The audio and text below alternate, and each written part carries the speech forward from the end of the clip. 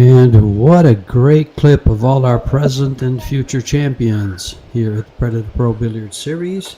Hello and welcome, pool fans from all around the world. This is day 5 of the Poisoned by Predator Saigon Women's 9-Ball Open. 64 players from 17 countries. $75,000 prize fund. $22,500 for the winner. We are down to stage 2, the single elimination. Best of 3 sets. Races to 4. The redraw is completed, and this is the final 16, and they're in the money. And what a little match we have here. Ruben Amit, being gay from the Philippines versus Savannah Easton, the Roadrunner. Experience versus talent. Experience and talent versus youth and talent, excuse me. This is George Teachea and Eric Orlifson. Bring you the live action right here in Ho Chi Minh City, Vietnam. Hello, Eric. Welcome back. Hey, good to be with you. Good description there. It's the present versus the future, and the future is becoming the present for Easton. I believe this is the furthest she's made it in an open event. And such a deep field. I am so excited for the future in the USA with this youngster right here. This is a talent that's really growing. I see her grow all the time. I see her come up on live streams in local tournaments in Las Vegas. See her in matches like this all over the country. Her parents travel with her. What a future she has in pool, and what a talent and desire she has to win. Another one of the young talents from the U.S. on camera there a second ago, Kennedy Mayman. She did well in the tournament as well. Corner ball down. It's the break Easton's looking for. Looks like the 6 ball has her blocked.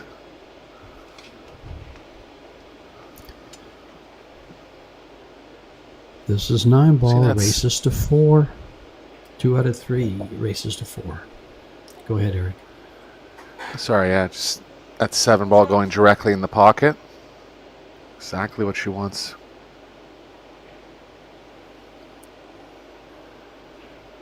Doesn't have the left edge of the 1, so looking for a push.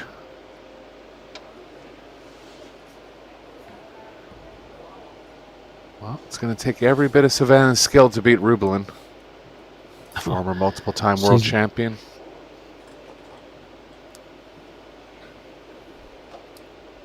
Boy, that was an understatement. She's going to need a couple of rolls. But you know, these short races are built just for that. Rubelin, a 769 Fargo, and Easton, a 648. She is the only player in the final 16 with a Fargo of under 700. In fact, most of them are mid-range 7s, and here she comes in at a 648. That's a testament to her desire to play, the fact that she plays a lot and can play under pressure. She really steps it up. You can look forward to her for any big shots. She'll be there.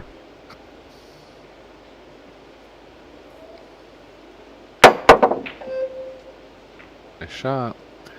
Yeah, even though she's very young, her robustness is very high. And for those of you not particularly familiar with Fargo, it just means how many games you have in the system. If I were to take a wild guess, I'd put her over 5,000. So for players that are improving quickly, you have it there, George? Yeah.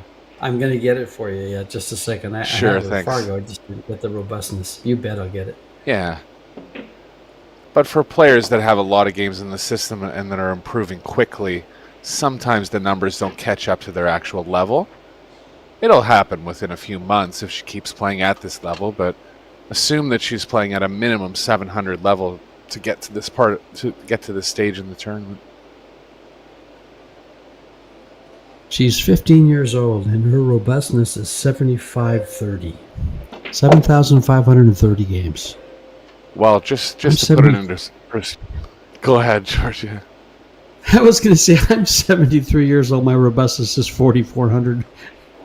Sure. And we played a lot of games before the system was implemented, but for me, I'm in my 40s and I'm under 15,000, so that's a lot of games for a player of her age. And that's the point you made. You made the exact same point. You made that point for me. You emphasized it. That she's playing all the time. She's always in action. But Rubelin is at the table, and she's got 4 balls left. And they're all pretty handy, easy to get to. Yeah, Rubelin looking at taking the 6 in the top right. Combo could be available. A lot of options here.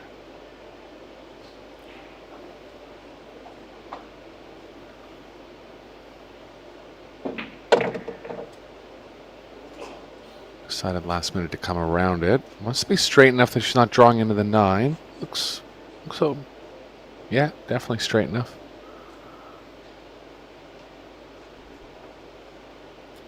I was watching her practice, Eric, and she gets so much action. What's the action on his cue ball here? So effortless. It just comes back perfect. Yeah, plays quick too, but in control.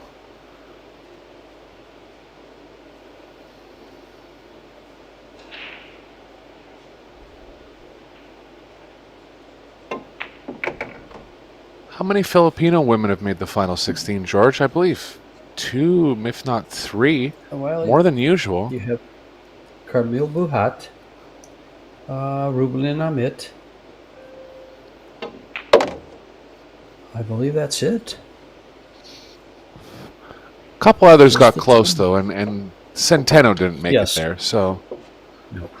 Bordering on having, possibly 4 or 5 Filipino women in the final 16 in a major tournament. Stuff we haven't seen in the past. And this young lady right here, Rubelin Amit, is very responsible for that. She heads up or is part of the Amit Cup, which trains and works with young ladies, young juniors, Filipino women. About 3 years ago, I was talking with Rubelin, and she told me about that, and I try to make it a point that whenever she's on, to say something about it, because that's really growing the talent. They don't get a lot of play time or tournaments to play in, so they have a mid cup that they play around the cities and stuff for these young ladies. Yeah, and the results are starting to show. Good stuff.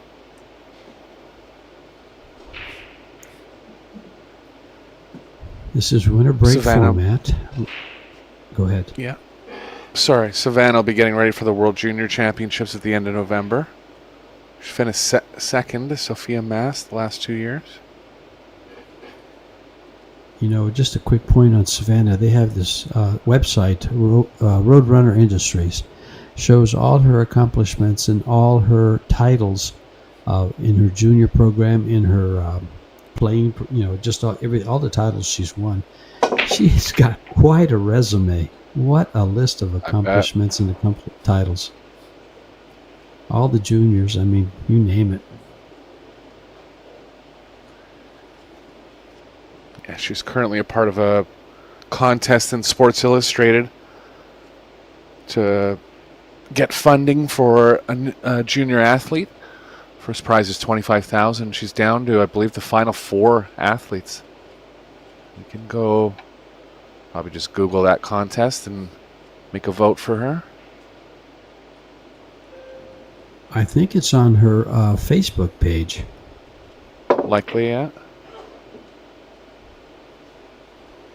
I remember seeing that when I came across it. And a little research on Savannah. The referee is Coco, the Yuqin Xiao from China.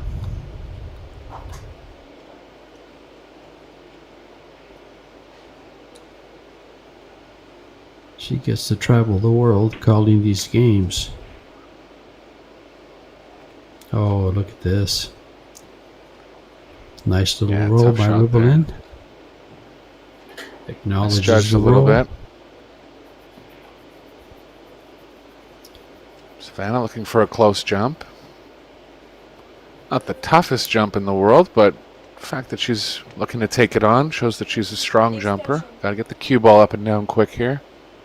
Oh, no, went back to her chair, but didn't get her jump cue. Okay, it's a tough one.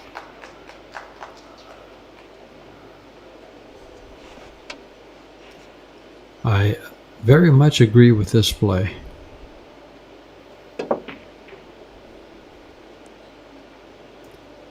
Chance for the one to go down. Quite.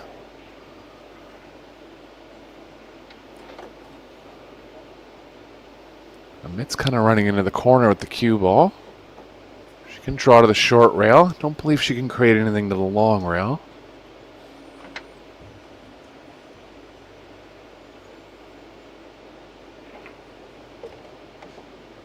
Look out. Not enough draw.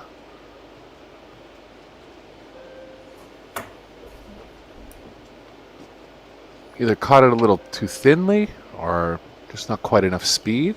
Touchy shot.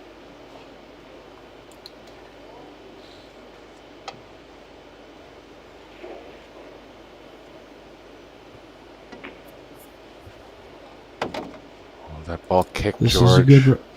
Go ahead. Yeah, the cue ball kick there. You could tell by the speed she hit it at. Just didn't react with the same speed she hit it at. It's a tough roll. Whenever the cue ball is kind of close to the object ball like that, it always has an outside chance of catching a kick, and it just takes all the energy out of the cue ball.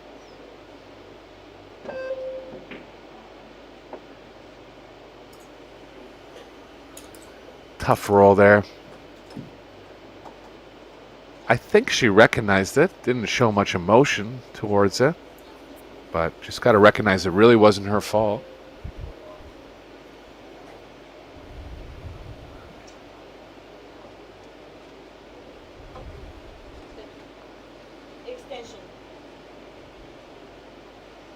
The players are on a 30-second time clock, 60 seconds after the break, 1 extension per game per player.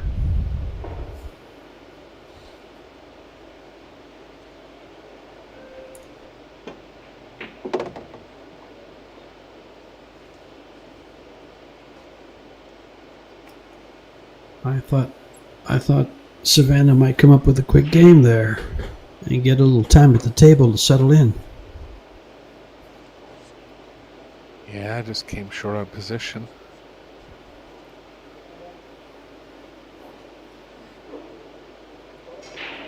Amit has a few options on the 6. If she gets straight on the 5, she can stop the cue ball and play cue ball 3 rails around for the 7. Looks like she's moving to the right a little here. That'll play good.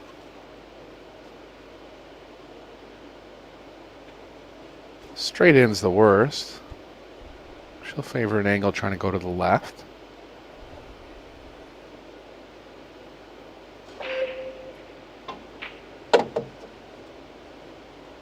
Just got it.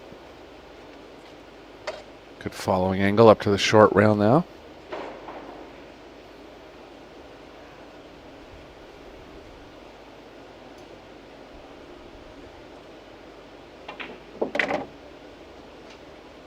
Just thought it was going a little wide, so drew it over.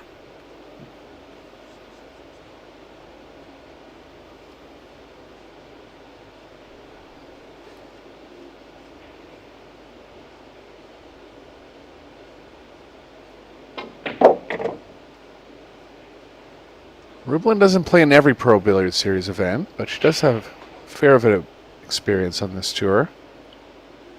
Busy back in the Philippines running a couple businesses. We've seen her in New Zealand, in Austria. I think, yeah, she was in Puerto Rico. And of course, Las Vegas. And now here in Vietnam. Yeah, she has 2 World Championships on the line in the next 2 months. So look for her to dedicate a little bit more time playing.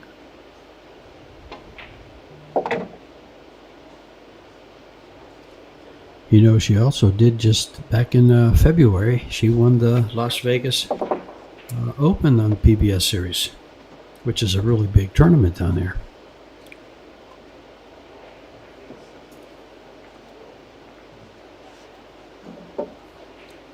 And she now leads 2-0.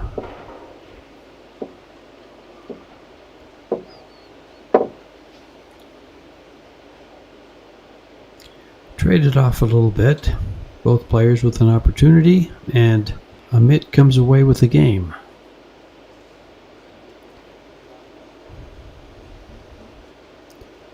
Expect a response from Easton soon.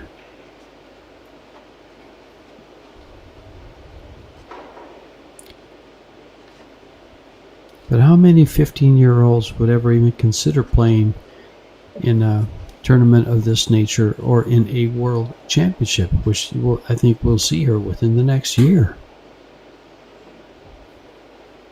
Yeah, I'm wondering if she's going to spend a little bit of time in Asia and stay for the Women's World 8-Ball Championships in Indonesia. It's possible. Might go home in between.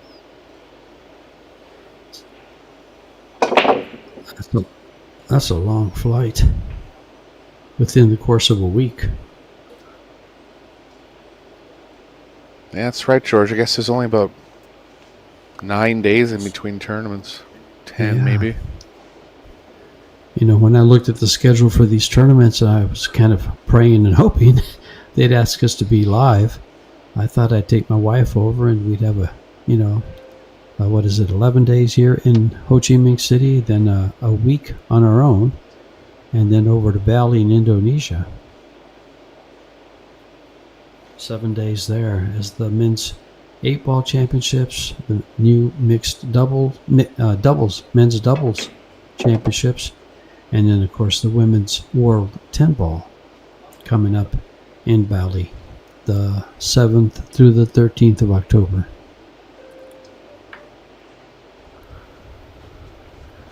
Got too straight here. Really can't develop anything towards the 3. She can go forward and take a thin cut angle, but looks like she's going to draw and try to get even closer to it. Yeah, didn't get enough right spin on the cue ball. It's that deadly straight angle that comes up and bites all pool players sometimes. Really tough to maneuver out of it.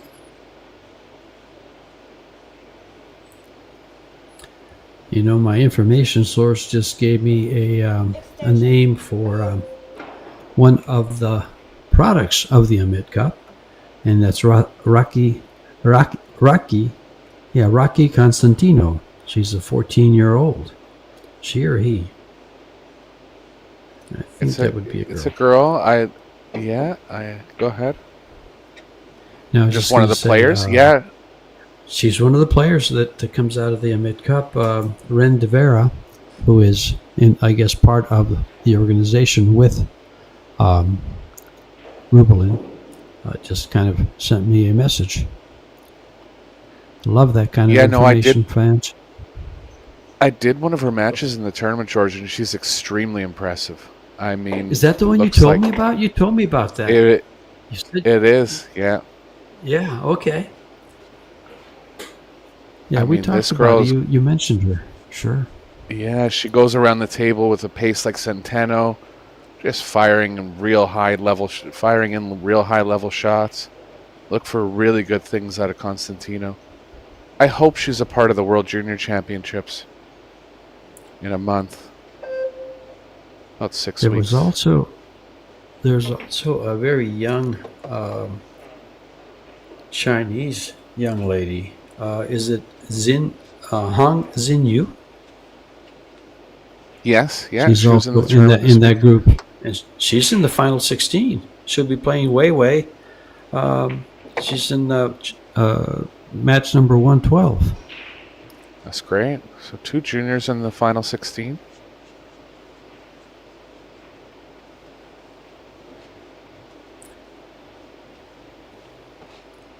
And actually, the Amit Cup caters to all ages. But the majority of our junior prospects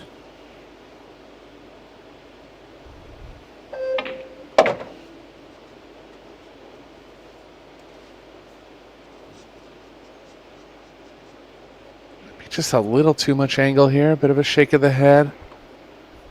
Too much angle to hold it and not enough angle where it's tough to come back all the way across 2 rails. She'll figure it out. Just has to take a little care here.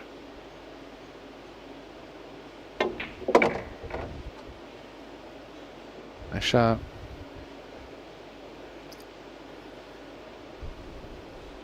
Well, Rublin's controlling the table pretty well. About to come kick up on the with cue 3-0 ball in game score. number 2 for Savannah. Got straight on the 3 in the 3rd game. With a player like Amit, if you're not getting all the way out and putting run-out pressure back on her, can turn this way quickly. Challenge coming up for Easton here.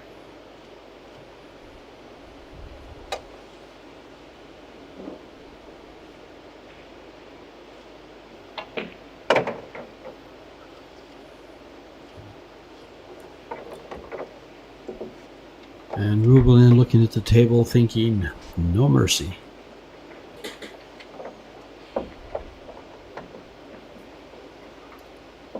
Along the sides of the billboards there you see Yalin, who manufacture tables, Kamui,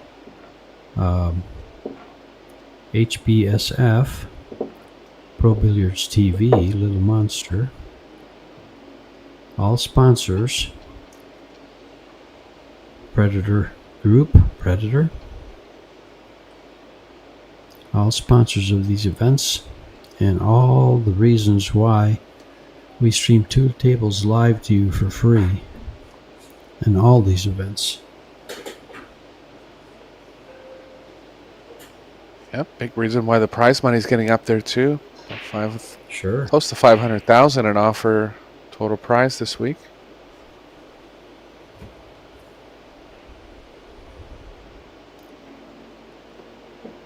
Yeah, the Men's World 10 Ball is here this week.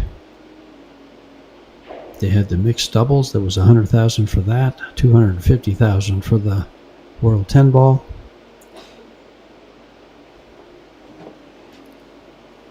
There was also a 96-player qualifier for the Men's World 10 Ball, where 16 players qualified for the World event. I think we have a couple of them still in play. A couple of the Filipinos are still in that were entered this way.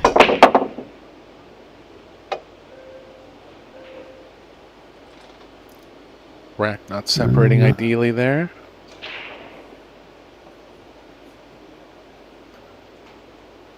I think Easton will go behind the cue ball, or behind the 6 with the cue ball. Just create some distance. Give herself a chance to get a solid hook behind the 6.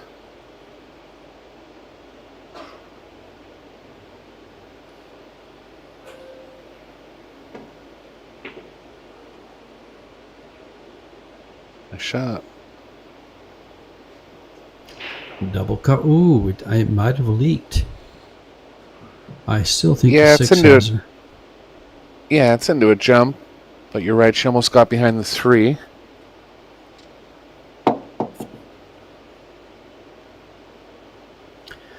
You know, in watching them warm up, that table looks pretty fast today. I think last night things were, very crowded. Heated the room up a little bit and slowed it down. And this looks pretty fast. I was watching the players over on their position. Go ahead. Sorry, go ahead. Just watching some of the players over on the position, and you could see the ball would just keep rolling. Yep. There's been a lot of accounts of high humidity. Nothing to do with the venue, just gets so humid in some places in the world now that transfers over into the arena and affects play a little bit. Players will be getting used to it by now. I think I just saw on the news that the Philippines got a little bit of a typhoon. Yeah. Could be that time of year.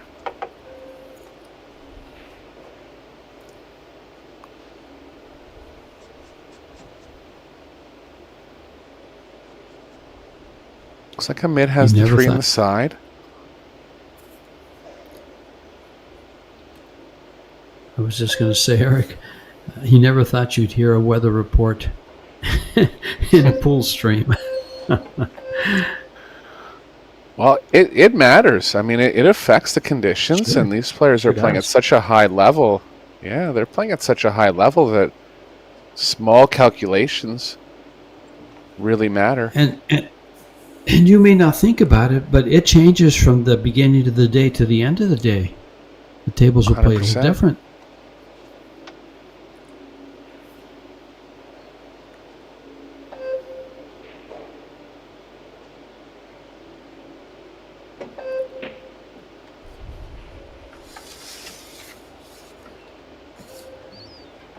Another jump chance for Amit. Couple good saves from Easton in this rack. Looking to get back in an offensive position. Just kind of get comfortable at the table. She has so much experience that I think she's gaining comfort at all levels. But this level being the very top of the game. Nice for her to settle in. Here's a chance.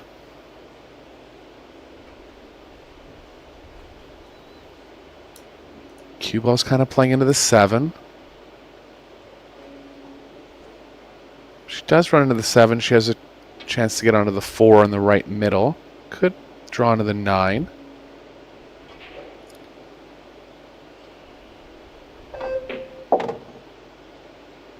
Avoided all the balls. Great shot. Bit of work to be done on the 7. Does go from both sides of the table, but needs to be in a pretty small area to access it properly.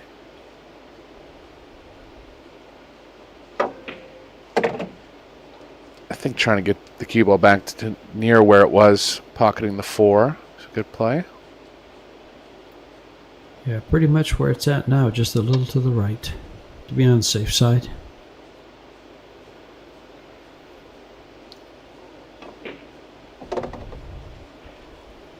And she's got the perfect angle to get there.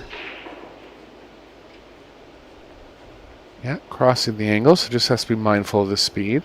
Decent landing zone.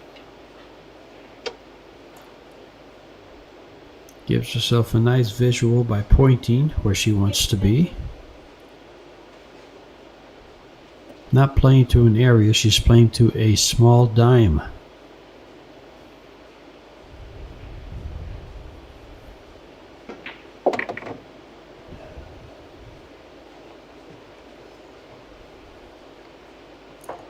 Got there.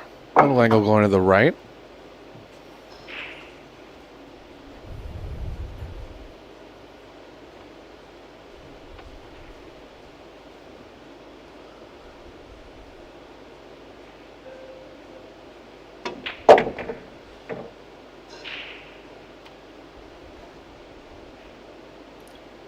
I remember a couple years ago, Easton made her debut in the Pro Billiard Series in Las Vegas. She was barely 14, just looked like this little kid out there. Almost beat Kelly Fisher. Had a chance to beat Kelly Fisher in one of her first televised matches. Yeah, she's surprisingly steady. She gets to the table and she stays in line. And you can see how her approach to the shot is the same every time. She picks her location, the stance, steps into the shot, gets down on the ball, and follows through and gets results like a big X on the scoreboard. Yeah, she's getting And more now polished. it's You can 1-3. see it.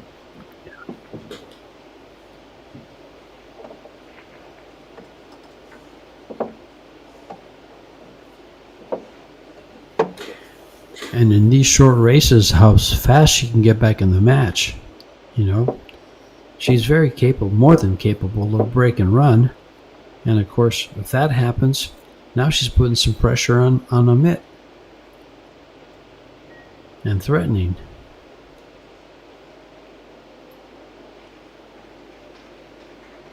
All in the scope of 2 games.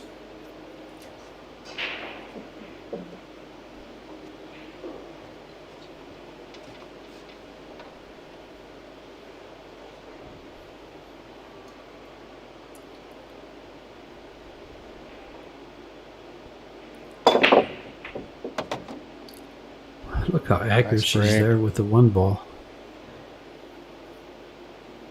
Yeah, I made the corner ball on the first break, made the 1 ball now, so making positive things happen on the break.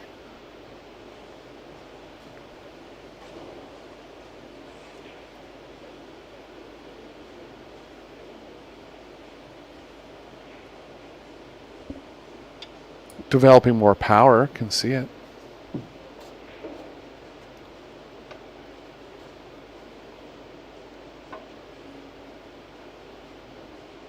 Just seeing if the 3's available from the left side of the table. I think it is. Maybe not. A little straight too. Well, very straight. Tough spot here. She could try to hit with a really quality follow 2 rails, George. Is that what you're thinking? Well, I'm thinking she's got to get back to about where she is, at least to where she is. And it's not there.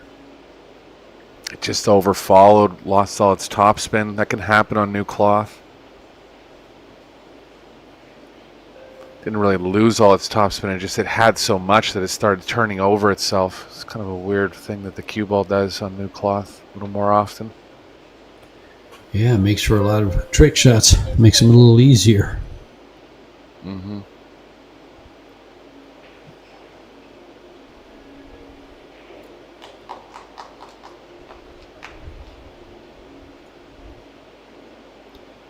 See if she can slowly get by this ball and stay behind the 7.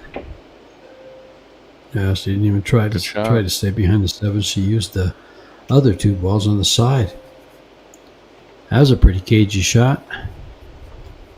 Yeah, she had to avoid the double kiss. So nicely controlled. Sure.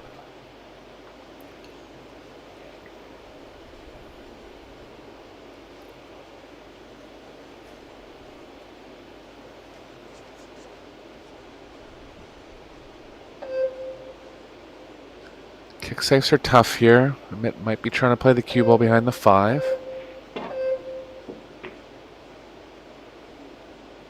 This is going to work for distance.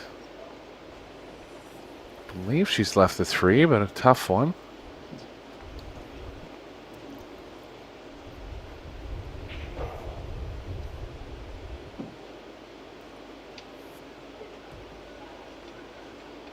Defensive shot would be Easton cutting the 3 to the left.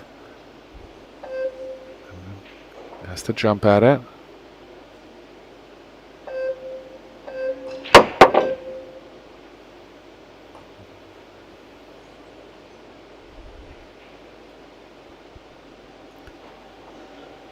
Oh, sets up. I believe she's left it. Worst case, a bunch of left spin for Amit.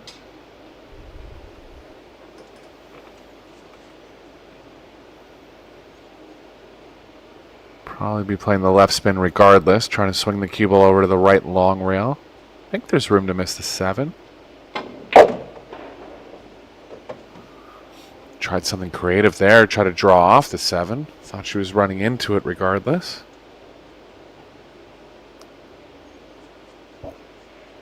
We had a good camera angle there, but her body was blocking it.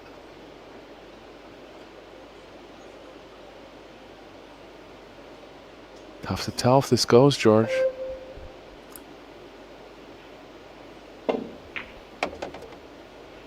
Well, there's your answer.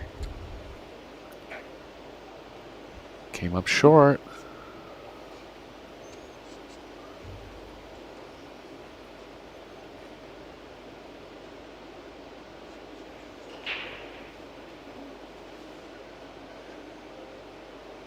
She has a bank opportunity for the offense. Defense will be playing the 5 to the middle of the short rail.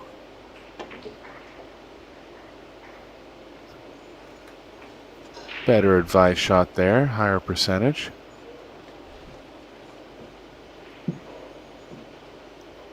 Five's a little close to the rail for Easton to be playing it up the middle. Still is possible. Bit of a risk of leaving a carom on the 9. It'd be a tough one.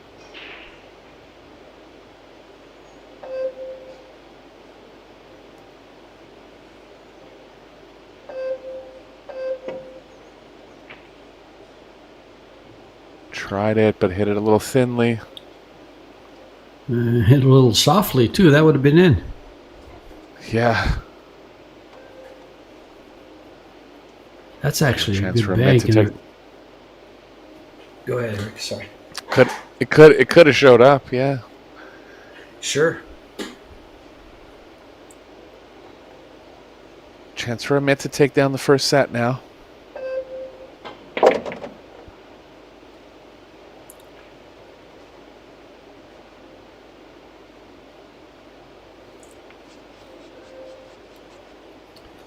During the break of the set, I'm sure they'll take a little break. I'll give you some score updates.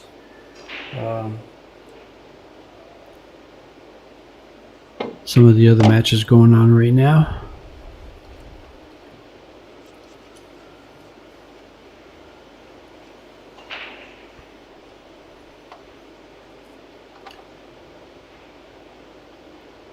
Two balls for the first set.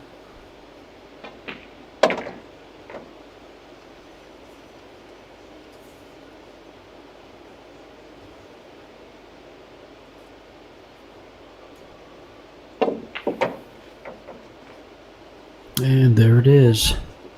Rubelin Amit takes the first set, 4-1. Savannah Easton going out of the arena. I believe Rubelin will do the same, and I'll look over to the computer here and read off some scores for you. A couple of big ones. You have, I'll start from the top. You have Chao Chia Chia, who is Cho's sister.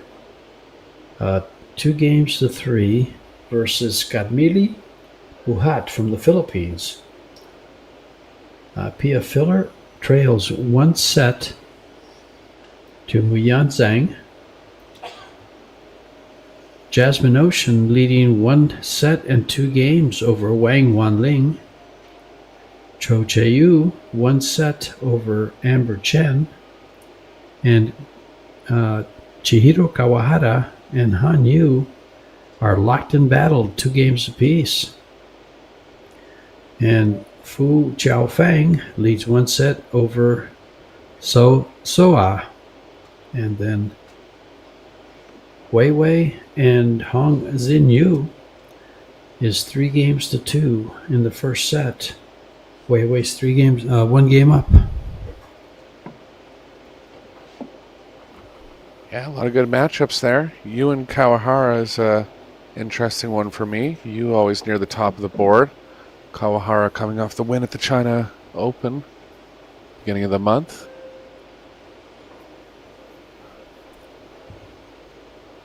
And you have a lot of big faces, or famous faces and great faces, still in the men's 10 ball. A couple of early exits. Feder Gorst took an early exit. There's a couple others. Let's see if I can come up with some for you.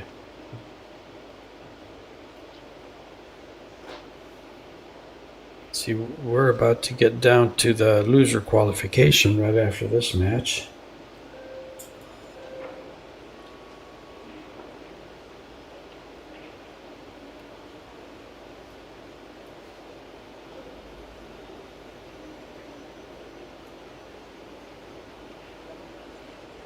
Some fans hate it when we read off these matches, and most fans love it when we read off these matches. Some want to watch the match later, and we kind of feel bad for them, but there's a lot more fans that want this than fans that don't. What a match we were treated to last night between Beato and in the winners qualification. I called the match and I forgot who he played. Now I have to look for it.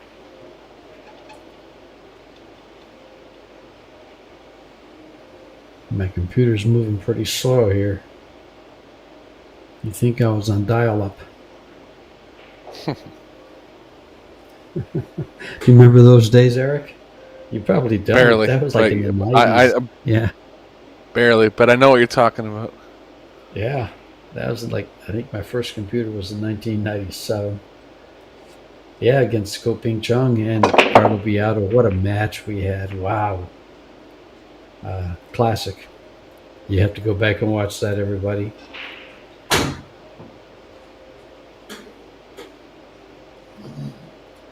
Still can't Chance get for it. Easton to possibly get behind the 3-7 here. Oh, wow.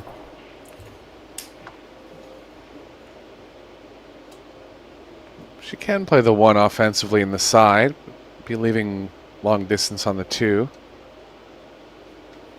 I think just trying to play safe and develop something a little better. Tempting though, because it is pretty direct in the side.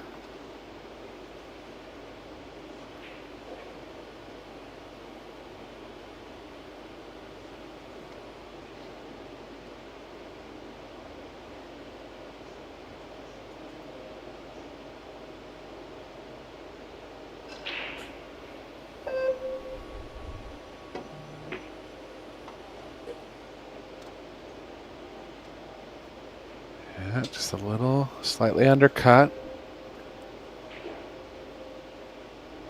You want to favor the offense in those 50-50 propositions a little more when you're playing a top player. Just kind of try to keep them off the table.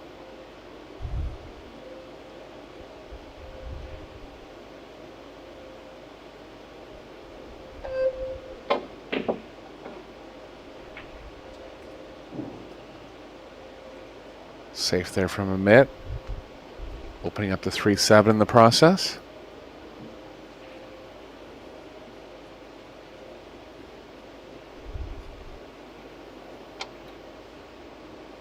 She was a little tough here to get to that 1 ball. Yeah, needs some swerve. Oh, lucky she didn't go in the corner. Left the right edge, but tough for Amit to play safe off the right edge. Cue ball will be traveling towards the side pocket. Just feeling that angle. How to avoid it. Just missed it. 8 ball. No. A chance for the Roadrunner. Tough to get on the 2. It is. She has a small angle going to the left. She can follow through 2 rails and try to play the cue ball between the 2-5. Very tough.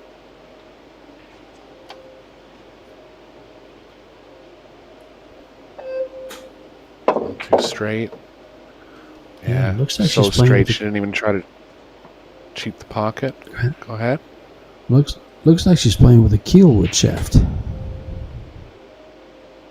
She is. I don't know the brand name. Apologies. But yeah, it's like a cross. It's like a stiffer wood, so plays a little closer to carbon, but still has the power feel of carbon. Tsunami is a big producer of those shafts. I don't believe hers is particularly that brand. Maybe someone in the chat knows.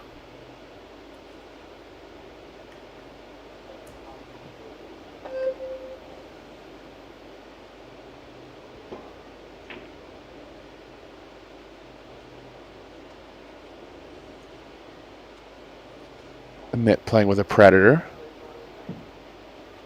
She is sponsored by Predator.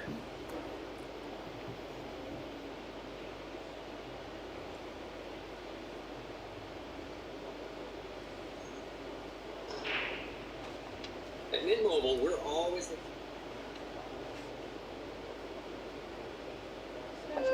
Extension. This is similar to one of those shots where you can play the object ball into another ball and try to leave it on one end of the table and bring the cue ball up, but you can't really get the 2 thickly enough into the 4. If she goes, looks like she's going to try something off the right edge. Creative try there from Easton. Not going to work out.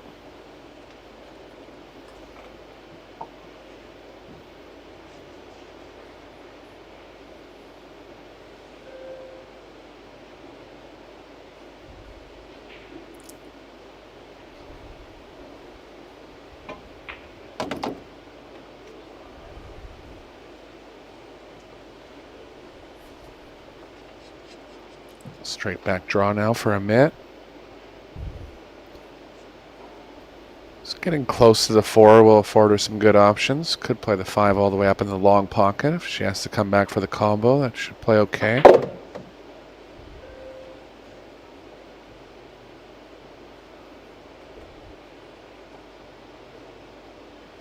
Gonna go in the long pocket here, just minimize the cue ball movement.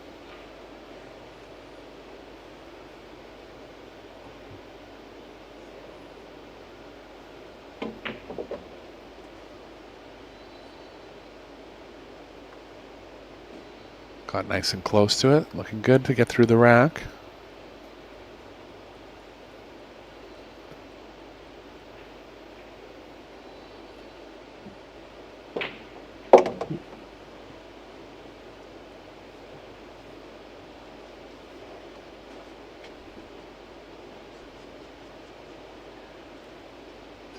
Strong performance Well, as expected from Amit.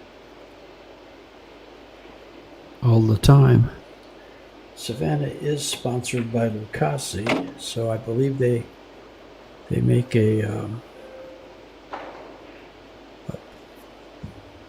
keel wood shaft, and They our do. chat tells us the infused. Okay. It's an infused shaft by Lucasi. Yeah, John Morris recently signed on with Lucasi. I know he plays with one of their keelwood shafts. They're coming out with a new carbon shaft.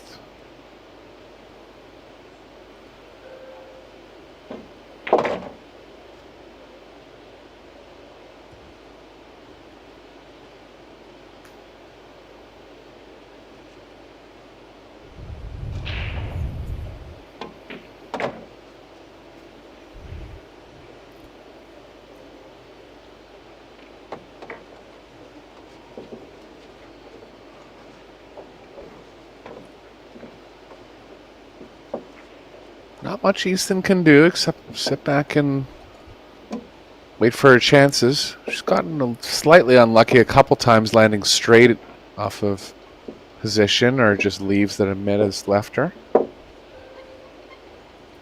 Doesn't really look nervous, just have to deal with so many things playing these world-class players.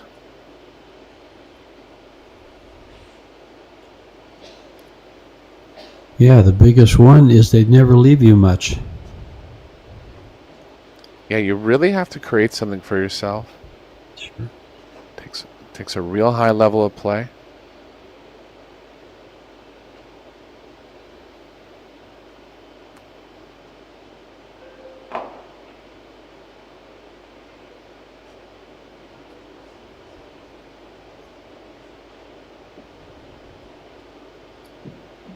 You can tell the young lady is sitting in the chair watching and learning, soaking up everything she can from Rubelin Amit. Bingkei, as they call her in the Philippines. Yeah, I'm just taking a guess here, but I would take that body language. I didn't pick up any fear off that body language or anything about, oh no, you know, the match is going bad for me, and there's no way I can get out of it. Just kind of look confident, ready to shoot again. And here's a perfect example. She gets a shot after the break, but nothing really good to shoot at. Yeah, too thin, too much traffic going up table. So gonna try to play the 1 into a safe spot.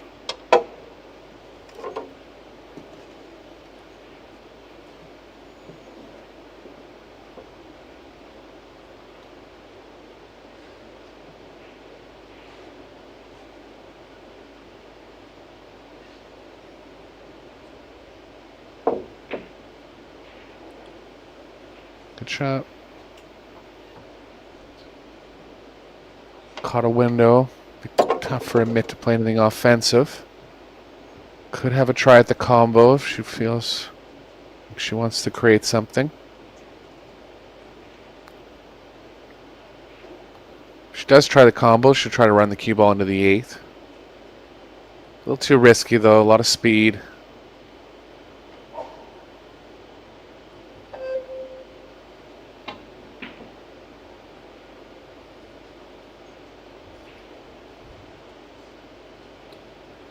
Jump shot now for Savannah. Full hook behind the 7.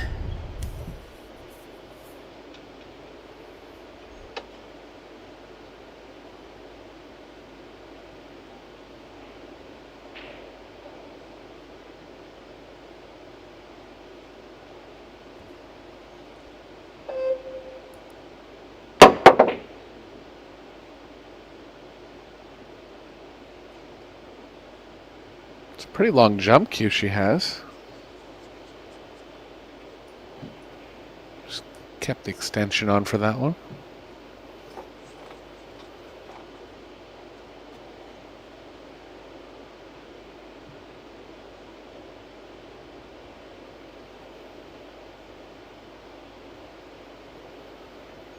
Slow roll attempt here for Amit.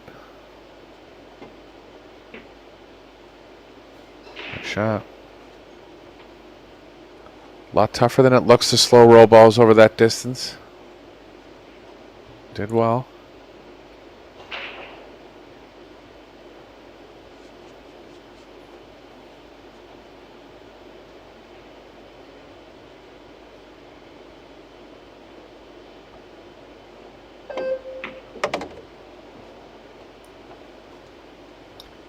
And she got a little thin on the 3 ball.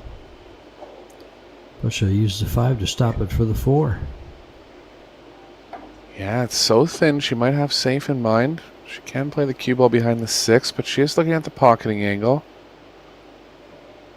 Cue ball's going to have a lot of energy running into the 5.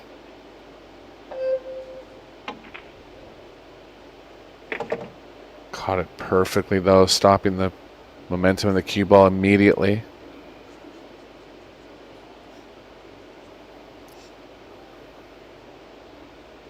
Can't tell from her body language if she has the top right. I believe she does.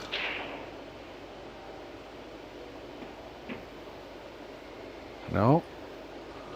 Good safe behind the 5. Chance for Easton to turn the tables here.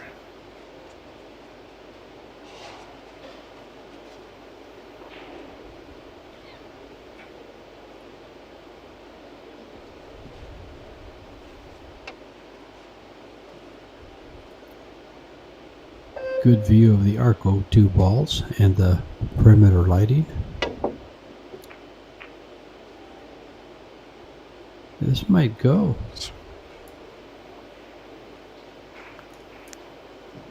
Yeah, smart shot there going to the 3rd rail. Ideally wanted to catch the bottom side of the 4. Caught the top side of it.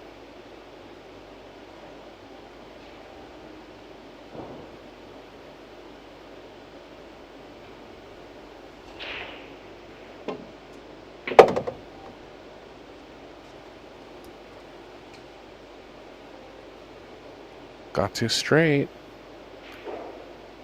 Can't really play into the short side of the 6 either because the 8's playing into too tough of a combo position.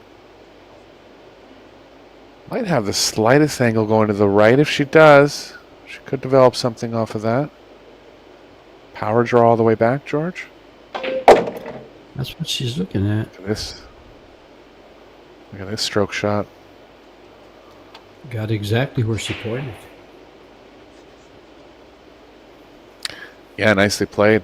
Only way out of that one.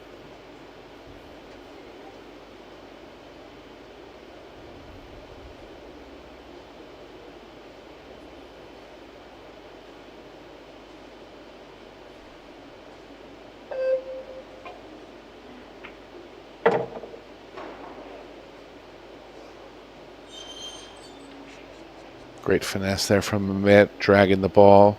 Adding a bit of right spin. Couldn't hit it any better than that.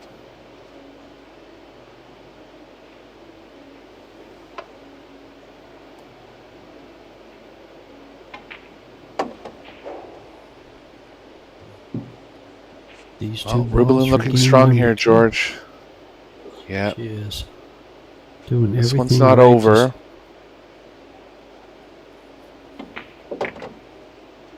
But look for She's her to be moving a the general cue up. force.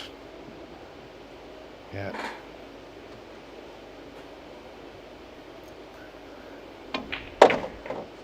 Looks like the disappointment there's setting in a little bit now for Easton.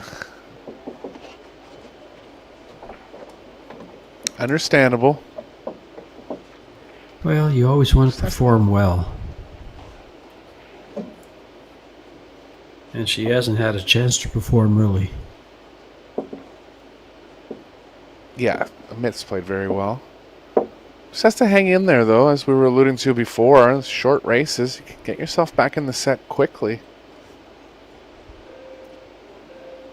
Well, it looks like Jasmine Ocean has been playing at a pretty steady clip, because she just won 2-0 over Wang Wanling.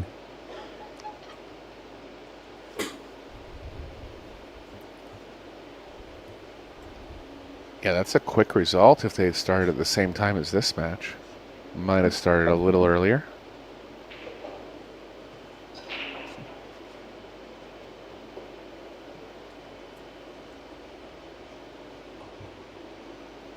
Well, she won 4-1, 4-1. Yeah, it's possible they started at the same time. Sure.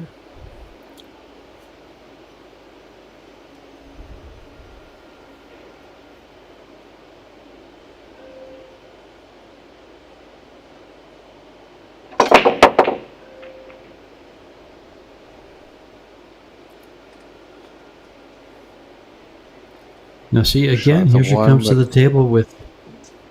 She comes to the table with, wow, one of the toughest shots in pool. Yeah, she's Just just been hitting the in ball. tough spots all match. Sure has. She's looking at getting the window between the 3-4. I don't blame her. Has to make something happen at this point.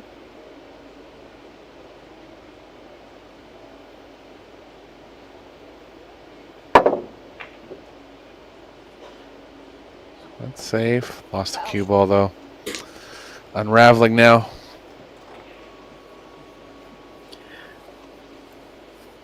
I was going to say, it's almost just a good shot just to hit the one. Yeah, just elevated right over the top of that ball. Sure.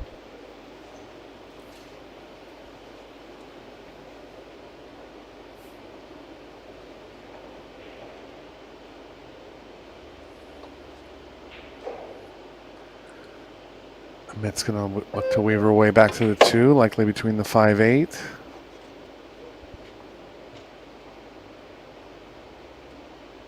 No straight here, but close to the pocket with the 2, so can pick out different parts of the pocket to move the cue ball.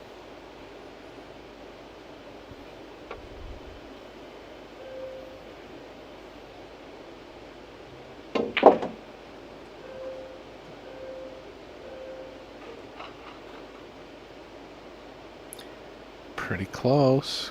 Cut still available.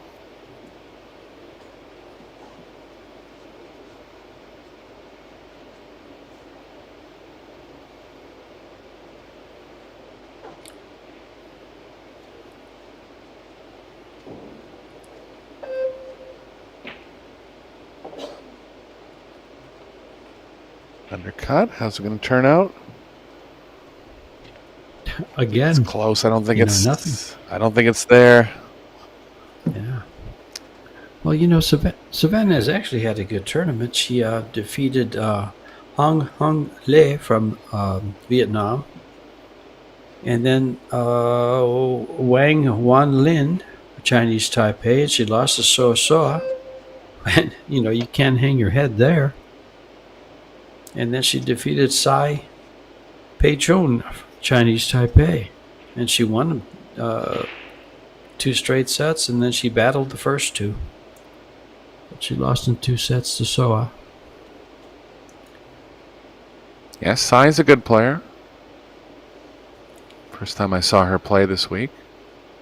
Yeah. And like I mentioned, she is the only player with a Fargo under 700. Just to give you an idea, I'll read them off here. I won't say who they are, just to read the numbers. 718, 757, 769, 757, 737, 72, 741, 752, 799, 756, 55, 54. That's some. She's 100 points below most of the players. And she finds herself in this company. Yeah, good for her.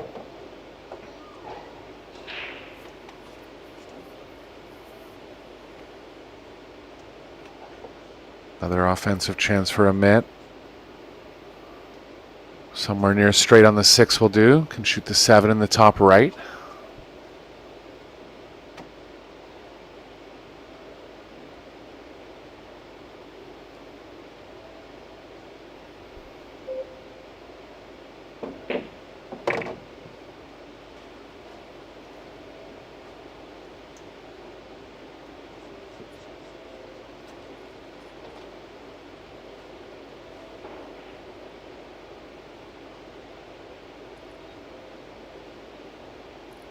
Trying to get straight in on the 6 here.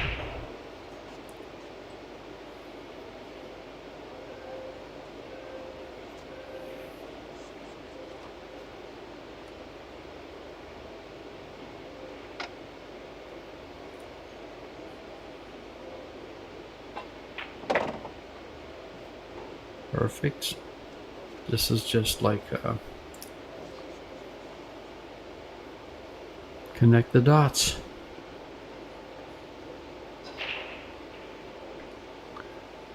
Yeah, good opportunity to get on the hill in the second set.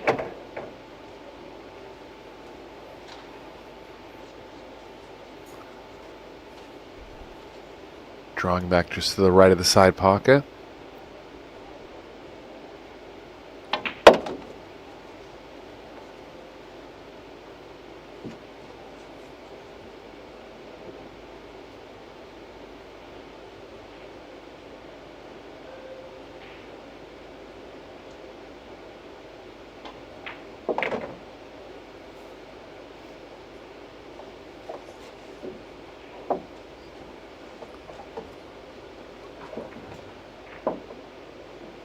Dominant performance here from Amit.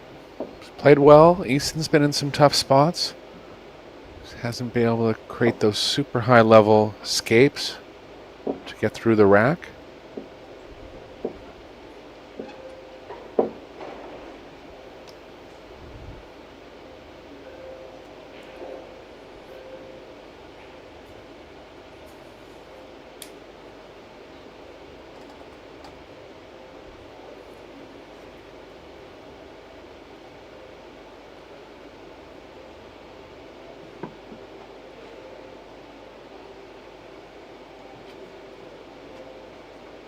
Pia Filler is down 1 set in 3 games to 2 in the second to Muyan Hang.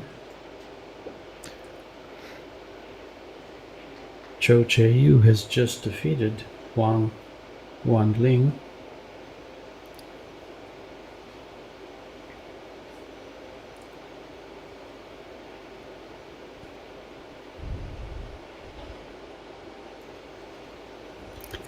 Yeah, And Zhang is a breaking the great close. player. Is she? For her to, yeah, around 21 years old, out of China. Got to see her play for the first time yesterday. Yeah. Extremely impressive, aggressive player. Push out. 757 Fargo is what she is.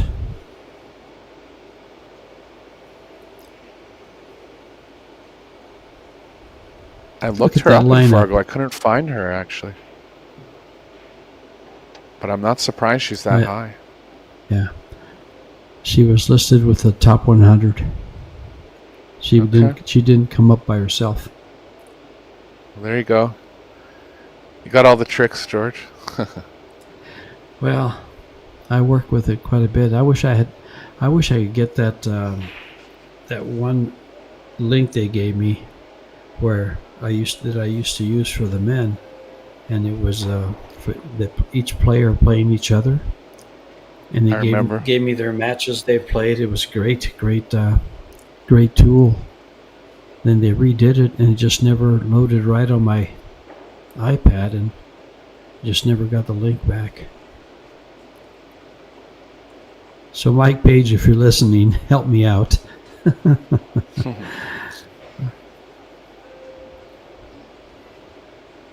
Mike's a good guy. He's from near where I grew up. I knew Sure. him before he started any kind of Fargo stuff. In fact, it was Steve that set me up with it. She's got a rail first shot here Yep. on this one. Very makeable shot. Gonna get some distance. See if it lines up. No good. Window. Several balls she could have ended up behind, and instead, a window. Yeah, it hasn't had the benefit of the roll in this match. No. Rublin's taking advantage of her chances nicely.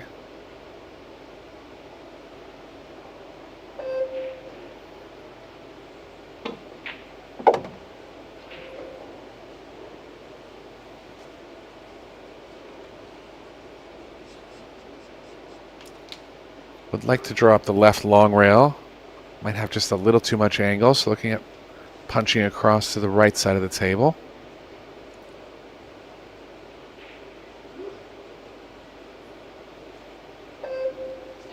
Extension.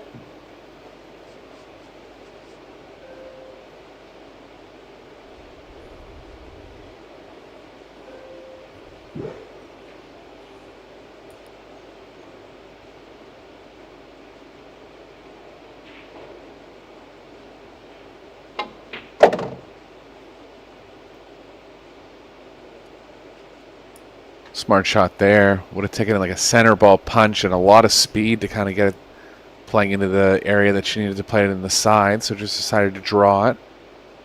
Come across the less obvious pocket. But was able to take some speed off.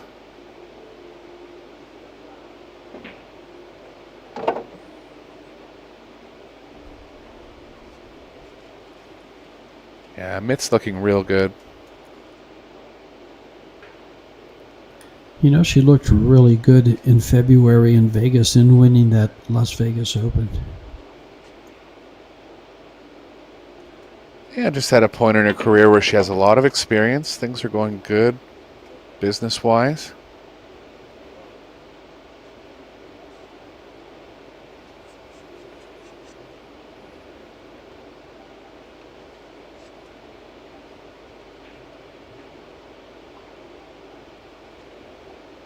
Sure, it gives her a lot of pride developing what she has with the Amit Cup. A lot of positive things going for Rublin. It's great to see that. This game is getting better and better at providing a living for a lot of players.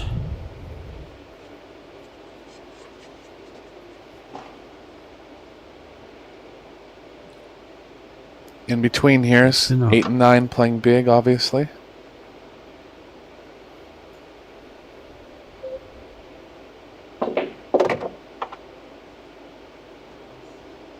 Nice shot. Cue ball might be drawing into the 9. If she can create enough angle to the right of it, she will. If not, there are forward plays, 2 rails.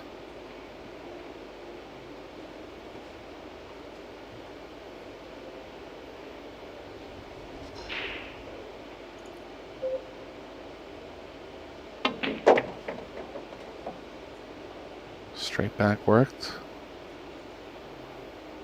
2 more balls for the match here for Amit and a spot in the quarterfinals. Well, that doesn't mean you guys can go away that are viewers on Pro Billiard TV, on Samsung Plus, you guys in the chat on YouTube. because we have a great match coming up for you in the men's. Right after this one. Should I tell them who it is? What do you think, Eric? Let the cat out of the bag. Let it. Mishko Fortunsky and Alex Pagalayan. The Butcher versus the Lion. Nice. That'll be a good one. And here you are. Yeah. Rubelin Amit defeats the Roadrunner. Savannah. A great learning experience against one of the best players in the world for over a decade. And we'll move on in this. Rubelin will move into the quarterfinals.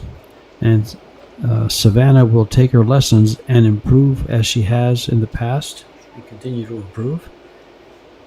Eric, any parting words?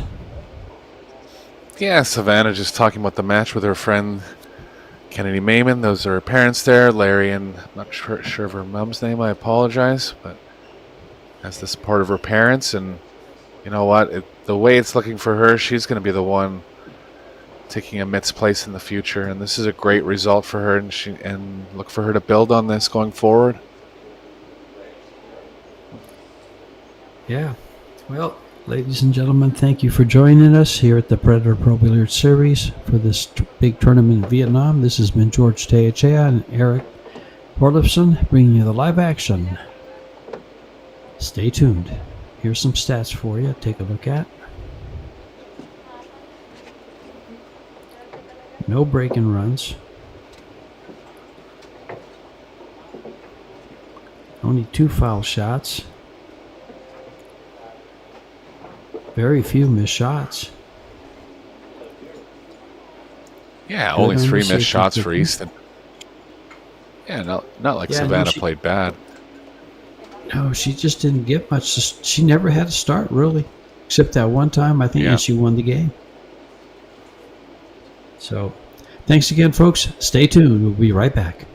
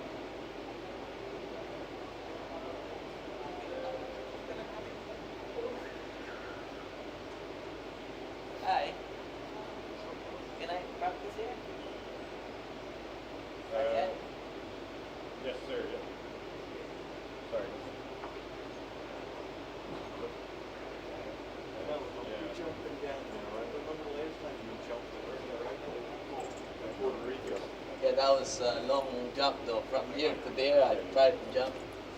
We're not that young anymore. I know. You know what though? This is what I said. So I've been like, kind of like jumping over rocks for like 15 minutes fast, right? And then I stopped. This is Alex. You're 42 now. Which is quite far. I mean, you know, when I was 20, I could do it. The eagle got the best of me. Yes. I jump and I hear click.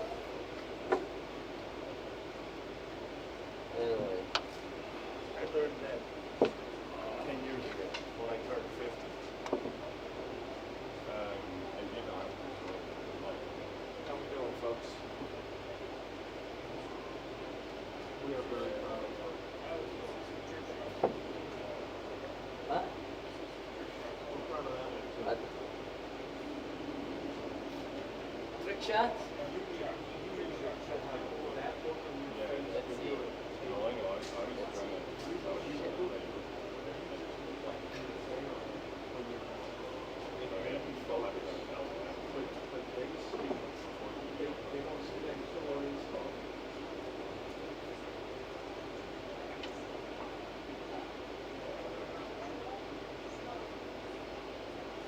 Hey, where's the pom-poms?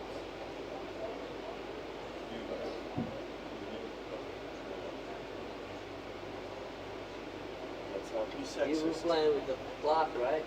So Yes, you will I have, gotta, you will have the beeping clock. I need like 3 cues now. Well, no, Because they- it takes a long time to put the extension on. Yeah.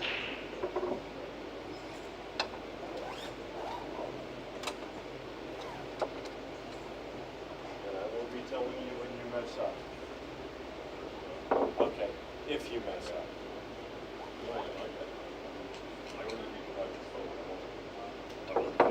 You know what I mean?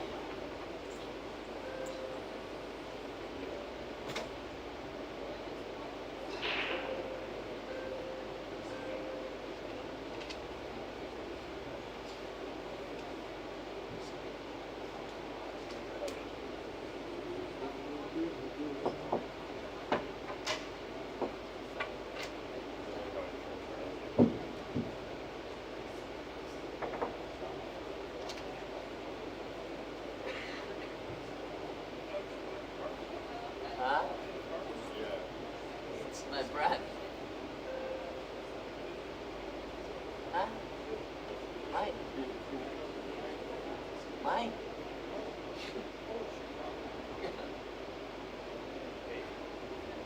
No, we make it in Canada.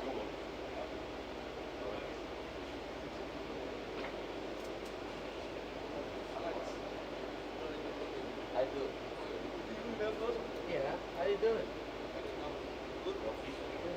How you been? Why you figuring out?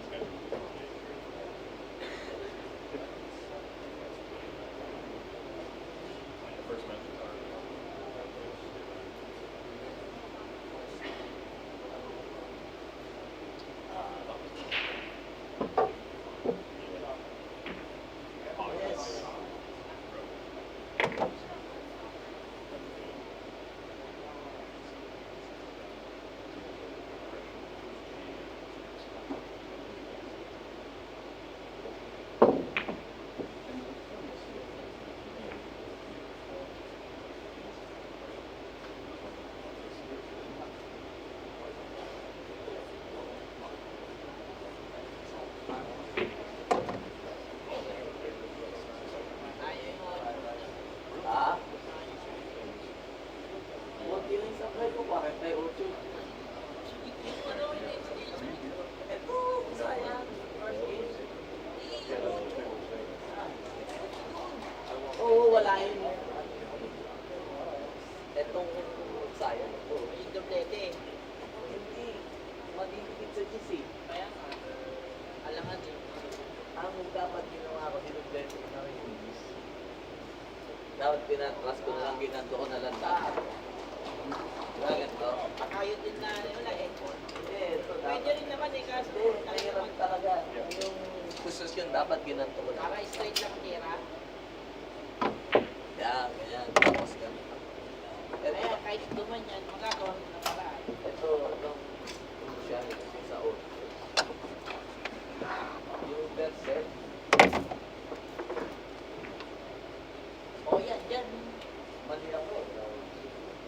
Dapat ito palagi.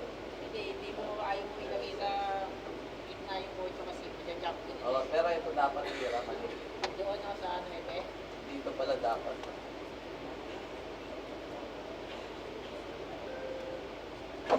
Ganito pala dapat. Ay, Dapat meron. matigas ang panda na eh. Matigas yung panda na eh.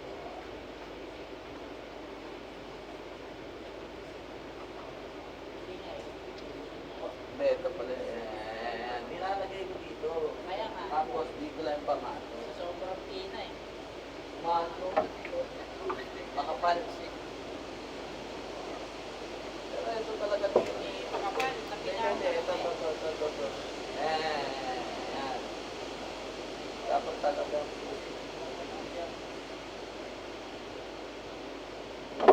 Pero dapat yung pala. Nala tayo. Second prize na kala.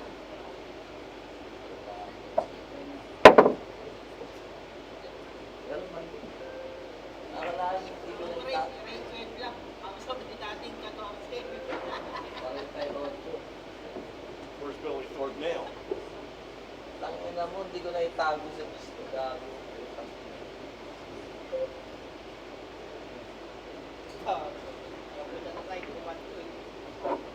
Dapat ganun lang.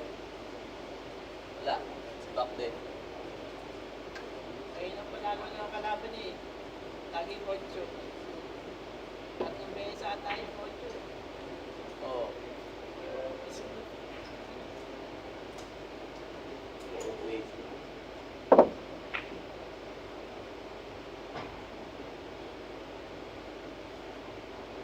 Tago na si Mr. Brad.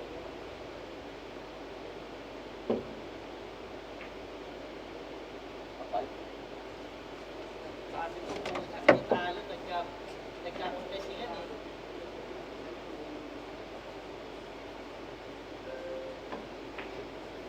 Talo ka kaya no? Ano ka natalo? Talo, ang galing ni Jose. Hindi delegado. Ang laban niya ano yan.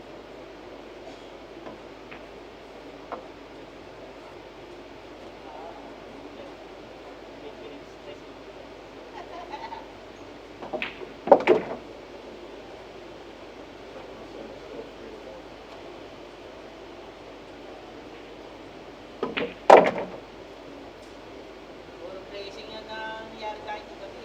Kamusta yung kapatid mo? Eh, ano ba? Okay lang yun yan. Matigas ang ulo niya.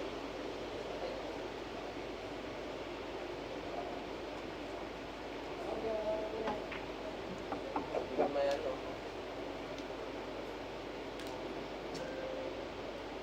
Meron pa akong pang-messing. Dali-dali. Blessing. Dali-dali.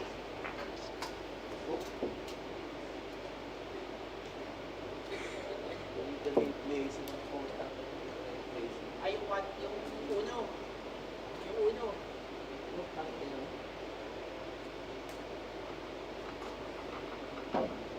Ay, butas. Dami po. Kakapalang mo. Wala sa spoon eh. Huwag lang tumama doon. Baka tangkulin dito. Diba?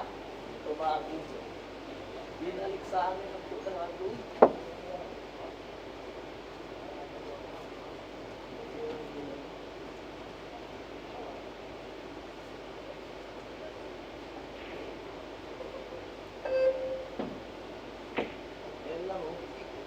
tama ko Sa ibabaw tumaan yun. Sa Kaya nga, ibabaw. dapat kung dito ko. Kaya siksik. Pwede rin. Ka-placing niya tuloy. Buha ka kanina ng shit. Buha ka kanina ng shit. Liwaks to ah.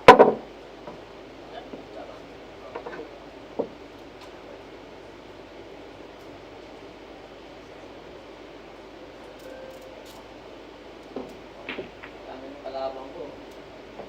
Naabangan siya. Nakapita na. Sa panalo natin. Pero ano na, nagbasa na lang.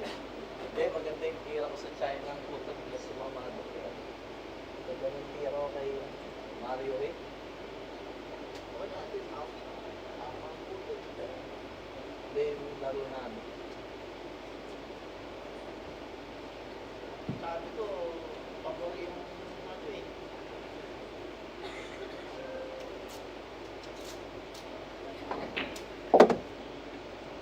Matagal mo na yung gamit. Carbon. Tapos may tatlong buwan na yan. 2 oras ng pangalan. Pero practice nila. Nilapo ko sa bakbakas.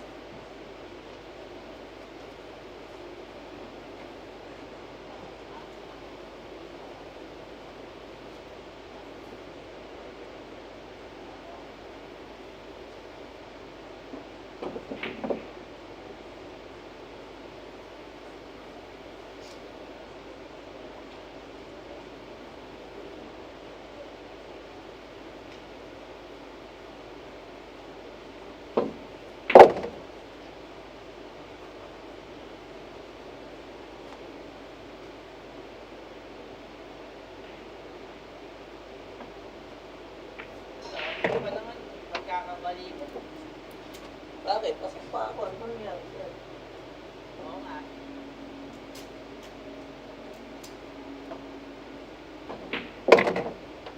Sila galit na galit. Yung panabang ko, wala mo Sila galit na galit. Pag wala nahulog, ako naman tuwan-tuwa. Si Pedro nga eh, si Pedro. Si Pedro. Iyak eh.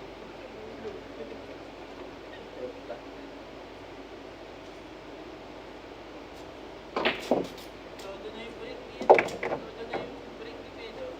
So, ito, parang may matutunan ka sa place.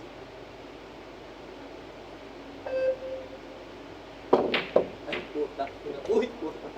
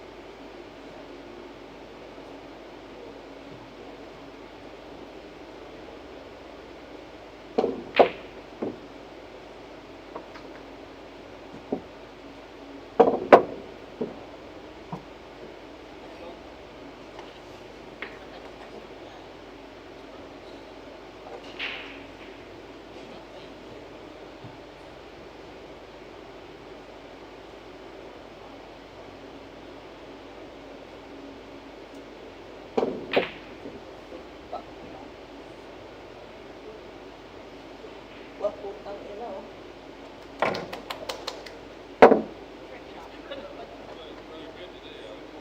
Still in?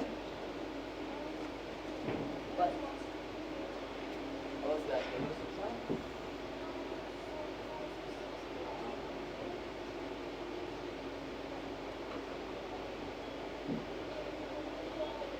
Power? See you guys on it? No. I decided yesterday. Yeah. The day after yesterday. 2 days ago. Wow. I said I was gonna go in there, but but I changed my mind and I said we're going to Billiard. And then the whole plan is going, I changed my mind, I said I'm going to Billiard.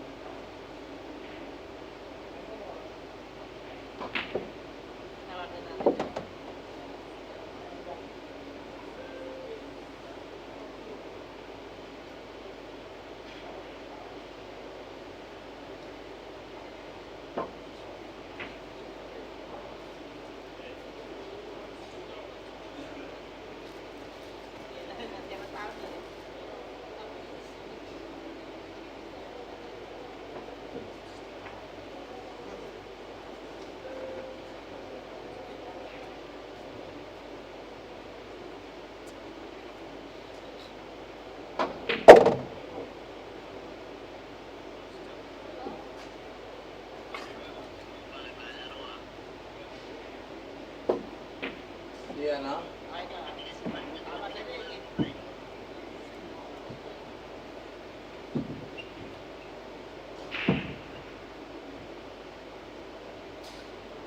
Tangin na kasi sabi sa'yo, hindi kante.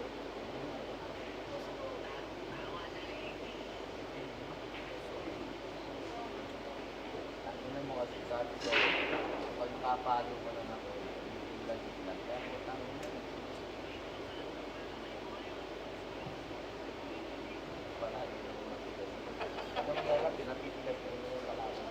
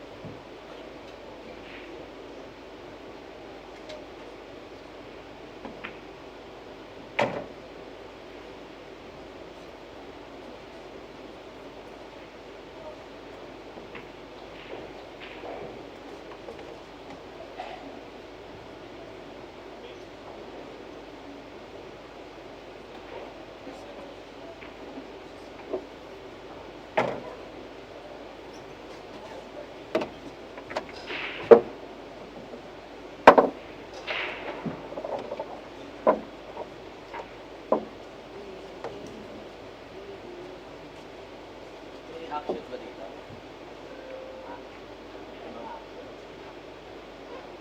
Players, don't forget to move your bags over behind the TV, please. Yes. Please.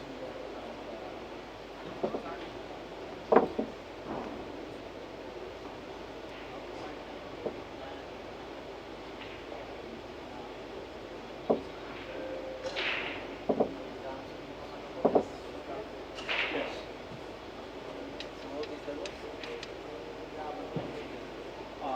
60 seconds after the break, and then 30-second shot clock, 30-second extension each round. And it will beep for you at 10 seconds and then count down 5.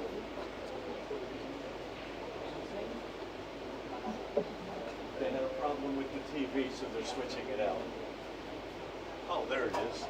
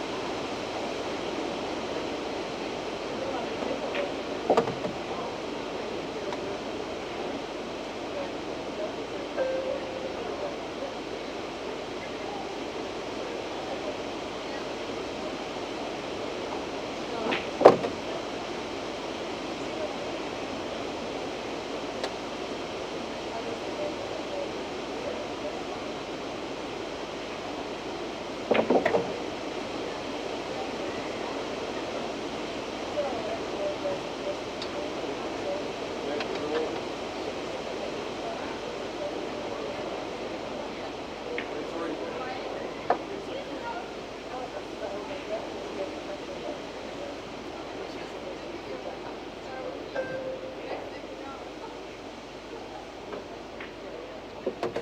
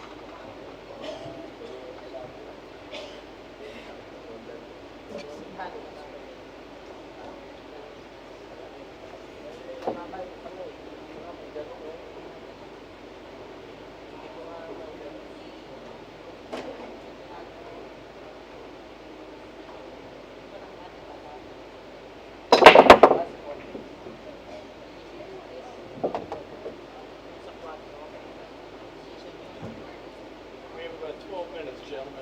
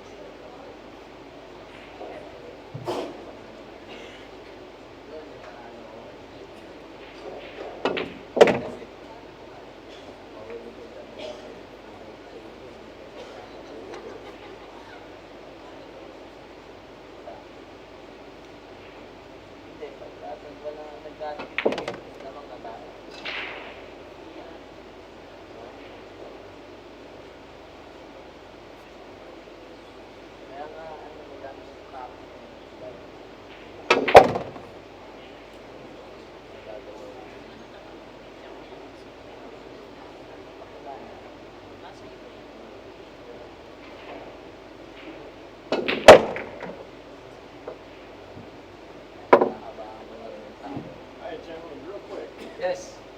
I know, no below the belt. That's right, no hitting below the belt, no rabbit punches. When I say break, you break. Okay. I'm going to place the ball for the leg. Please don't move it. If you move the ball when I place it, you will lose the leg. Can you put it like so we don't collide to one another? I'm going to set it right there and right there. Alright, sounds good. If you don't like where I put it, you may ask me to move it, but you are not allowed. Okay. Okay? I will call all the shots after you have called them. If I do not repeat it, it means I did not hear it. Please say it again. The obvious one, you don't have to call. You must call kisses, caroms, combinations, banks, and jumps. Obvious shots, of course, you do not have to call. You must call a 10 ball. Just because they like to hear that on TV. What about if you forgot? Like this, you still need to hold this? I'm just saying, like this. You have to hold it still? Just give a point and I'll Well, call, and I'll sometimes call we'll it. forget. And if you forget, that's fine. I'm not gonna, I will not penalize for Okay, it. all right. But they like to hear it on TV. Okay. Hey! You do get one extension per rack. Yeah. If I don't repeat it, might means I didn't hear it, say it again, so that we can make sure that our timekeeper is aware. Okay? You will get 60 seconds for the first shot after the break. Other than that, it's 30 seconds with a 30-second extension. Okay. Once per rack. Got it. If you do not have one, I will say not allowed. Okay. So where do I put this? Any place over there. I'm If you trying wanna- to advertise vacation. If you want to put it right in front of the TV, that's fine. Maybe not. Maybe not. Sorry. You gonna move my TV again? Where do I put it?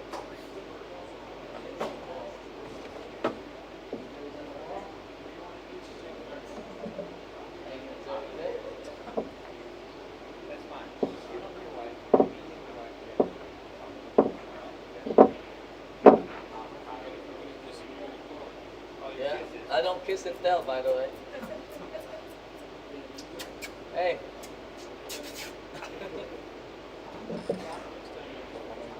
You can still practice. We still have some time. Ah.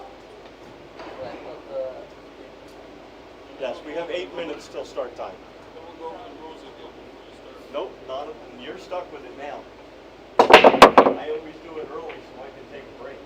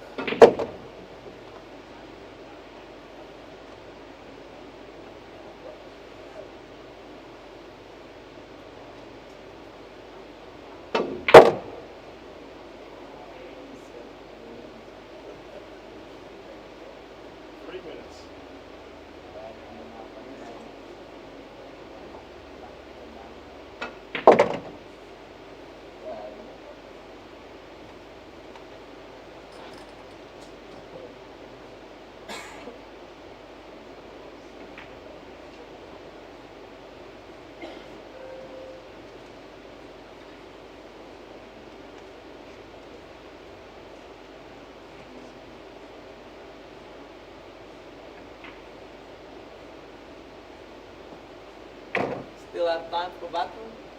Hurry up. Yeah. Where's it? Right down the bottom of the steps, right? Go to the left, second door.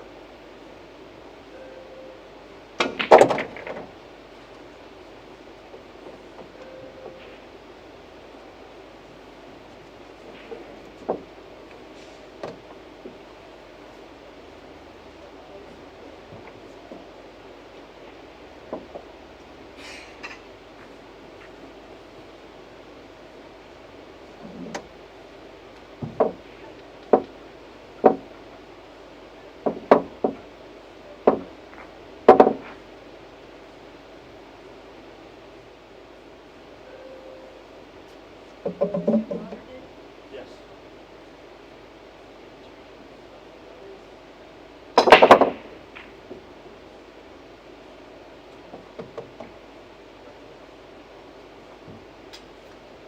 And we're good.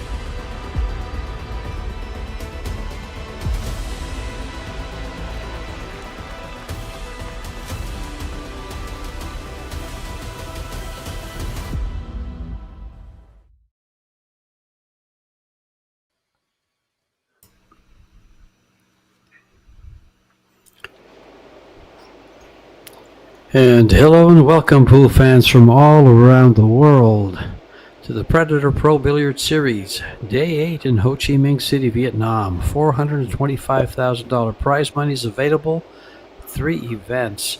This is Day 5 for this 10th year of the Predator WPA Men's World 10-Ball Championship.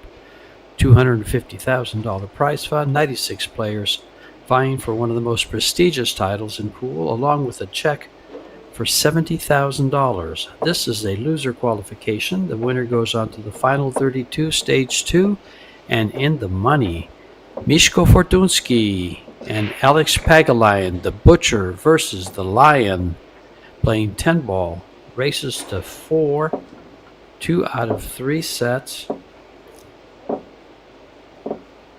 And this is George Teachea and Tim de Reuter bringing you the live action. I'm sorry, Eric Horlifson bringing you the live action from Ho Chi Minh City. Eric, I'm sorry about that. I'll have to brush up on my Dutch accent to try to pass for Tim on that one. Just kidding. Good to be with you guys. Looking forward to a good match here. Not much between both players. Mieszko, a very talented player out of Poland. Look for Alex to be strong on the tactical side, kind of play more of a tactical break. That's been his MO in the Pro Billiard Series so far. Really tough to pick a winner here. Alex was such a varied past. I mean, he plays one pocket, snooker, 9-ball, 10-ball. You know, he'll play. If it's a pool table, he'll play. And they're very well matched Fargo-wise. Mishko with an 802, Alex with an 817. Of course, Alex, a Hall of Famer. Mishko on his way. Mishko's been doing very well of late in the Euro Tours. Let's see, overall he's ranked number 2 next to Stefan Kasper. Won in Austria, semifinal in Estonia. So, and here comes your first table for Alex. One ball, this corner. No, you were right. All in and hit it on the correct side to bring the cue ball down.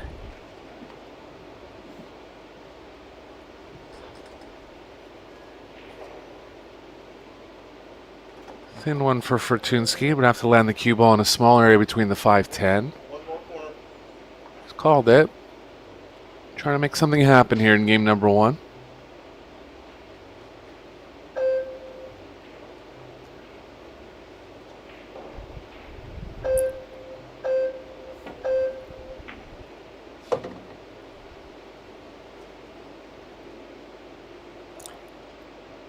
Smooth and strong shot.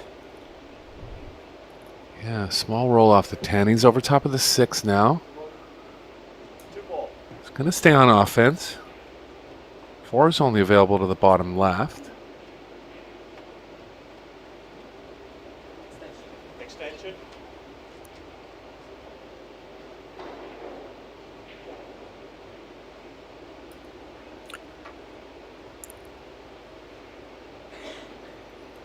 Oh. Over a ball's a tough shot. He looks to be cueing it pretty comfortably, though. Good shot. Still not out of trouble yet.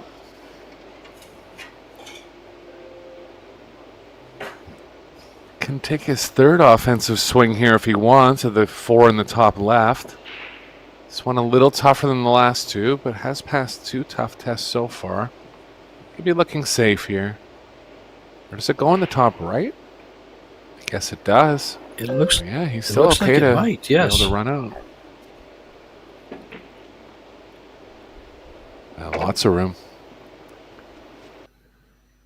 Good start for Fortunsky now. Going to take some right spin to avoid the 8 coming across table. Believe he can avoid the 7 going into the long rail. Called the 7, George? I'm surprised. Very surprised.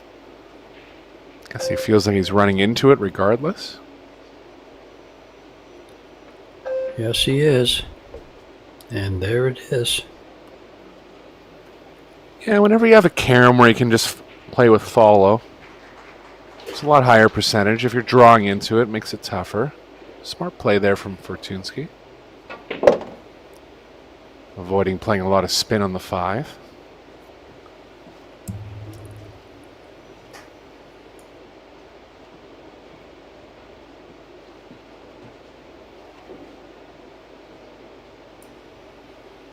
Just needs to avoid the 10. He'll probably come over to the left side there. No, he's going to go ahead and play it this way. I thought he might just come over to the left rail, play the 8 ball in the opposite side that he's playing in, and then shoot the 9. It laid well for that. Laid well for this.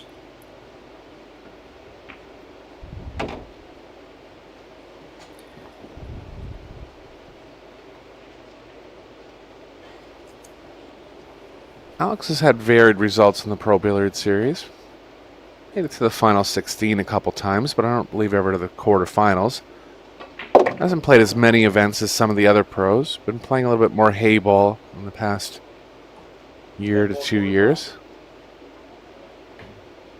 Been getting pretty deep in some of those hay ball events.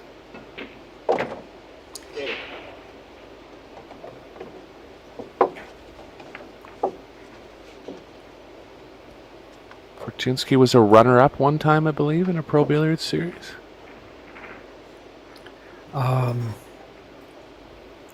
Hold on a second. I don't have a way of finding that. Yes, I do.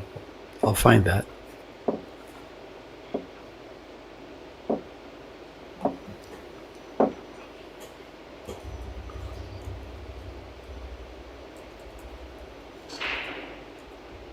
Mieszko's always had a lot of talent. Could see that right from when he came on the scene. Good stroke timing. Kind of went through a natural progression. First couple times he got near the end of big tournaments. Faltered just slightly, but completely normal. Now just getting into the phase of his career where he's looking to actually take down the title. And has in a couple mid-level spots.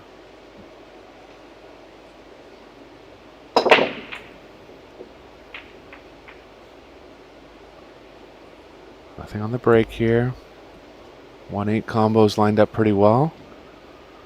Looks like the one's moving to the left a little bit. Won't be real positive because the top right corner is blocked.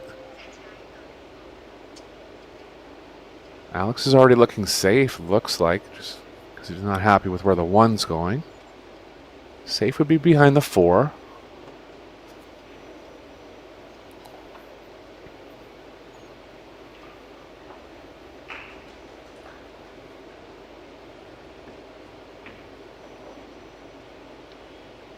Good one too.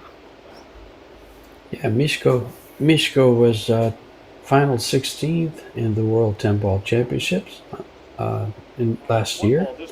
Also final 32 in the Alpha Las Vegas Open. So he knows this format well. He's been there every year. And I think one of those ones rather well. Yeah, around Wisconsin or one of the American stops early on. I believe he made the final. Going back. Unlucky here. Semifinals, Michigan Open, 23. Okay, might have been that. You go back one more year.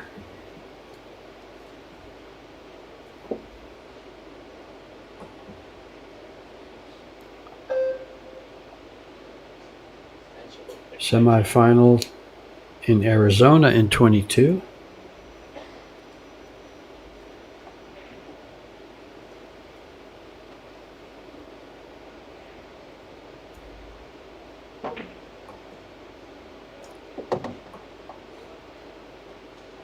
Play from Pagulayan.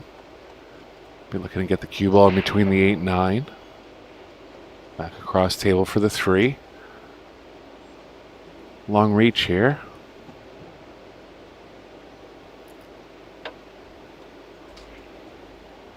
That's about it for Mieszko. Okay, so a couple semifinals. So he's been near the Yep. end of these Pro Billiard series. Has a lot of experience. You know, and you also have to be experienced in playing in this format, realizing, how important every shot can be and how important and how fast it can get out of hand and how fast you can get back into it with these short races. Yeah, this format really. Oh, looks like Magellan might have gone too far here. He did. Have to come up with a safe. If he has the left edge, might be able to get the cue ball playing back behind the 10.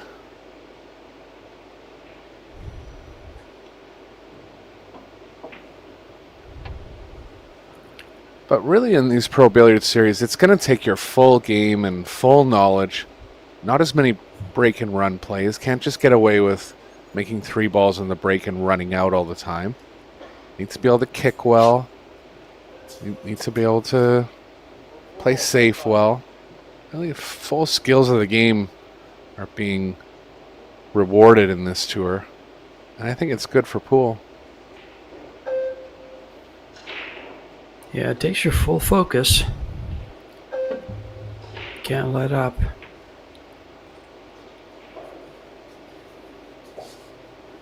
Takes some good rolls too. One Yeah, mistake and the can be very ability costly. the ability to deal with the twists and turns of a short race format, kind of being under pressure every game. A lot of these players used to playing races to 9 or races to 11, where one mistake might not be so punishing.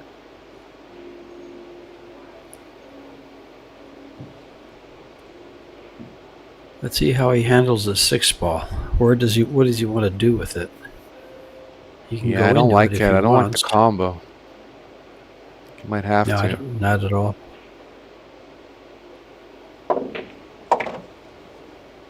Now keep in mind, Alex plays these combos well, but I see him playing safe here. He'll be locked up on the 8. He will. And this is the kind of play I'm talking about.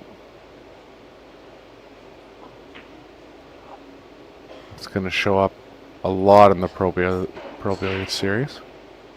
This should. Alex's experience, he's one of the top, if not the top, one pocket player in the world, and shots like this pay dividends playing one pocket. Yeah, one of the most complicated games in the world. Takes a lot of touch and finesse. Just even shots like that is kind of relative to a one pocket shot in spots.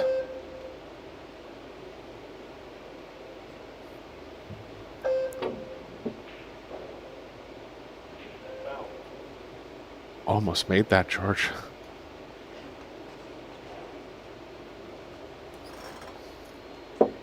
And your referee, David Pearson from Amarillo, Texas, quickly handles the cue ball, cleans it up for Alex, and hands it back.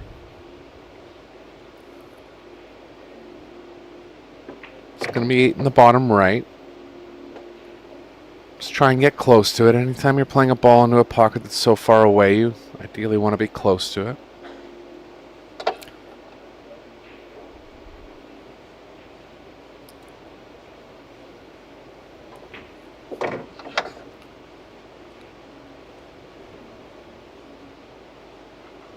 Alex playing with a carbon shaft now.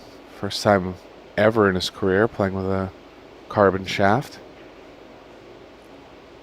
His brand, Paguline brand, will be coming out with that to the open market within a few months. Extension, Bridge. not allowed. Bridge. I'm sorry.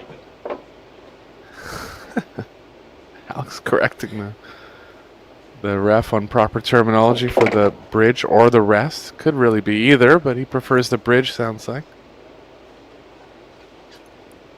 I think this is how he relieves tension, by joking It is. around. Totally. I've seen him do it throughout his whole career. Mm-hmm. And if you're ever doing... Oh, my. Ouch. Speaking of tension, his next ball will have some. Yeah, it's Next a big time he shoots a mistake 10 there. ball, he's going to think of that. And it's mistakes like that that play so big in these short races. Yep. 2-game difference there. And Mishko now takes a 2-game lead. Alex defeated Moritz Neuhausen from Germany and then lost to Marco Tucher from the Netherlands, living in New Zealand now. So we fondly call him the Dutch Kiwi. Mishko lost his opening match to Pharang Nam Pham from Vietnam, then defeated Wang Ming and Pijus Labutis from Lithuania, Wang Ming from China. And they find themselves facing each other in this loser qualification.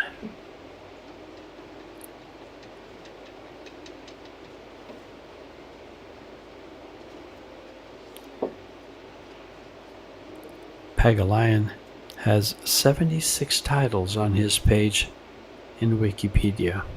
It's quite a few. No kidding. Fortunski, 7-time Polish champion, 3 times Euro champion. Biggest win there was the Italian Open in 2016. Of course, he also won the Euro Tour. Actually, I had the pleasure of commentating that. Not that match, I don't think.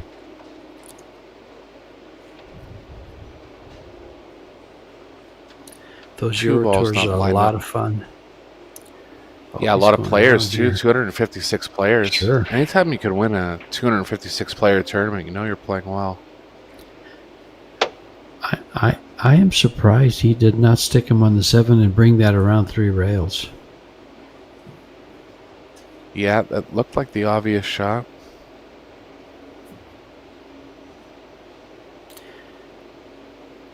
I look for Fortunski to get by the 2-ball. Yeah, right there. Yeah. This could be a real bad hook if he gets it. It is. That's jail. Pagulayan will lean towards tying up balls in these spots. Kind of tough to do in this spot exactly, but might come up with something.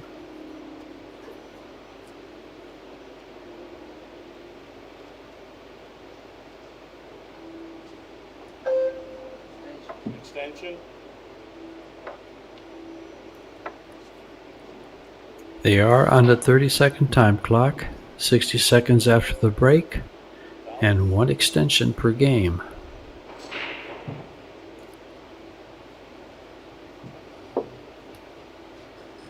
Looks like the 1 can play onto the 3-2. A bit of a gamble on how the 1 ends up if he plays that shot. Looks like he will. 2-ball, corner pocket.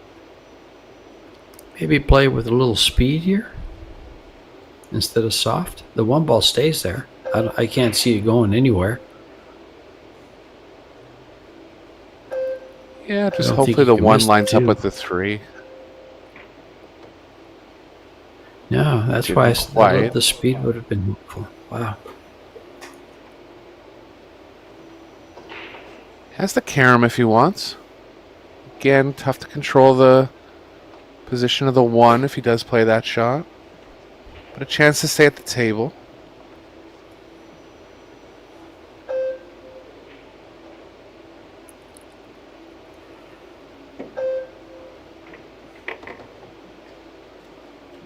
Just back in line now. Developed it Nice nicely. shot. 5 passes the 10 in the bottom left.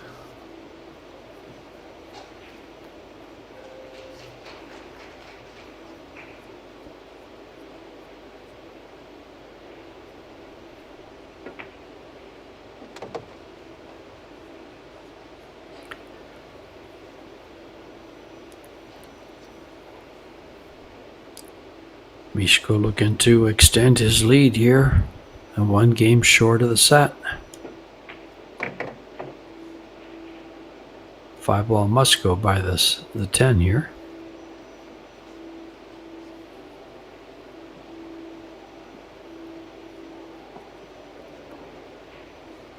Eight ball's not in the best position, but enough off the rail that if he gets below it to the long pocket, should Should be okay there.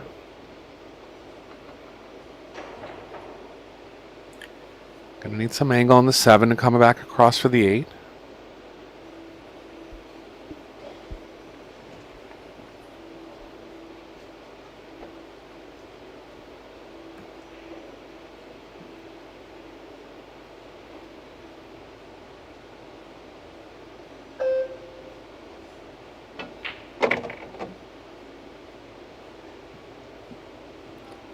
Pretty good.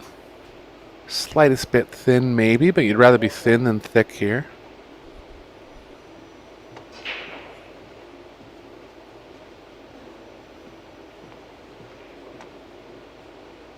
It's actually lying real good. Can just hit at medium speed.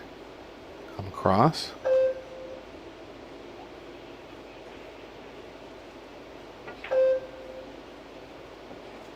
Oh, he That's left it out. Cut it.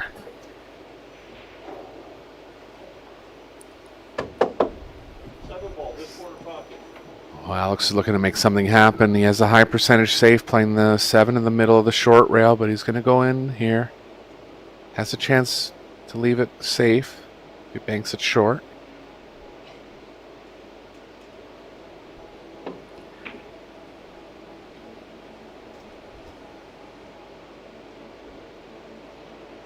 Two-way part of the shot showed up. Sure did. The only thing he could do wrong there is to hang it up.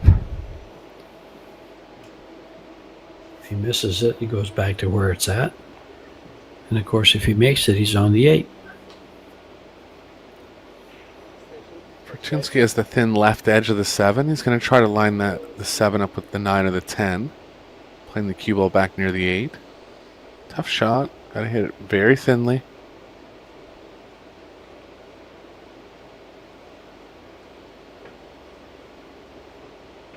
Wow. Missed the whole ball that thin.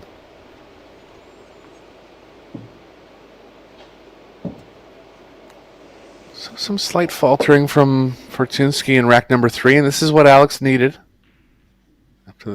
after the mistake in rack number 2.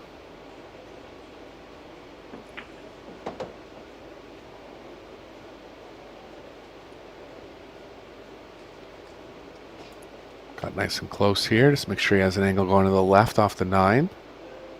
Bit of stun run through.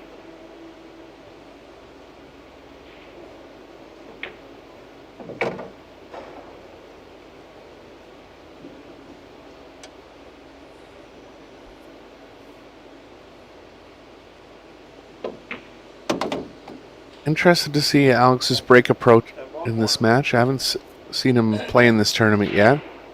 In the past, he's generally gone with a heavy cut, which jams the rack up a lot and lends towards more tactical play, which is his strength. See what he goes with here. Yeah, it'd be interesting. Alex does save that game. He was on the verge of going down 3-0, and Fortunsky misses the 7. And Alex took advantage. He really had the perfect angle on it. Didn't have to really manipulate the cue ball very much. It's one of the tougher shots on the table when you got to shoot past the side pocket.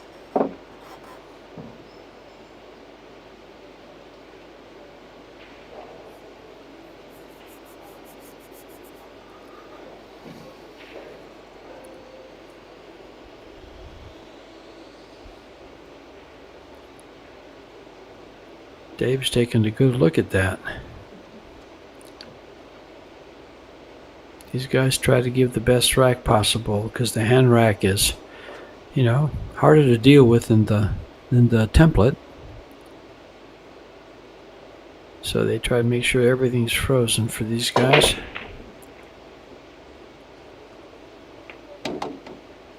Yes. Goes with the cut break again. Hit it with a little more speed than I've used to seeing him hit in the past. I like that. You need speed to have a chance to fluke a ball.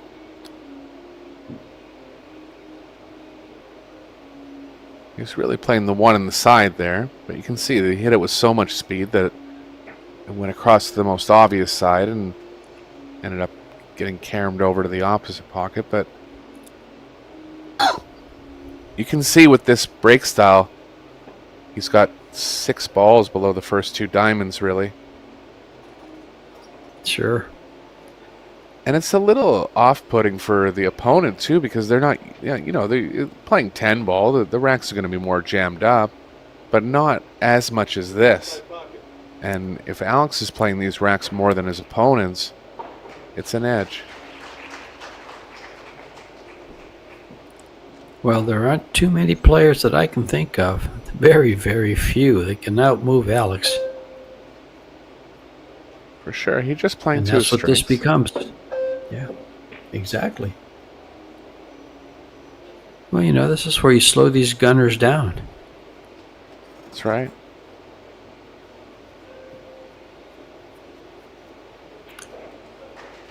Looks like Alex is looking for the cue ball behind the 9.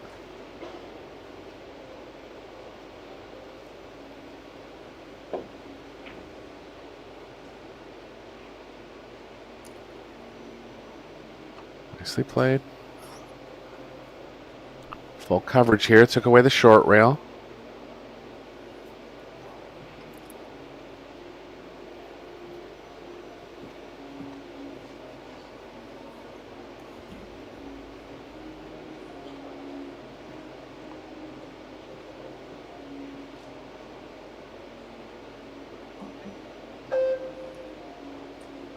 Extension.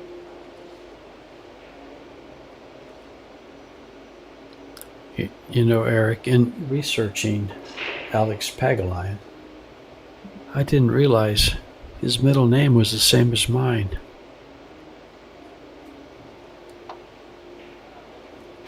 What's that? Alejandro What- Salvador Pagulayan. Okay. Salvador. I had never seen that before from him.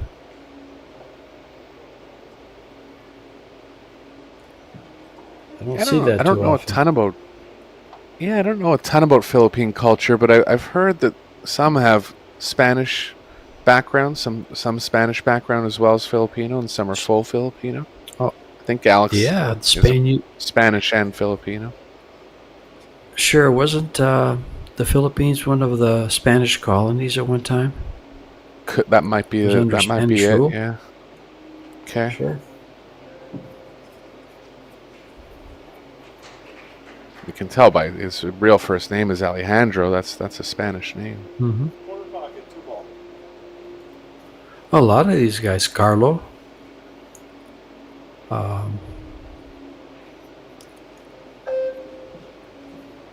Francisco is a Hispanic name. Francisco Bustamante, both of those are Spanish names. Foul. Reyes, very Spanish.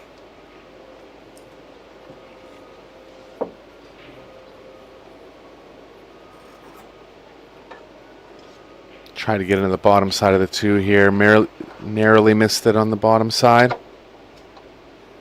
Whenever you see these pros missing a kick like this, a lot of the time it's because they're trying to hit very small parts of the ball.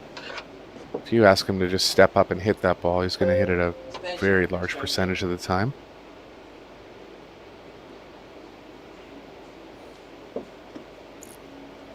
That's where I thought he was going to go. Just more comfortable cueing.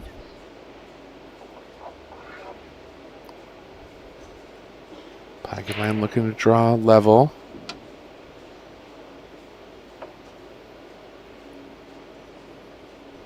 It's a little awkward, George. Let's draw above the 5.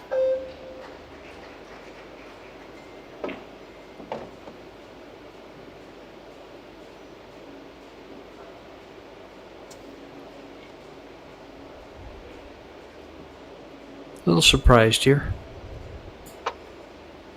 with that shot. He just didn't want to risk getting behind the 9 ball going up for the 3.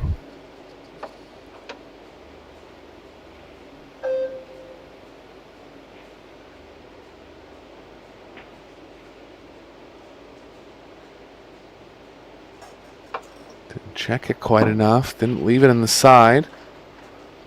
Safe opportunities for Fortunsky. And Alex knows that he needs to really execute those safes well.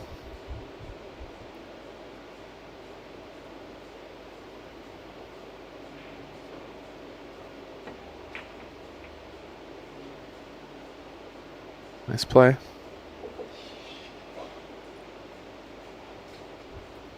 Alex has enough of the short rail to get into it and try to stick the cue ball where the 3 is. This is where he excels.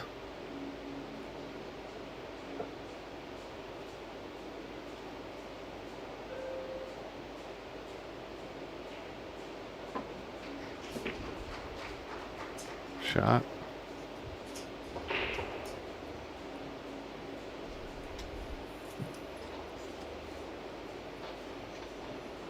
Let's keep going for the jump cue here.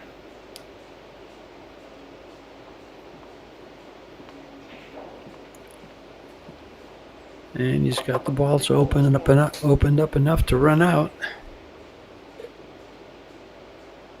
With the ball in hand here. But with these jump cues, it's hard to get ball in hand.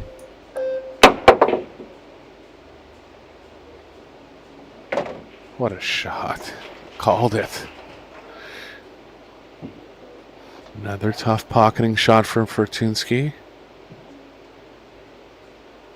Similar to the one he missed in rack number 2. Tougher though. Just called it.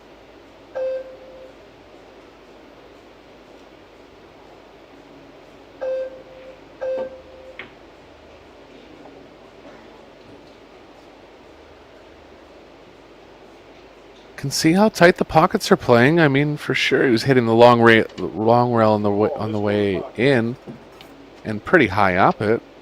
But still, on some tables, that ball will go. Watch this. Yeah, hit pretty high up the rail. But still, you know, if you try to cut the ball more, now you can miss the ball on the thin side. Nice shot. Lost the speed just slightly.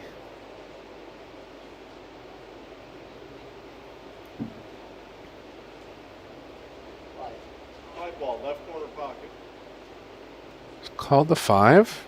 Not quite sure if he's all in or if it's just in case call. I think he is going to try to go at this.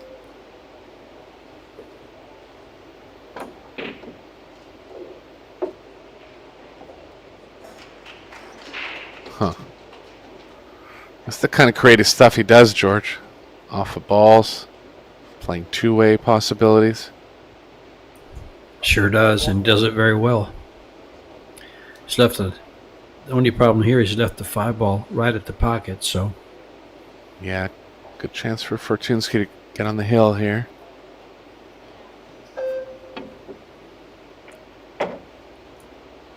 Caught a little thin. Watch out for the corner. Just okay. He'll be going for this. This is one of the toughest shots on the table you could ever have. Distance between the cue ball and distance between the object ball and the pocket. Let's see if he elevates or tries to roll at it. Just going to roll at it. Slight angle going to the right.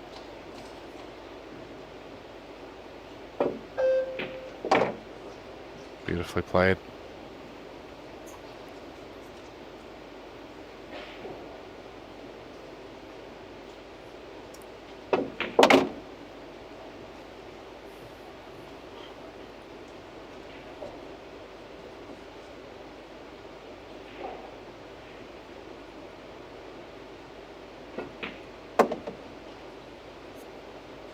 And looking good to go ahead 3-1.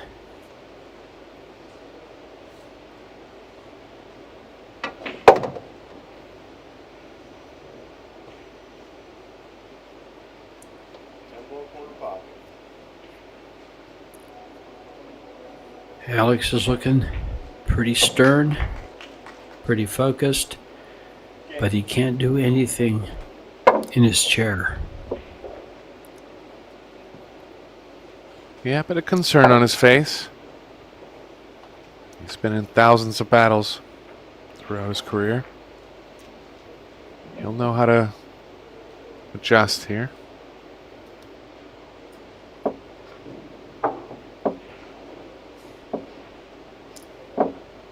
What a shot that jump bank on the 3 ball was.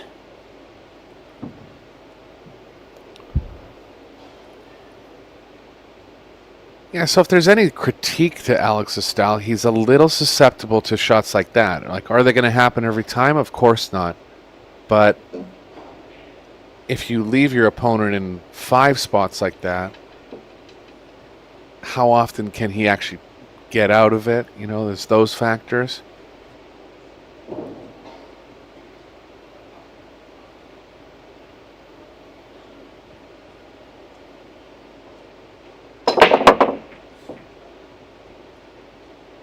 Stop the cue ball nicely.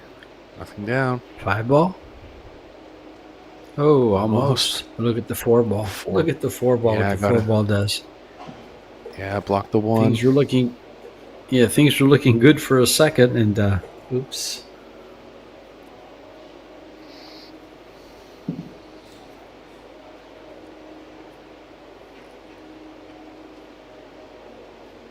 Don't really like pushing down near the bottom left. That would be the most obvious push. But a little too easy on the pocketing.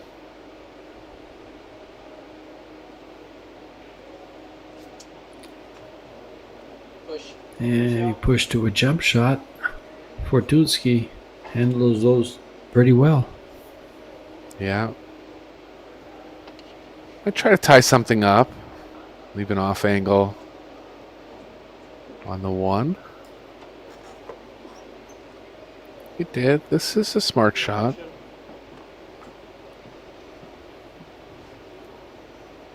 Fortunsky can probably draw to the left of the side pocket, but he'd have to play it with too much speed and wouldn't be able to hold for the 2. Could get real touchy and try to go behind the 5 with the cue ball. One ball, right corner pocket.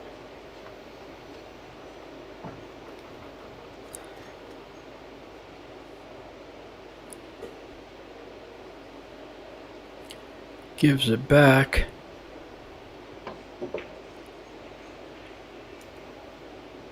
That's Yeah, exactly I thought he could what see- I thought he was going to do. Yeah, beautiful shot. I thought he could see more of the 1 there. But Alex actually left him on a kick safe and executed it perfectly.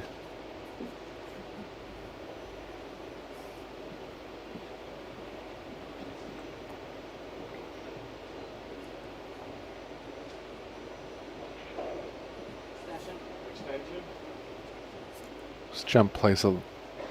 He's going to kick at it. 3 rails.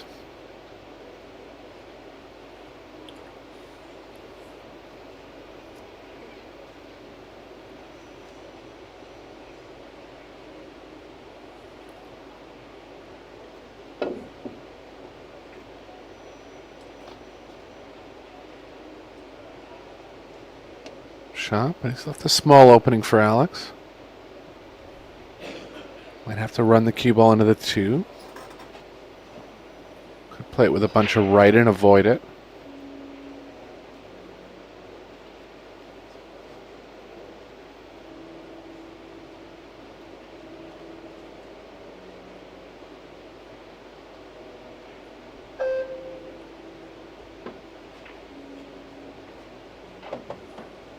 Great shot. And he got his start. He's got his start here.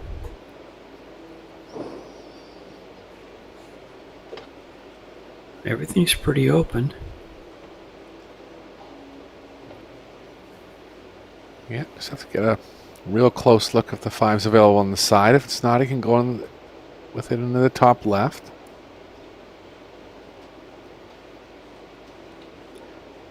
How much do you get to play Alex up in Canada, Eric? Over the course of 20 years, I might have played him 15 times. Probably beat me like 10 times.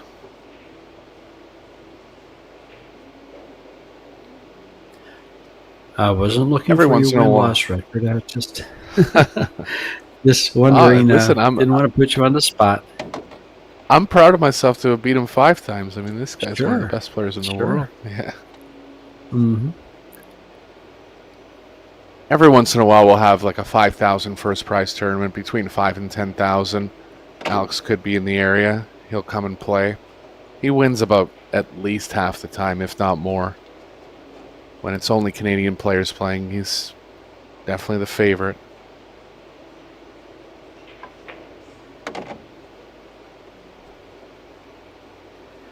Well, there's what, Mora, Klatt, yourself. Is that about is there a Daigle, Martin Daigle?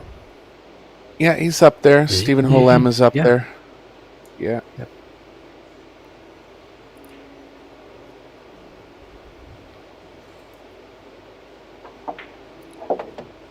Alex looking strong to close this out and get within one of tying it up.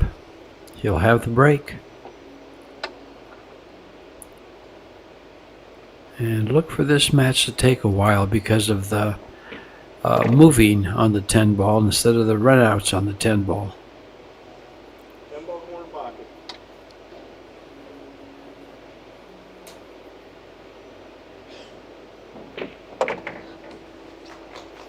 Game. And there it is, 3-2. The Lion on the hunt. Trying to get things back here.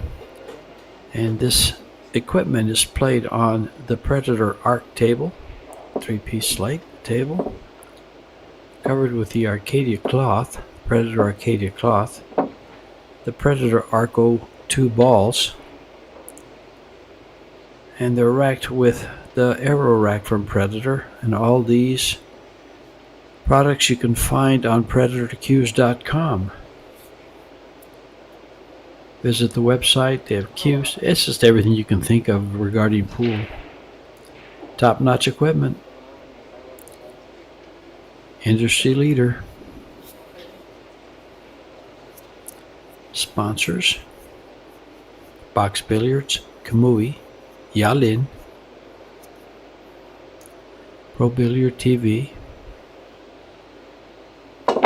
Samsung TV,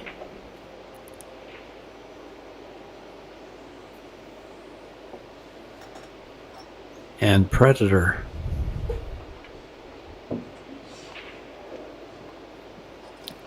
Cut break again. Nothing down this time. A little unclear how much of the one Fortunski has.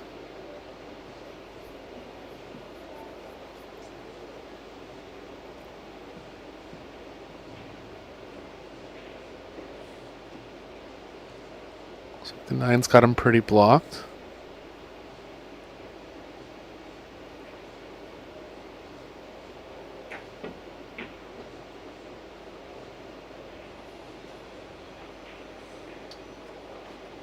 Caught the point, but didn't hurt him.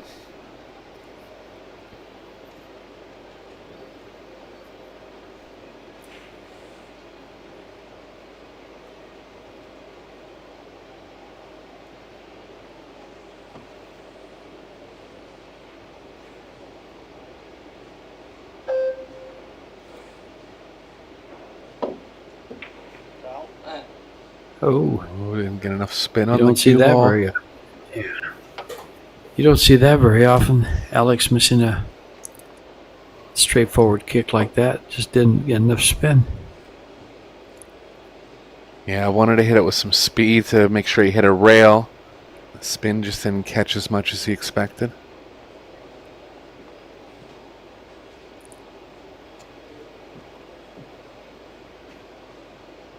Three ball's a problem. Fortunski has some work. Yeah, Fortunski has some work here.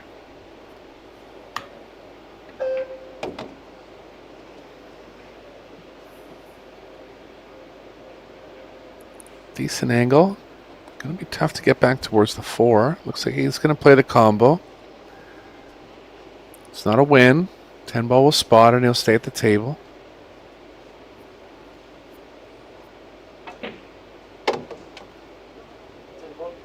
Ten ball corner pocket.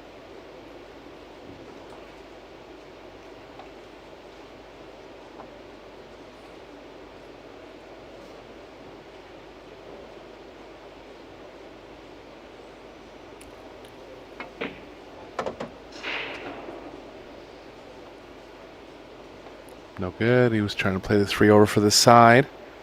It's on a bank still.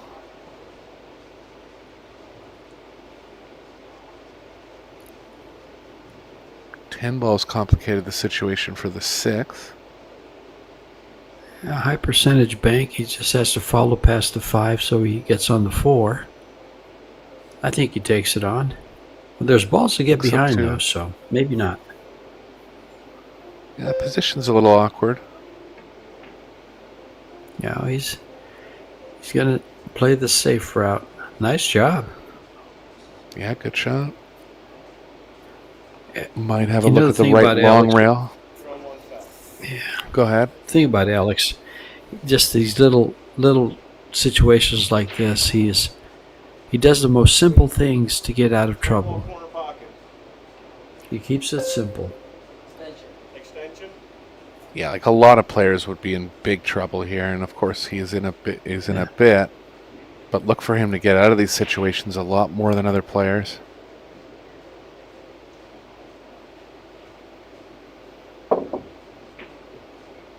Look at that. Hit the proper side of the ball. Yeah. Created distance. Could have finished a little better, but gave himself a chance to get back in that game. This time it'll be Fortunsky with a shot to win the set.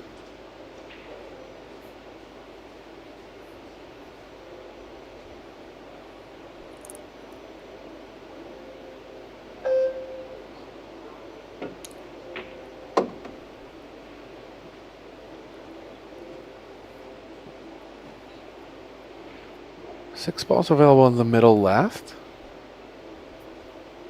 Kind of want an angle on the 5 near where the cue ball is now. Or pardon me, where the 7 is now. And try something in the side. I think he just looked at it, and the 6 ball may go to the corner pocket. Oh, really? Yeah, that makes And that's yeah, he looked at it before he stepped over, and so now if he just stops the ball, maybe he has to run it a little bit. He can pocket the 6 and move the 9 with the cue ball and be straight in for the 7. Extension. Yeah, I didn't realize it was ever available on the bottom right. He actually has too much Yeah. angle now to hold. Yeah, it is available, but he's got to have the cue ball a little past the 5 so he can get there. And It's too much he might angle. have He's too gonna have much to go on angle the to left. get there.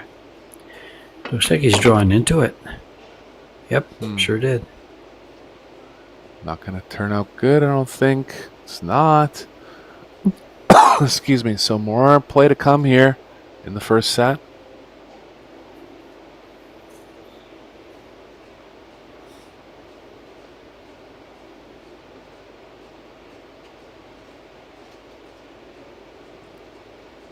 That's nice and Nicely simple done. safety.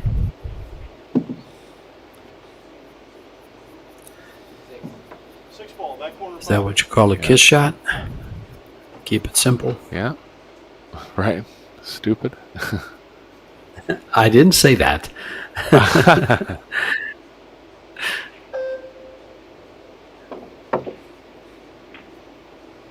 Look at this. Okay, that's Good the try. second. He made a 4 ball like that, but on the short rail. That one was on the long rail, but he made it like that, rail first.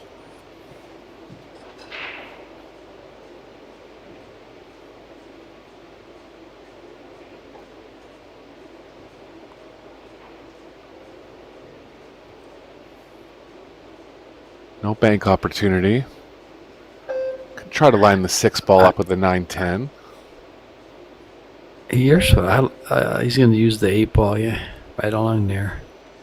I actually liked a different simple shot was to go to the left side of the 6 and 3 rail the cue ball right into the 7. The angle played well, and the 6 ball Yeah. ends up on the short rail. Yeah, or behind the 9-10. That's what I thought he was going to do. Sure. Left an opening here.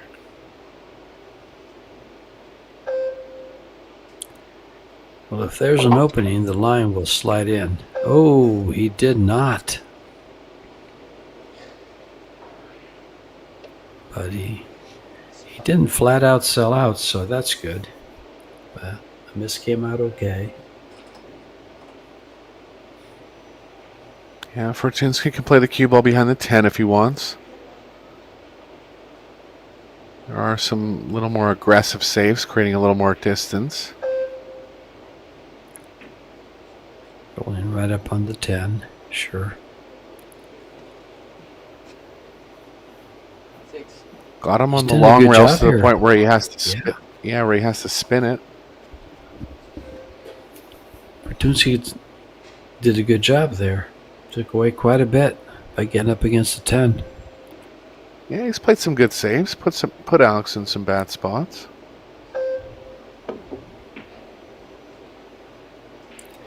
Still hit the right side of the ball, the correct side of the ball, trying to make it. Yeah, and finally an opening for Fortunsky. Good chance now to take down the first set.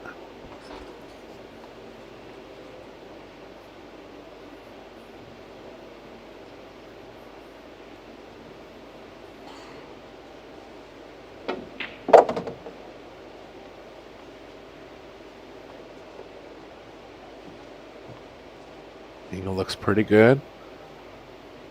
Might be drawing behind the 10, but he'll just draw it a little less, take a little more distance.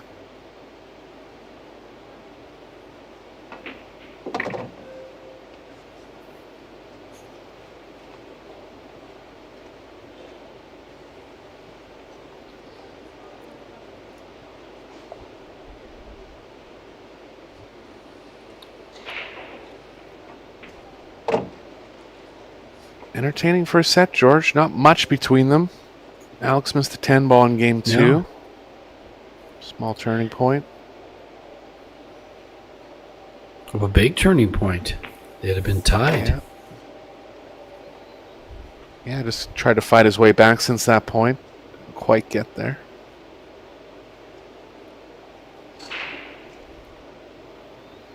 I forgot about that 10 ball. All this entertainment and this moving. And Fortunsky does take down the first set. This is 2 out of 3 sets. Can Mishko close it out in 2 sets, or can Alex, or does Alex roar back and take set number 2 to force the third and deciding set? I'll tell you one thing, I would love to see a shootout between these two.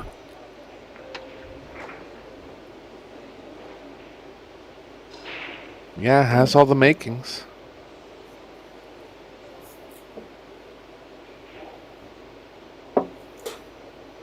Well, let's go down the line here.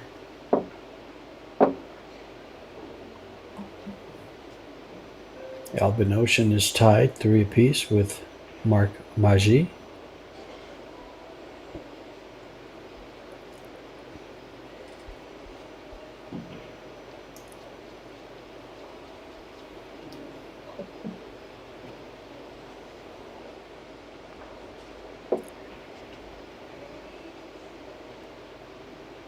And almost there. There we go.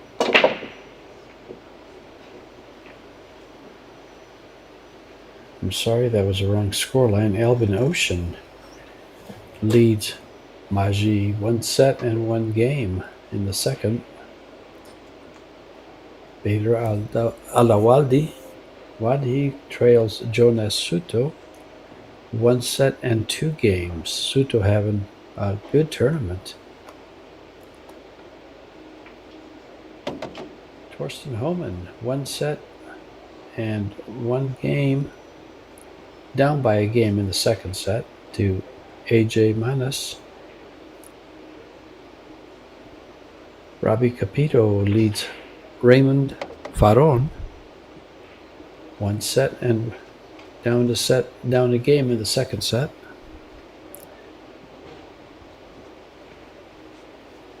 Here's a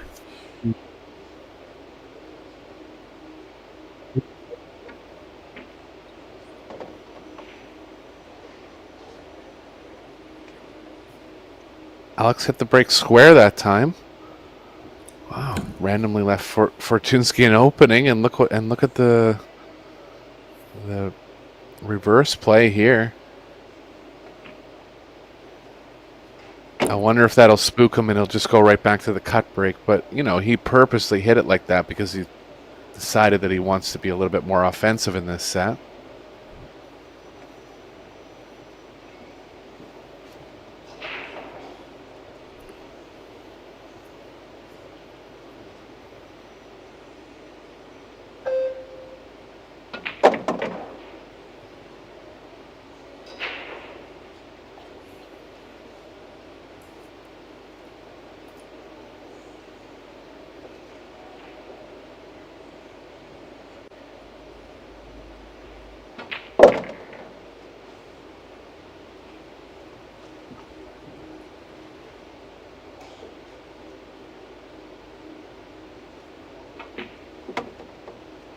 Getting through the rack nicely. Pressure's going to start mounting for Alex. Stuck a set.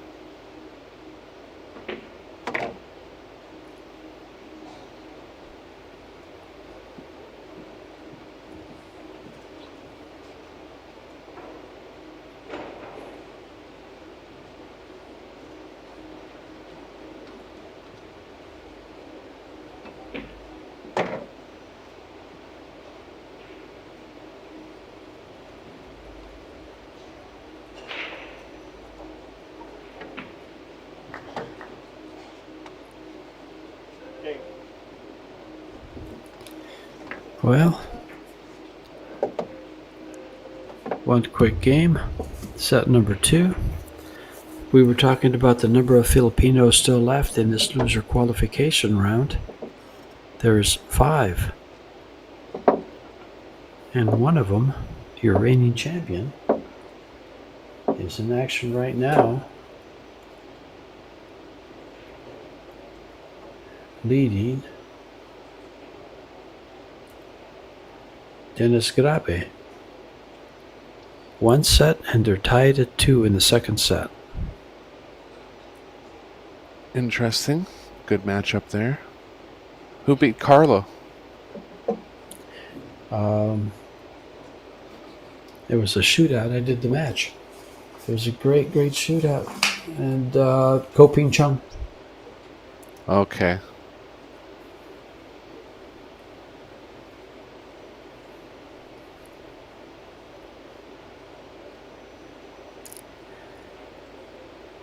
Ko Ping Chung made the first sudden death shootout where they backed it up, and Carlo missed it. They were perfect through the first 4.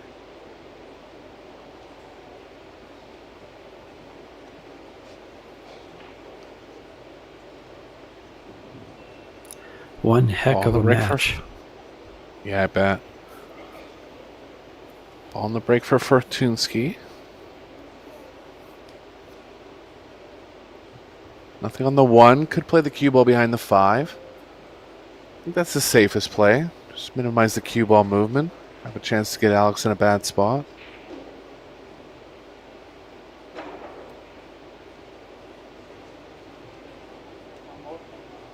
One ball, corner pocket. He's called it. It's pretty offensive.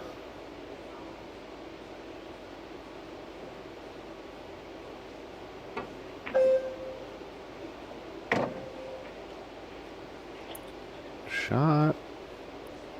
Paid Great off. result on the 2. Yeah. Chance for a break and run now. This will be the first one of the match.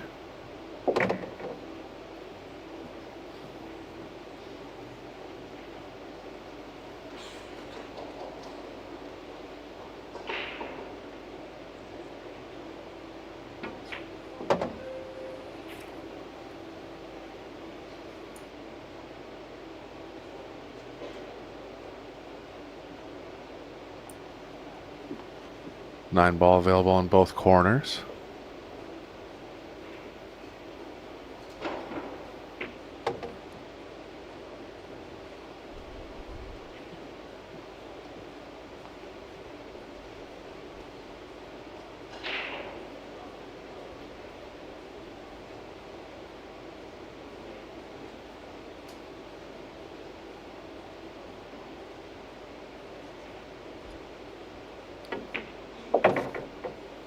Fortunsky, one of the few players left playing with an extension. Kind of became popular for a while. Shane Van Boning still has a small one in his queue. Jason Shaw, I believe, has a small one. He has like an 8-inch extension back there. That's quite a bit.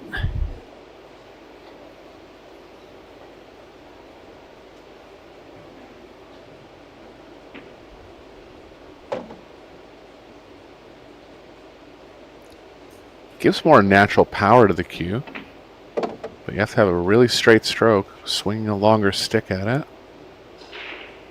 1 bar quarter.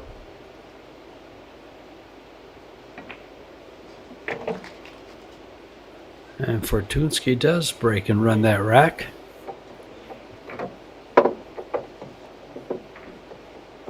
Pretty strong too. That's a solid run out.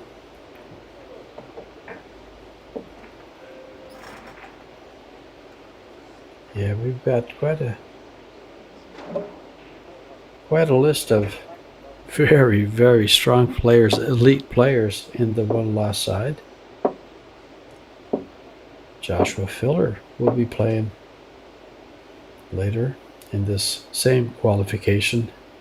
Loser qual, Ruslan Chernikov, Glevio Kachi, Eklund Kachi. In fact, it looks like if Eklund and, oh no, because they do the redraw, never mind. I was going to say they would be playing each other. Kachi would be playing his younger brother, but they'll do a redraw, so that goes away. Now Yuki Oi, that's going to be one heck of a match, Kachi and Oi. Yeah. Two players that can win the Martinez whole gets- event meeting early. Oh, sure. In the loser side. Well, you also have Carlo and Dennis playing Grabe. Mateus Snegoki and Stefan Kasper. And we're back at it in action here. Another break and run, you think? Yeah, another great chance here. Yeah. Everything has a pocket. Very little cue ball movement in the first 4 shots. All there for Fortunsky for a big lead.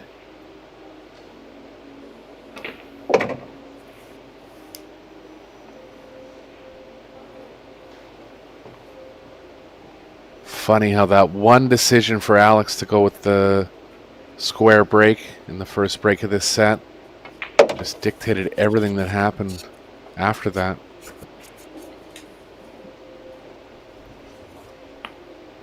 This will be 3 runouts in a row for Fortunsky. 2 break-in runs, but also 1 immediately after Alex's break.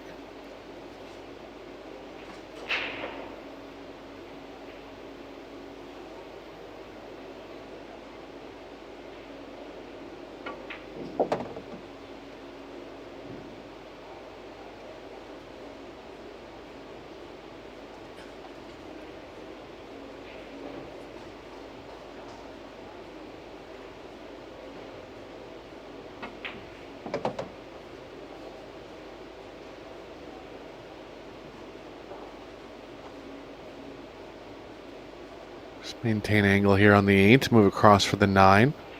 I believe he'll shoot it in the top left. He's considering what he's going to do now. He can shoot it in the bottom left. There is room between the 9 and the rail if he ends up on an angle that he feels he can get the cue ball solidly over there.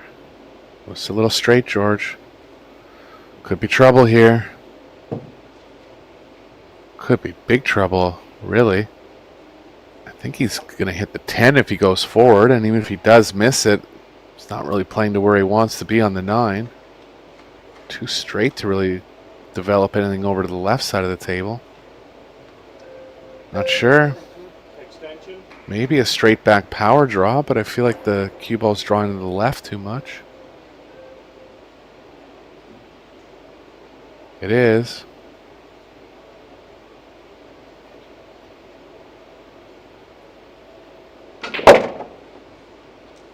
Wow, big power there. It's about as good as you can do out of that angle. So a chance to get through the rack now.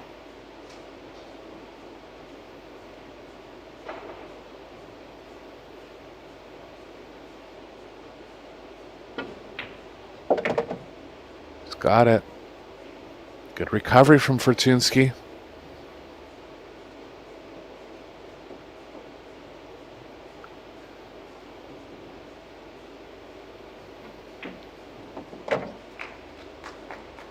Game.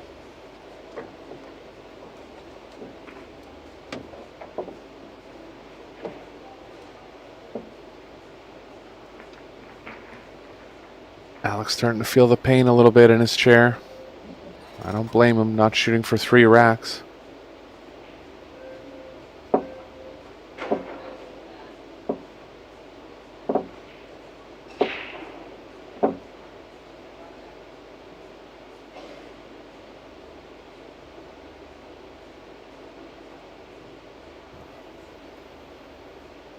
think we might have lost George, so I'll be with you for the rest of the match. See if George can figure out some possible Sorry connection about that. issues. Oh, there you are. Oh, no problem. I'm there. Okay. I made a couple of comments. I just put my mic on mute. I've done it. My mistake there. Yeah. Sorry.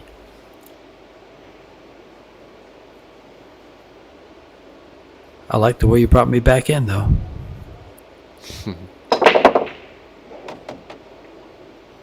Look at this. To run the set out here. No shot on the 2, though. No, nothing exactly. Now you want to run the set out. Do you kick the 2 ball to the side pocket? It's there. Well, it hasn't happened very often. Should be some kind of Yeah. bonus for doing it. This wouldn't be official running the set out because Alex did break in the first game. Yeah. I wonder if there was prize money for each run out, if you would see more shots, like someone going for this kick on the 2 ball, which would be absolutely crazy.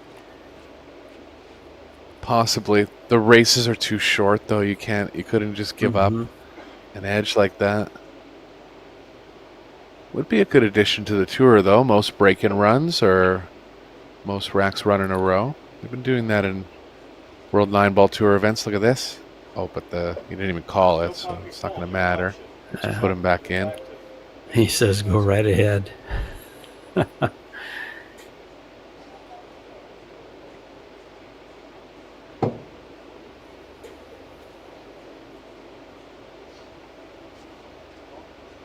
Three ball, that corner pocket.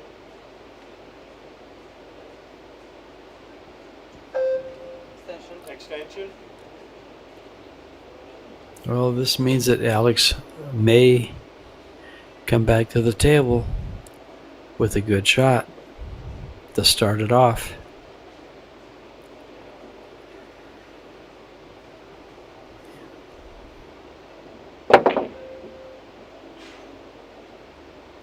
Oh, he's going to get behind the 7. Is the 3 going to pass it on the far side? No. So only kick saves for Alex. Could get aggressive and jump at it. Just doesn't jump the ball as much as most players.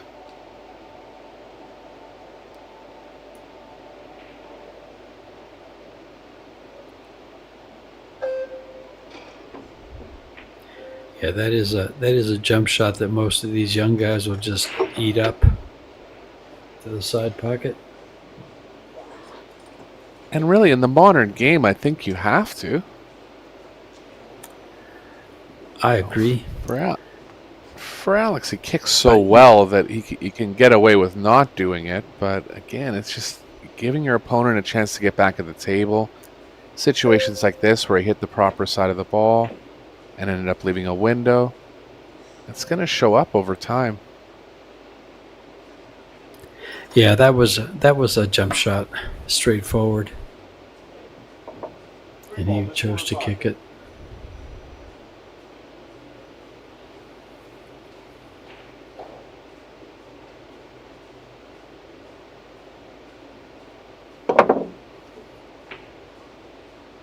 Great hit. Look at this. Stuck the cue ball, too. Left a tough shot for Fortunski, but put him in about as tough a spot as he could have been here. Three ball corner.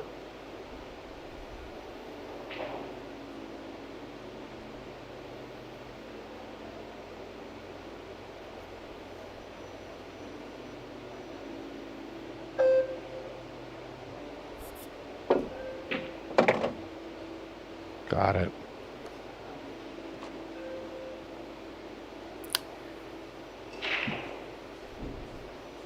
There's room between the 4 Can and he the side pocket. Go ahead. Yeah, is there? I was gonna ask you. Can he hit that rail there and cut it down the rail? It looks like He it catches the can. point a little above, maybe. Yeah, I think he can miss the point, but it's coming so straight across, and he needs to create more angle, kind of going back to the right.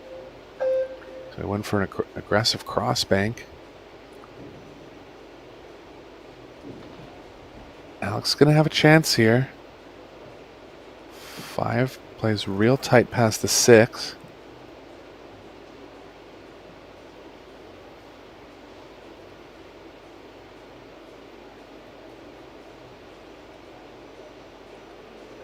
Long shot for this 4 ball.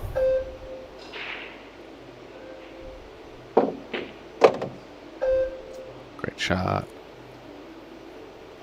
Having the awareness that he didn't want to hit the extra speed to draw all the way back for the 5 in the top right. Pretty straightforward bank now. Oh boy. Shorten up on him. This could He be held the it up. match. Yeah, likely will be the match. Yeah, and with that, with a wet table, that ball's going to bank short. Yep.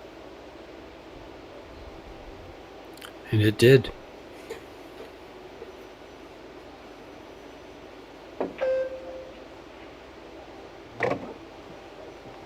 So a strong performance from Fortunski, particularly in the second set, locking Alex out for the first 3 games. First set could have gone either way. Good overall performance.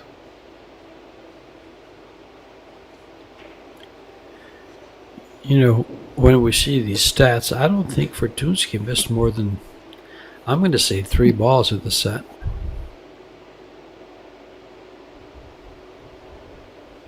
Excuse me. Yeah, the 7 was the only one that comes to mind.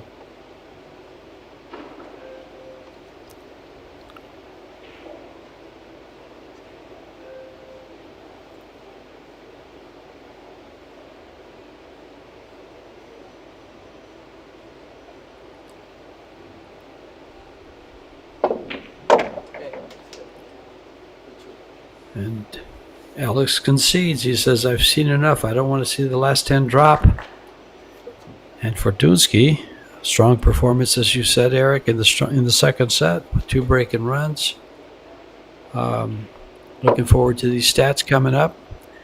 David Pearson from Amarillo, Texas, your referee, doing a great job. And Alex Pagalayan is out of the tournament, did not make the final 32. And as you can see, Miško Fortunski, the butcher, is rather happy. Yeah, he did have 3 missed shots overall, but very low total. Yeah. Alex only missed 1. Oh, no. Yeah, well, only 1. He actually had a couple more misses in the first set. But really just got locked out in the second set. Good play from Jeska. Sure he did. Yeah, that's you broke it down perfect. Where you said, I think he broke dry. Miško ran the 9 balls, then 2 breaking runs, and then that little exchange on the last game. Well, ladies and gentlemen, thank you for joining us. Stay tuned. We got more pool coming up for you at 6 p.m. here in Vietnam, and another match at 8 p.m. And we're getting to the quarterfinals of the ladies coming right up for you. This has been George Teachea and Eric Horlifson bringing you the live action from Ho Chi Minh City in Vietnam. Stay tuned. Yeah, 2 more rounds coming up today.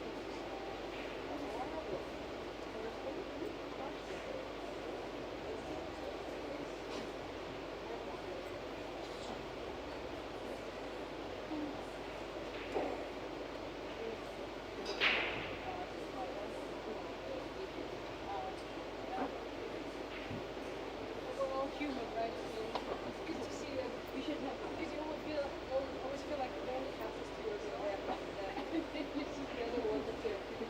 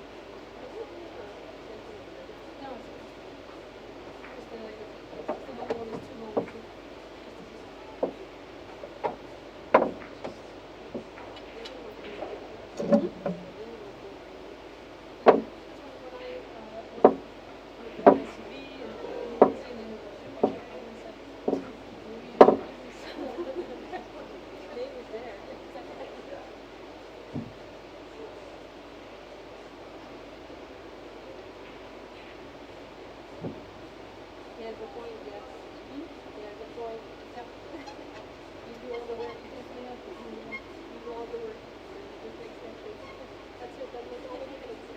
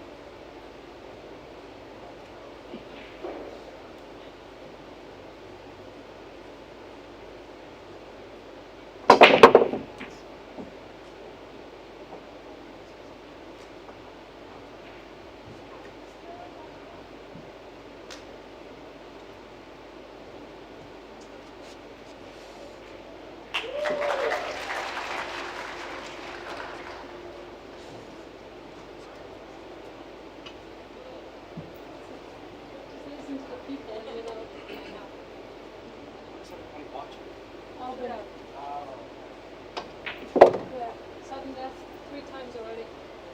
Really?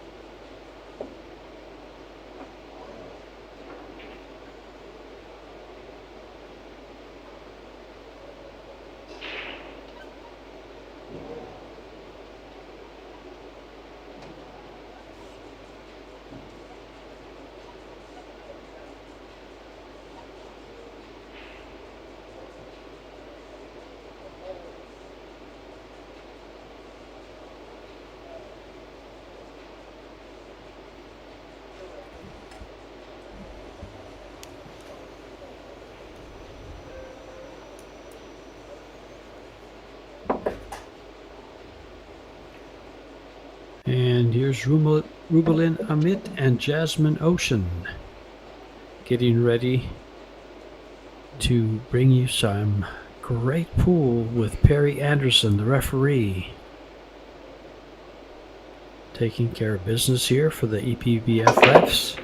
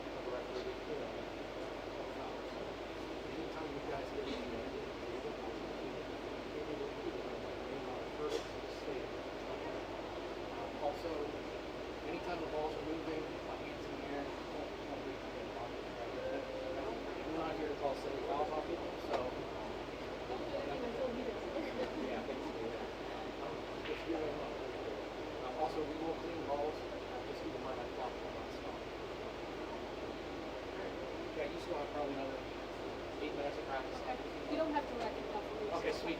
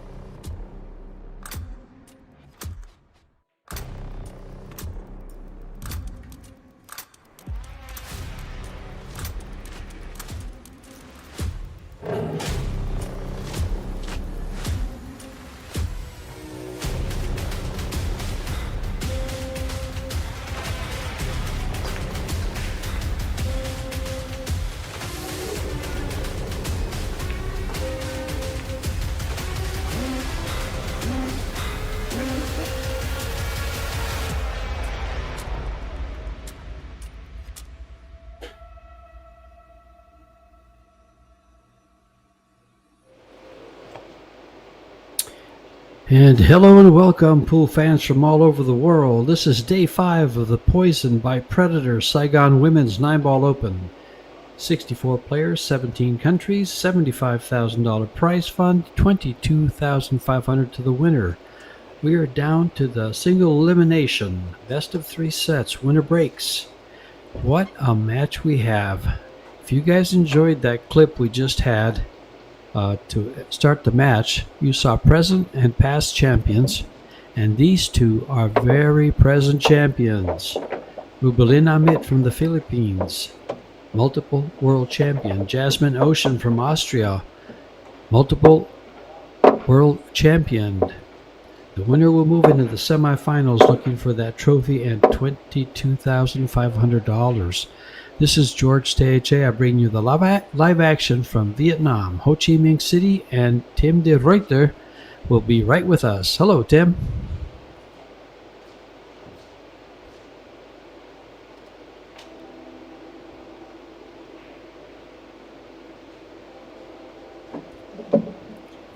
Well, I guess Tim will be joining us very, very soon.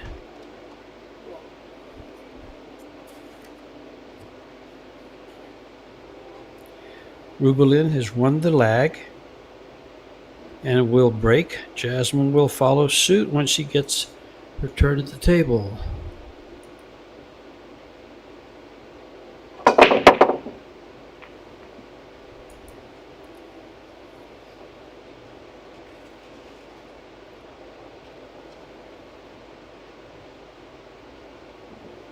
Apparently nothing down on the break.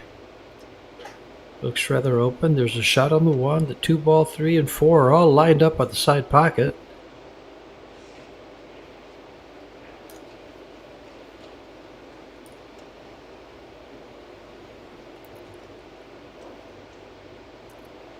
Rather open for Jasmine. Both players have been at the top of their game. both undefeated. Jasmine defeated Kennedy Mayman from the USA, Samia Konishi from Japan, and then Wang Wanlin from Chinese Taipei to get to this quarterfinal.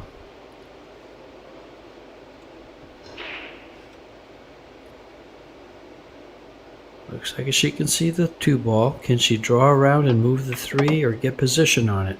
Stopped it dead. She was straight in. What a great shot there was right there. I thought she had a little bit of angle to run into the 3. Didn't have to. Hey, George, Eric here. Can you hear me? Oh, Eric. It's Eric going to be with me. I can hear you now, Eric. Yeah, Welcome, bud. I just had trouble connecting on the first audio, but I'm here now. Well, I introduced you as Tim de Reuter again. I heard you. Yeah, matches are going overtime on table 2, so Tim and Mark are going to stick over there. And I'll be with George for this match. Battle of Titans here, pleasure. George. Oh my, geez. Jabs is at the top of her game. She's just come off a big win in the WPA World 8-Ball Championship. She's also a 2010 World 10-Ball Champion. And has, gosh, about over 65 titles in her career. I believe in, was it New Zealand? New Zealand or Austria, she got her 60th title. But so far this year, she's gotten 5 more, and big ones this year. Yeah, she's made a good resurgence in the last couple of years. She came on really strong earlier in her career, in her 20s. Just kind of went through a time where women's pool just wasn't a lot to compete in, to be frank. But Predator, a big part of bringing back the women's game, and Jasmine's done very well for the last couple of years. She sure has, I'll tell you. And over in Europe in 2010, she was also the EPBF Player of the Year. I love the way they run those Euro Tours and the European Championships. It's just great to see that. Major tournaments for Europe almost every month, especially during the summers. Love to see something like that in the U.S. Maybe some type of federations to help. We do have the BEF Federation for juniors to develop some talent. Jasmine lined up on this 8-9. Bring us home, Eric. Yeah, I give Jasmine the small breaking edge in this match. Give Rublin small tactical edge. Really just depends how the balls lie. Well, we just came off watching Rublin defeat Savannah Easton, and her break was not quite what Jasmine's is that I've seen. As you can see there, Rublin just broke dry, and Jasmine ran out.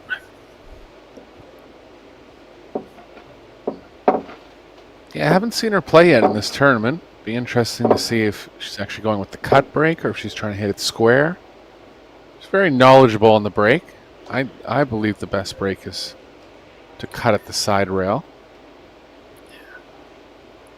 I think she's very knowledgeable in the game. She has some great YouTube videos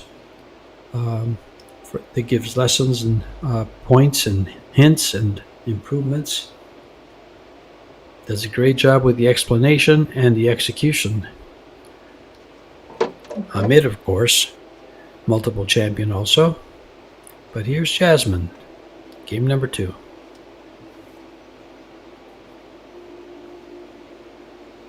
Yeah, the thing I like about Jasmine's channel too is it deals with, she's able to explain things at a high level and does have many high level videos, but also I think explains things well to the intermediate players.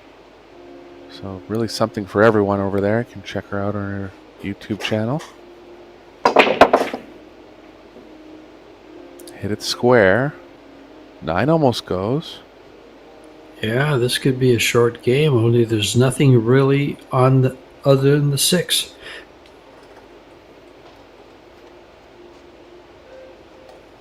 Don't believe the one passes First thing- the two. No, it doesn't. Very right. Would you go for a power draw here at the 9-ball?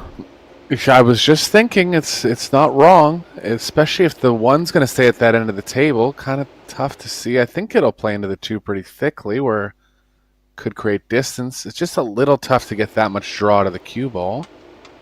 But I guess you could hit the one thicker than what the normal cut angle would look like. It's a thought. Yeah, well, she just added about 3 ounces, 3 or 4 ounces to her cue by adding that extension. She's not coming back for it, though. She's playing safe. This is the percentage Oh, boy. play. Now, if we ever It's play still there. ball, Eric, I'm going for it right here.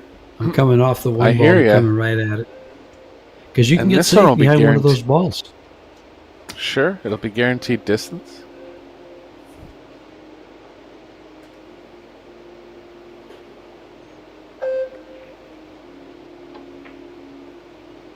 Here it comes, a little wide.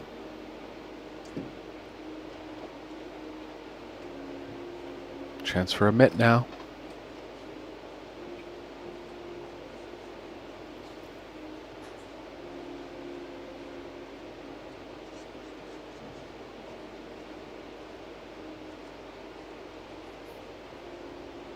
How are the other quarterfinals shaping up, George? I haven't had a chance to look myself.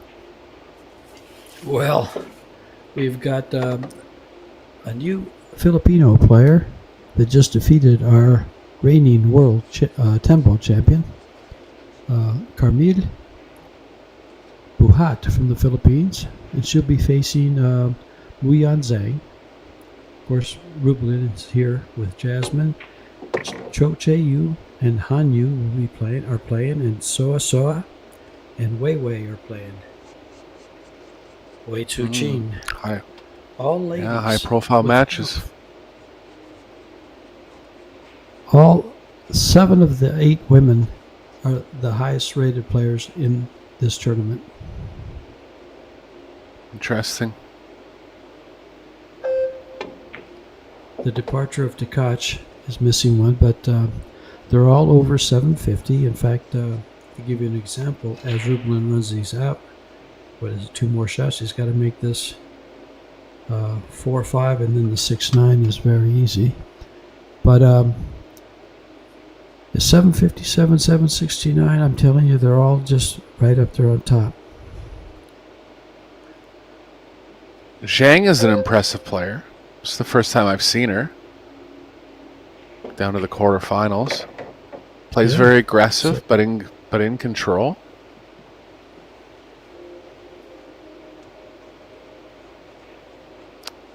I haven't seen Buhai play yet. I'd be interested to.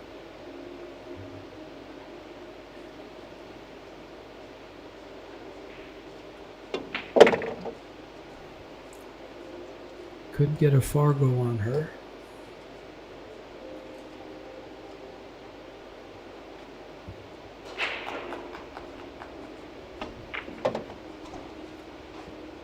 Good rack from Amit. Drawing level here in the first set.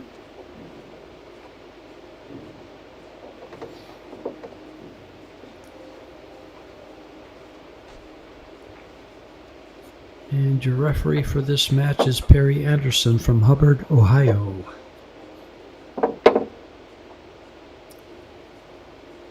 He's been with the EPBF now for a couple of years. Gets to travel around the world.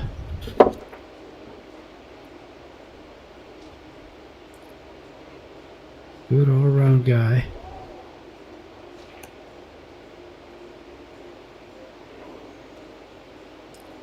Rublin Amit, of course, spoke about it in the last match. Works with the Amit Cup that develops and helps players in the Philippines. They have tournaments for them. They focus on the younger, but they can go. They even have some seniors playing.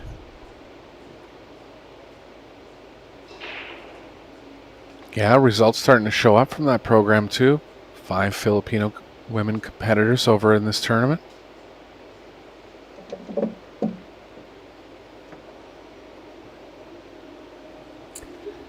Yeah, they cater to all ages and participants. Majority junior prospects, some senior citizens.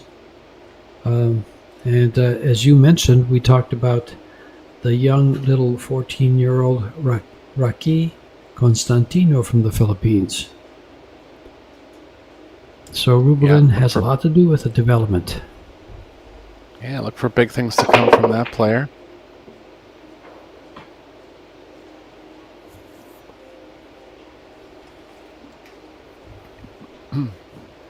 And Buhai, obviously a class player, making it to the quarterfinals and still looking to get further in this tournament.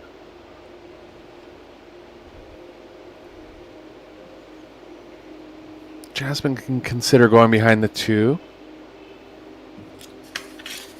Just to kind of soft stun it.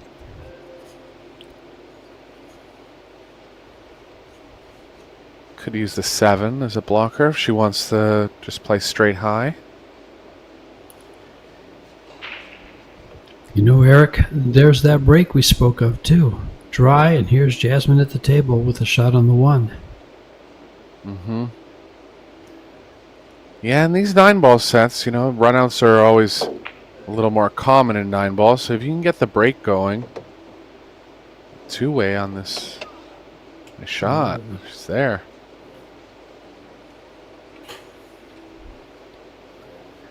If you can get the break going, you can finish these sets pretty quickly.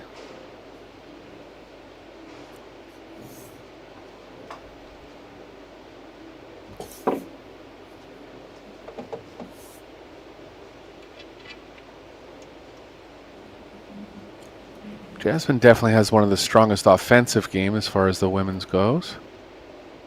Not just in the break, but ability to create power shots and kind of bail herself out of trouble a little more than most players.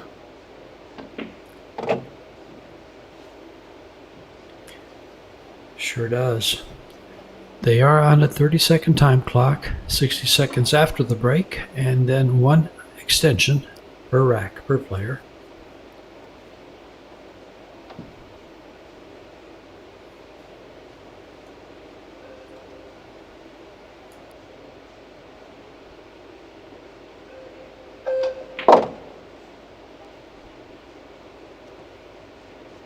In good line here, can stun to the right of the 8th.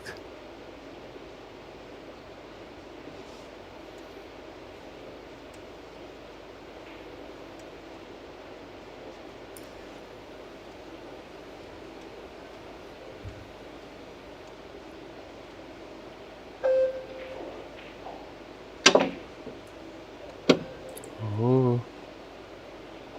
That looked kind of strange. There was like a... I want to see this replay. Is that what it was? Miscued for sure. Yeah. Watch how the cue... See how that cue reacts? Yeah, the cue ball jumped in the air. Definitely caught a miscue there.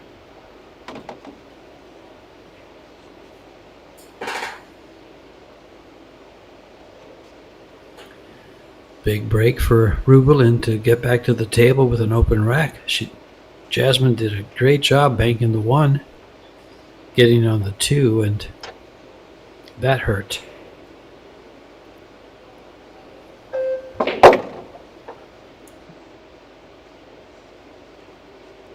Bit of power on display there from Amit.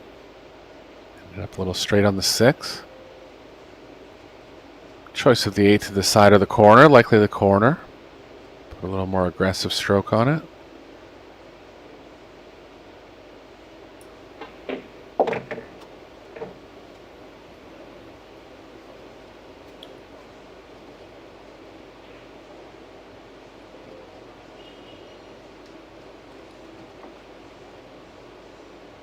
Very simple.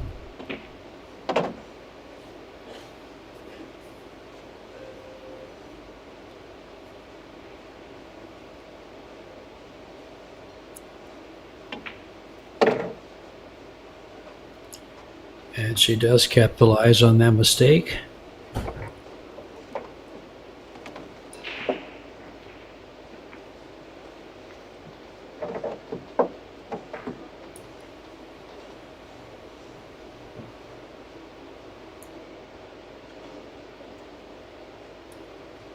A good look at the arena with the perimeter lights, the Predator arc table.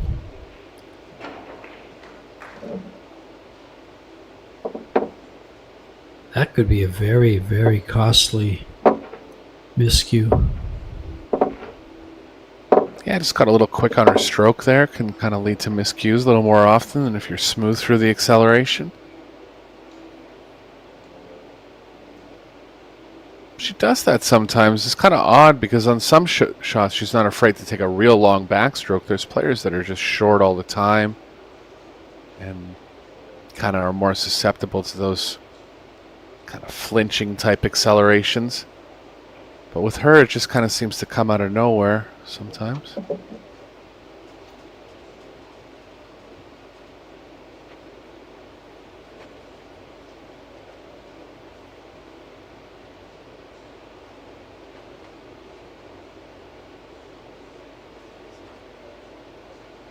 Something on the cue ball. Get that cue ball cleaned. He's going to get another cue ball.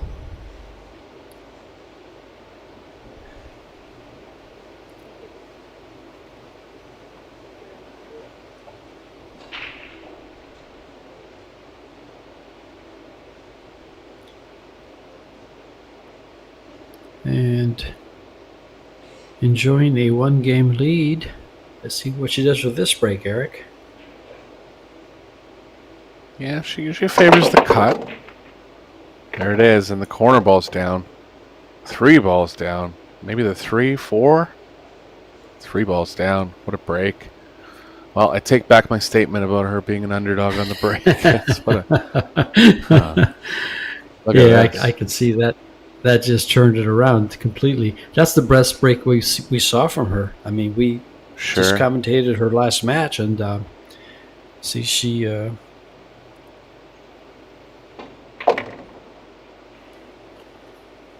won 8 games and got the break 7 times.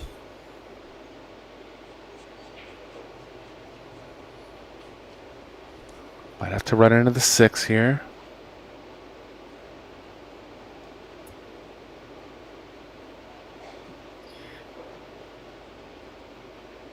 Yeah, she can't really hold it on that short side, can she, for the corner? She was looking like she can, but I don't believe that. I don't believe so. Well, that's one of the things about angles like this is we don't see them as well as they do. Yeah, it's too much. She'll have to run into the 9.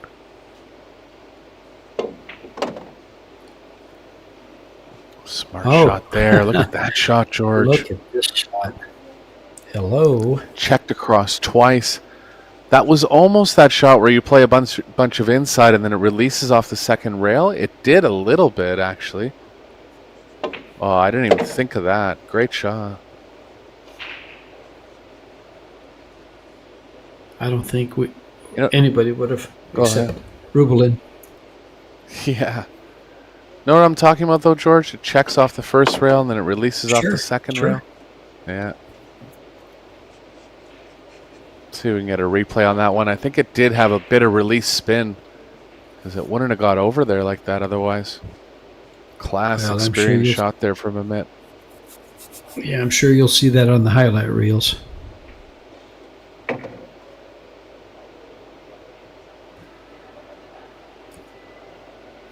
Wow.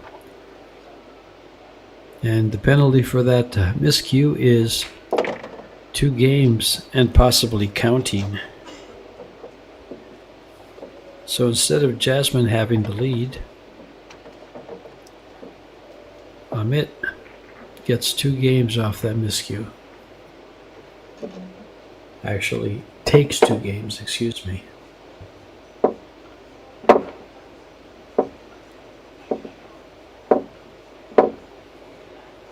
Interested to see this shot on the 5.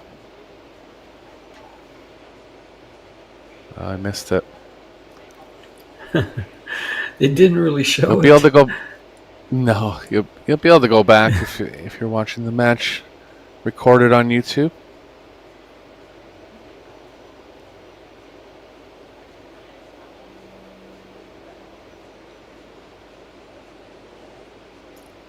And now Rubelin with be breaking to take the first set. And if she has a break like this last one,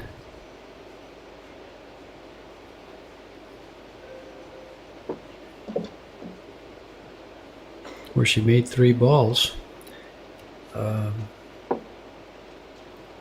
chance Jasmine doesn't come to the table this set.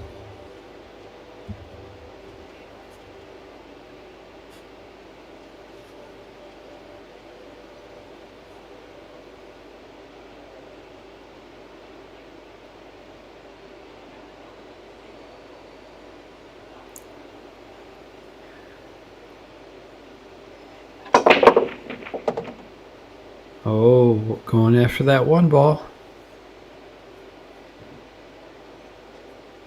Yeah, corner ball down again. Shot on the 1. Be running into the 2 here. Just looking at ways to control the 2 properly.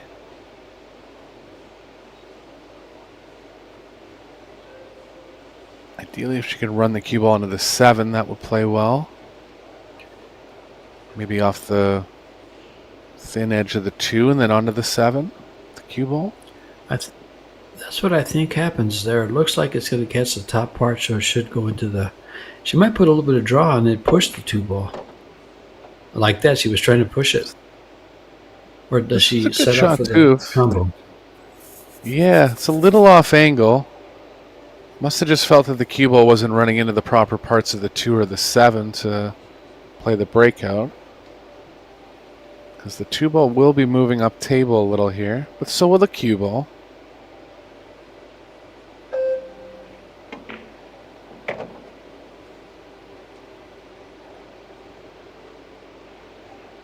Decent result. Might have to run into the 3 now.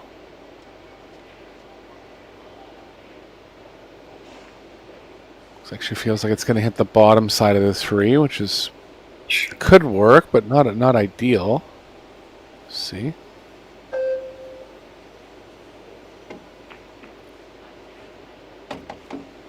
Yeah. I just noticed something, Eric.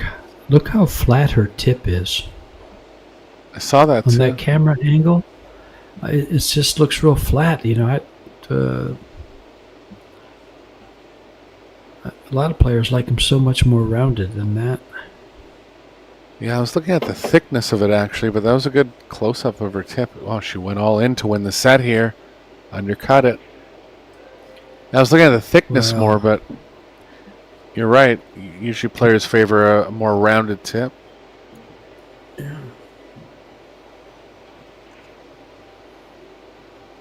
Well, this is a great opportunity for Jasmine to make her comeback. Yeah, table wide open. 3 balls pretty near pockets.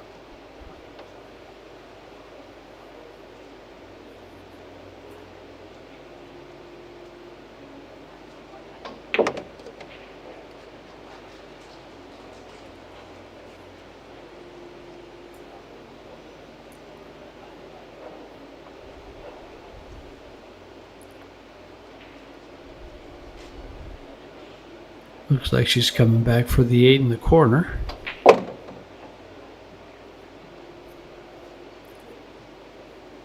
And now, just a straight back, Eric. Yep.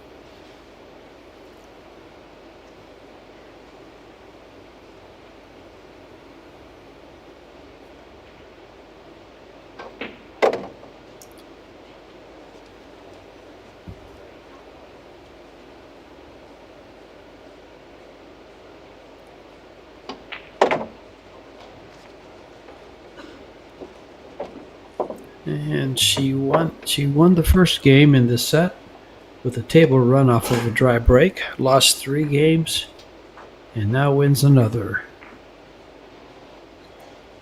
Yeah, Rubelin had a chance to play safe on this 3. It was a very aggressive try. Just Sure. felt like taking a shot at the win.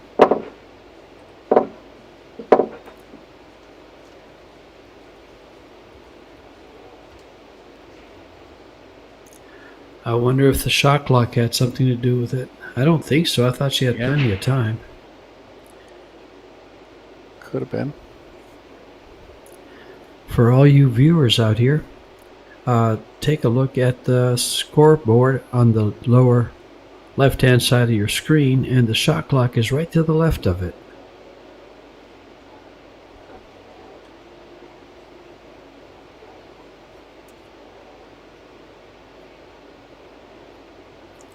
I think we started out the first couple days and I never noticed it. And finally, after the qualifier, I think I had an awakening.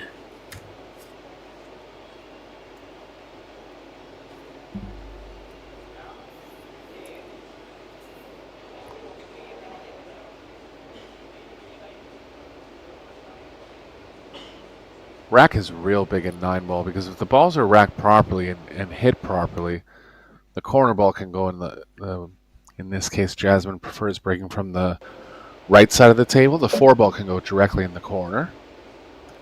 Has implications, so she's going to go over to the left side, so it'll be the 5.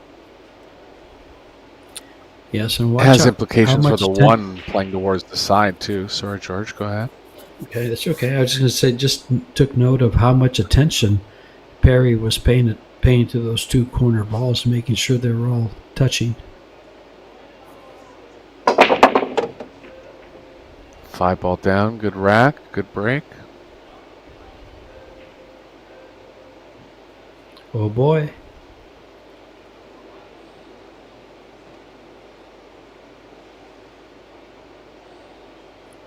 That ambitious shot on the 3-ball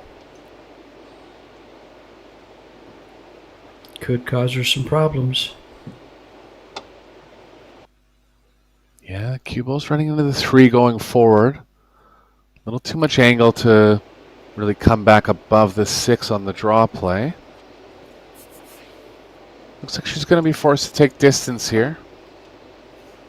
A little tough to stop the cue ball moving behind the 8, but I think she can.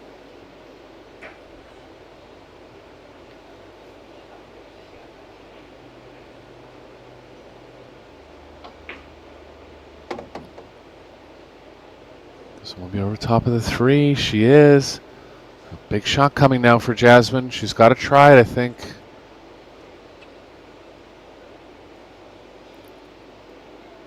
Oh, she plays with one of those little small extensions. Or is it just a weight? Look pretty small. Nice hit.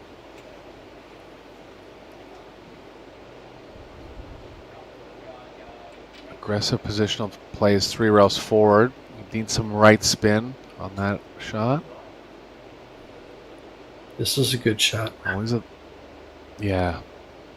little tricky spinning the ball over this distance, so might just accept the distance on the 4 straight across. That was the right shot.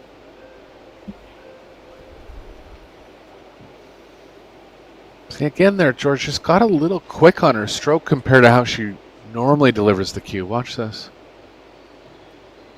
That's in slow motion, so you can't tell, but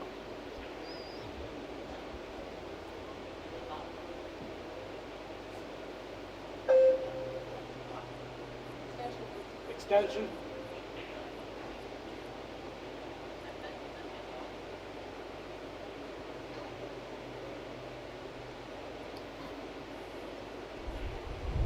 Extension Rublin took an called there. aggressive. Yeah, Rublin took an aggressive shot in the last rack, so don't rule out the bank here, but lays off this time.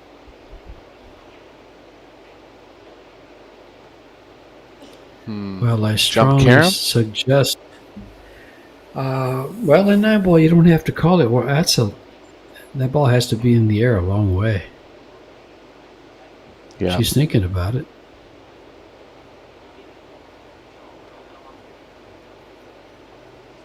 Extension.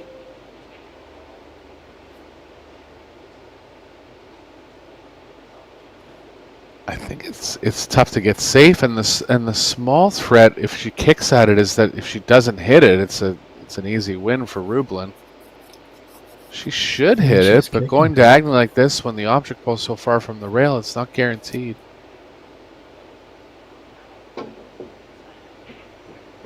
Oh boy. And that's going to be the set.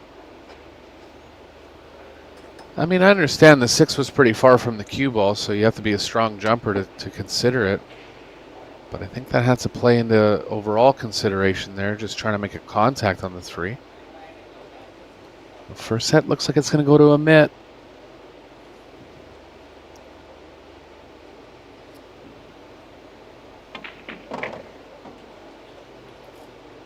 And it does.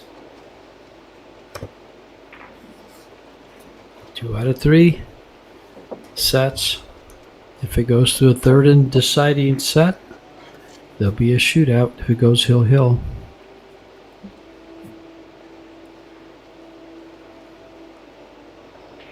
Miscue from Jasmine was a big turning point.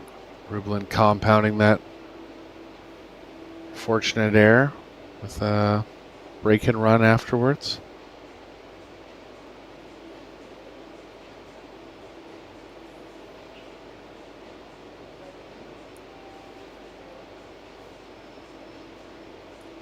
And there's your stats. Speaking of the break and runs, there it is. Rublin has pocketed 4 balls after the break to Jasmine's 1. They both have a run out. The 1 foul shot just happened for Jasmine.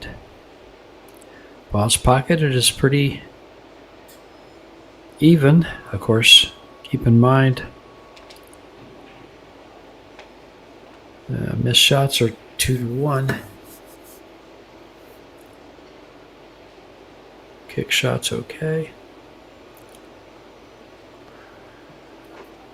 Yeah, the set was mainly offensive. It was. Yeah, a couple safes thrown in. No. Saw a couple of good shots. That nice bank on the 1 ball at 1-1. But she still lost. She still lost the next game. Or lost that game, excuse me. And then that real pretty shot by Rublin for position on the 6, going back and forth.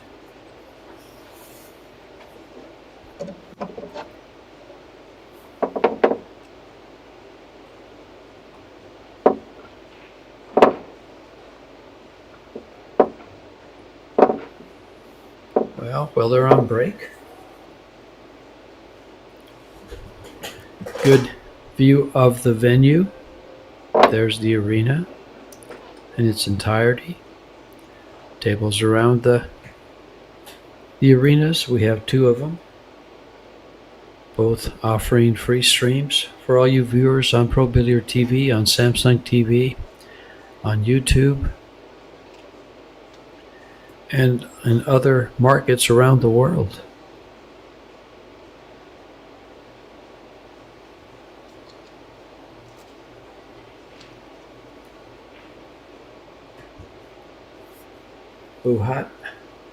Carmel Uhat is 1-0 over Muyan Zhang. Interesting. Fu Chao Fang is tied at 3 games with Wei Tu Xing, with Wei Wei. And Cho Che Yu and Han Yu have yet to start. I don't think the match on table 2 is over yet. It's running over. Yeah, those players have had many battles over the year. Yu and Cho, 2 of the top women's Asian players for the last 15 years. Yeah. Yuhan is the number 3 highest Fargo in the world, and Cho is the number 5. So you can't live on the difference of 7 points in Fargo. Seming Chen still number 1, correct? Yes.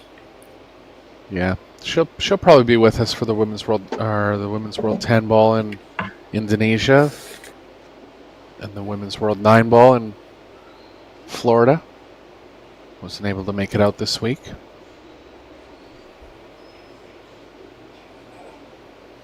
Later on in the match, I'll read off the top 10.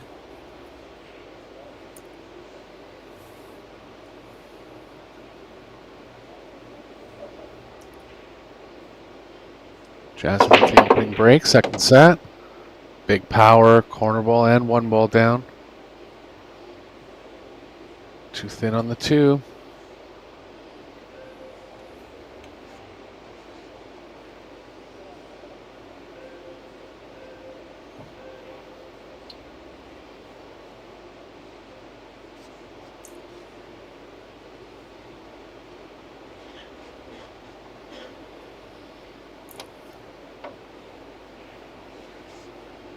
Jasmine looking safe here, I think. Safes aren't easy.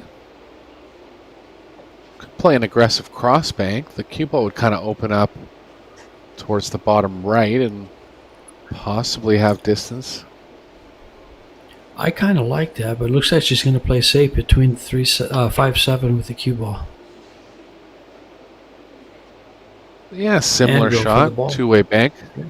Yeah. Good shot. Boy, I'll tell you, the action is tough in these quarterfinal matches we're into.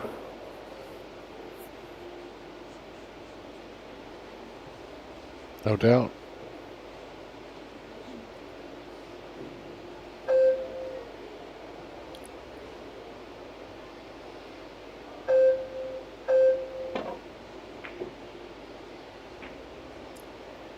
Uh-oh. Try from Amit.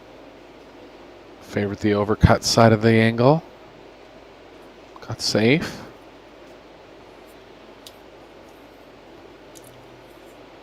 If she goes thin off the right side, she can play the cue ball behind the 6-9. Tough shot. It's got to be hit pretty thinly.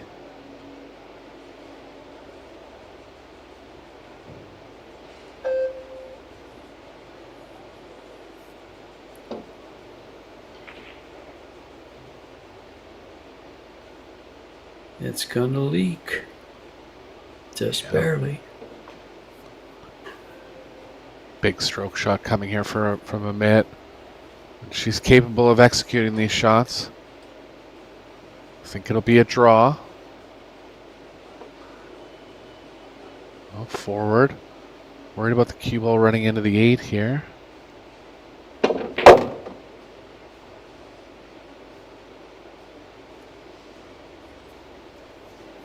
Okay, got close to it.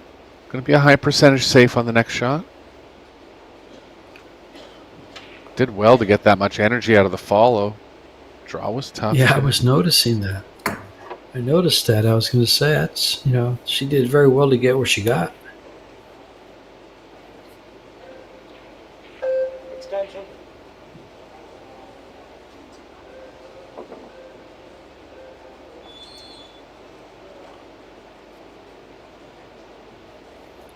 This is the first game of the second set. Amit has already won the first set. This could be a two-way shot here, Eric. Yeah, she could bank come at underneath this the 5. and hold the cue ball. Sure. No, Take a shot at the stay 5 and behind the- the 9. And stay for position for the Sure. 5 in case it goes in. Because it's lined up nice. Ooh, just missed it. And there's, yeah. Jasmine passed up a long jump in the first set. See if she decides to go for this one. This one's tougher because you can only get to the top part of the cue ball. Extension. Gonna kick at it. Ideally getting the 4 near where her chalk is. Tough shot.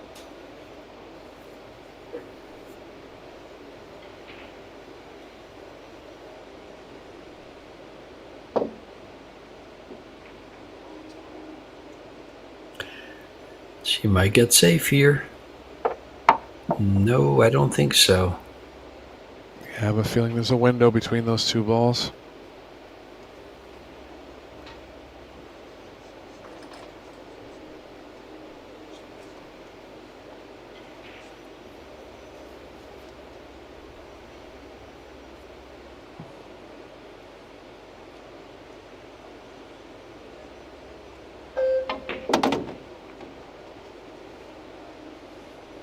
Smart play by Amit.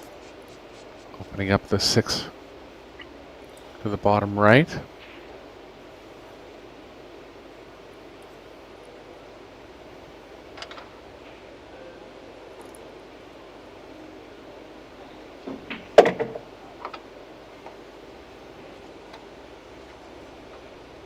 Would like an angle where she's drawing straight back, just a little past where the cue ball is now. I think it's going to the right a little. She can pound over underneath the 7 if that's the case.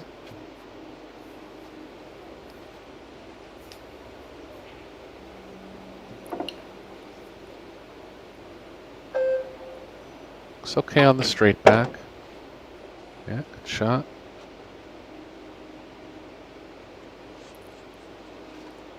Small angle, go to the right, be able to get the cue ball off the rail. Cheat the long rail part of the pocket.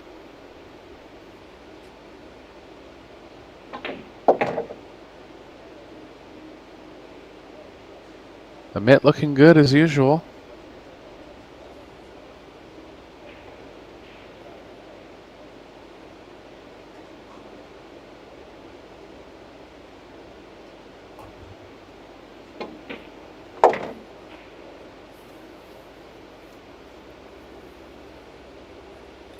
Both players, world 10-ball champions. Amit also a world 9-ball champion, and Jasmine a newly crowned world 8-ball champion.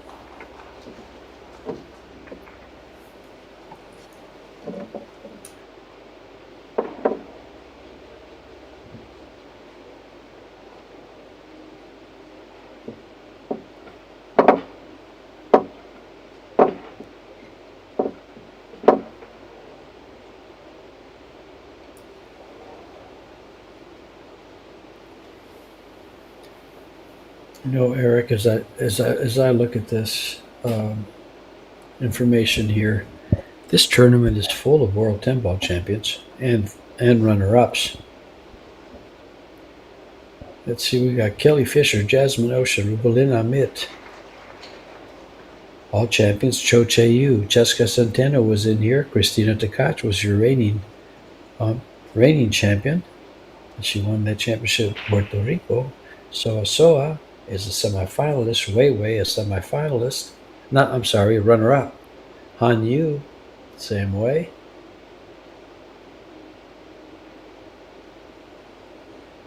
Yeah, tough field. Yeah. Fu Chao Feng, also a semifinalist.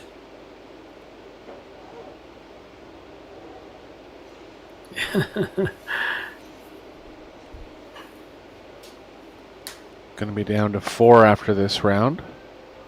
Women's semifinals will be, I believe, around 6 p.m. local time tomorrow.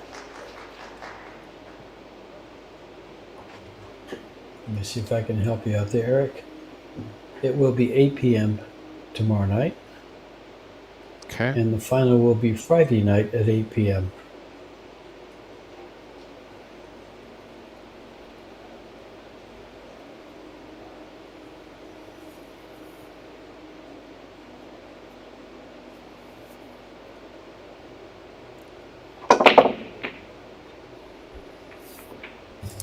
Racked in separate as it usually does. The 6 is down, and she's got a shot on the 1.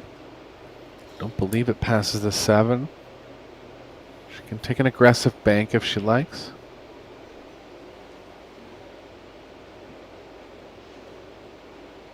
She might have a pocket there.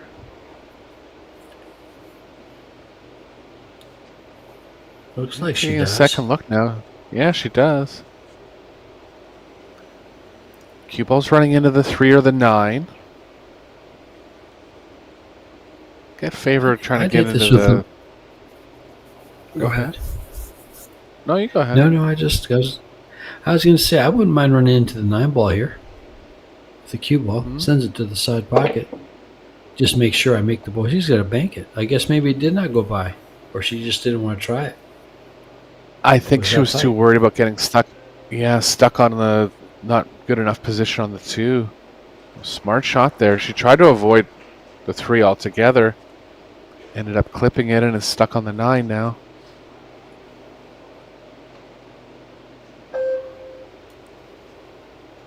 There is a bank on the 2. Not much on the 3, but she can play it 2 ways using the 3-9.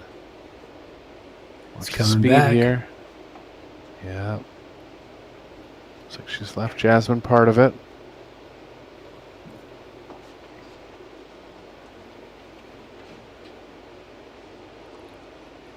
Yeah, keep in mind, ladies and gentlemen, we are in Ho Chi Minh City, Vietnam, where the humidity is pretty high, and it does have an effect on this table.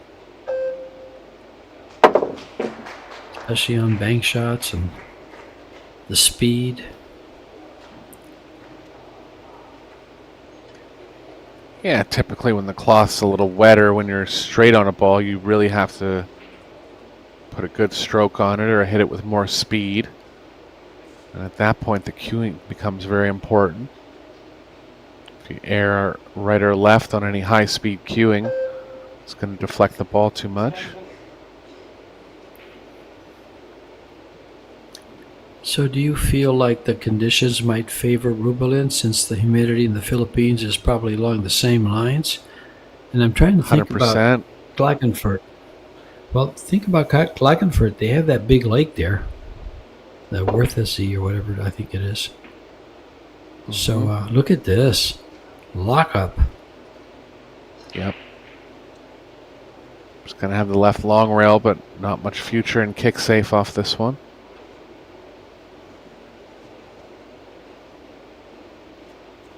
Yeah, it's a good point, George, and something we haven't brought up too much. But players that, playing under humid conditions is a skill set all of its own.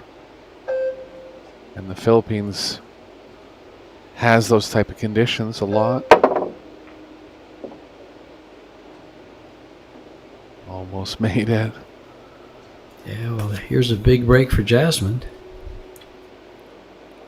I mean, Looks like excuse 3 me. is available in Big the right break for middle. Rubelin. Yeah. Soft draw. Finesse play. Underdrew it a bit. Just got there. Might have to go. She's okay. She can soft draw again. Playing the cue ball to the left.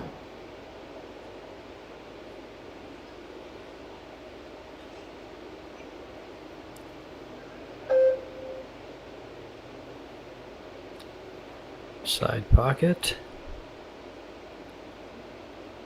Oh. Not there. Yeah, we've brought it up many times this week. The side pockets are playing tighter on these new arc tables. Yeah, as you can see here, it catches that whole point. It's not close to the pocket. Yeah, that one was missed. Yeah. The other ones we saw would just catch that point. It looks like it was going to go in, and it just comes right out.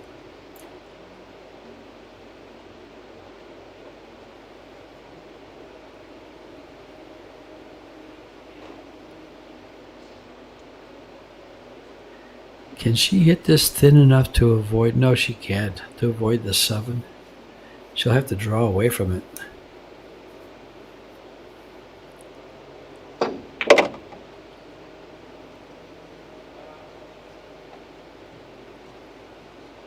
think she was trying to play with more draw and cross it over to the right side of the table. Underhit here and tough pocketing now.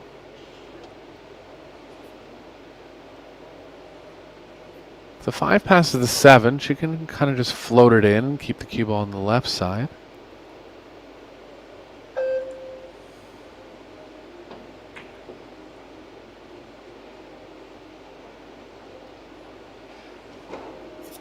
was a little bit of a two-way.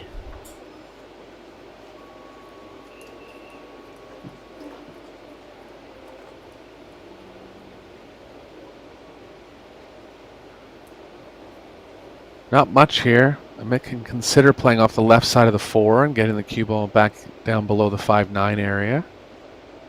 Just going to kick at it. This is creative. Great shot.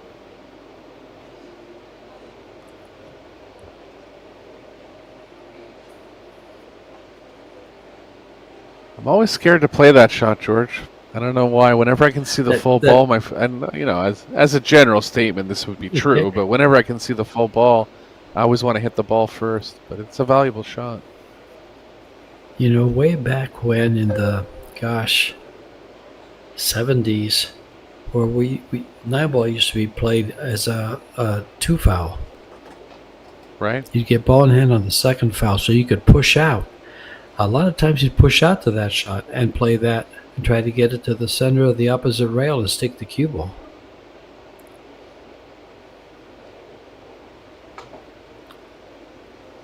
Yeah, the more you hit it, the more you're going to hit it successfully. Oh, close.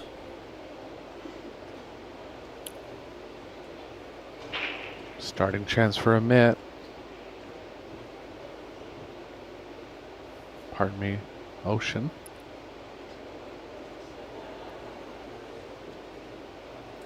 Needs this one. Distance pocketing.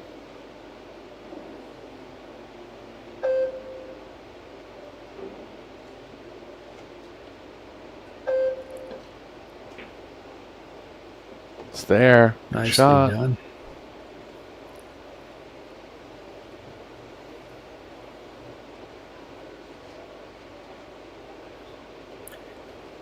Jasmine has to win this set in order to force the third set.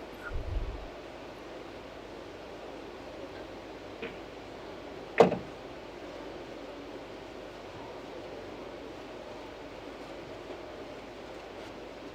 she have angle for this? It looks like she does.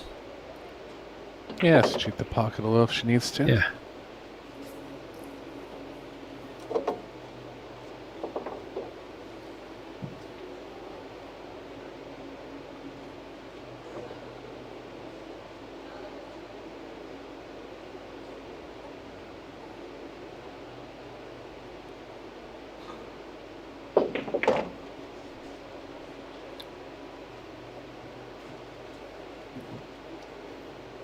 Jasmine looking to get back to level. And also breaking in rack number 3. He's hitting the rack well. Referee's racking the balls well. Chance of either player putting together multiple games.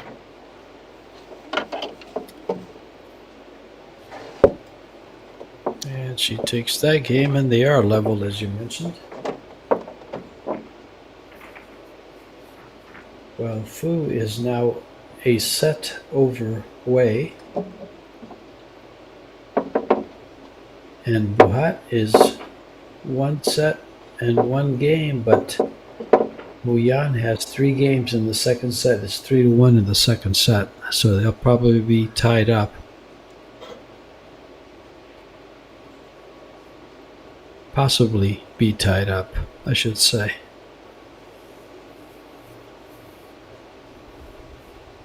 Yeah, Muyan reminded me of Ga-Young Kim a little bit. Not afraid to take aggressive chances. Just had a killer look on her face.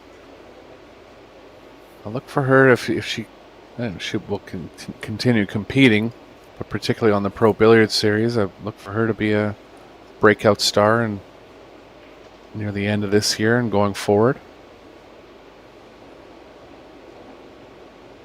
Well, will we see her in Bali, Indonesia for the 10-ball World Championship in a couple of weeks?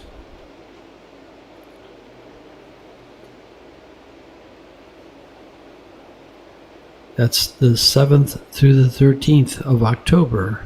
Also the men's 8-ball championship and a men's World Doubles Championship.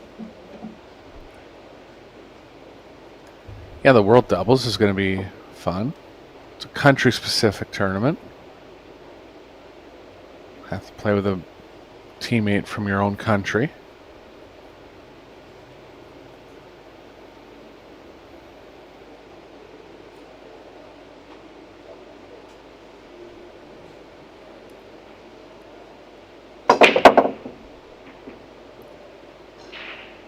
Went for the square break this time. Nothing down. I'm surprised because she had good results with the cut break.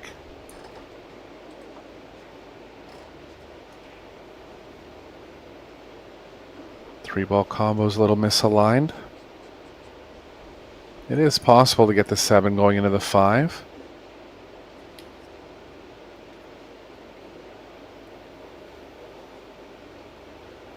One ball's kind of on the angle that it needs to be on to contact the 7. She might consider it here.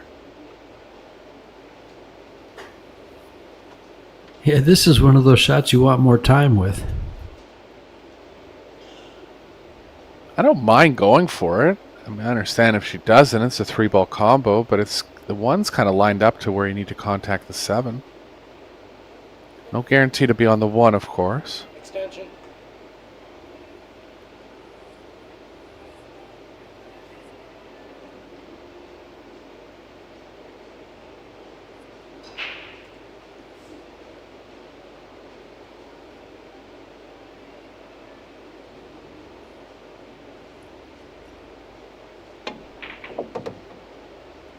Good shot. Got it. And fairly well on the 1 ball.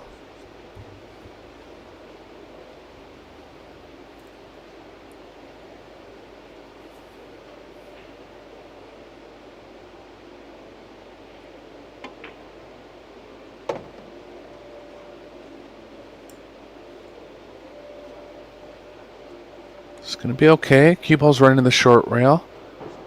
Back out 1 rail for the 3 in the bottom left.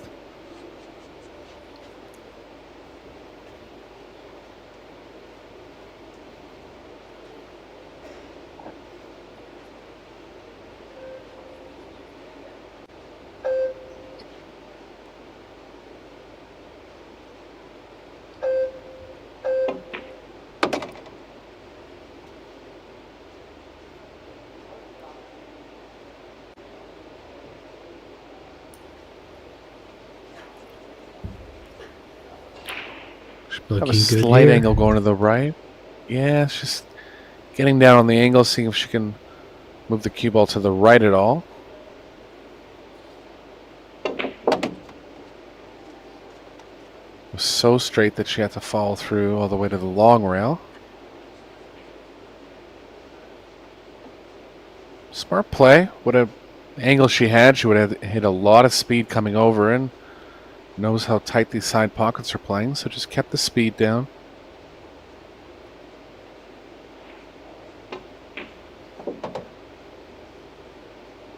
Looking good now.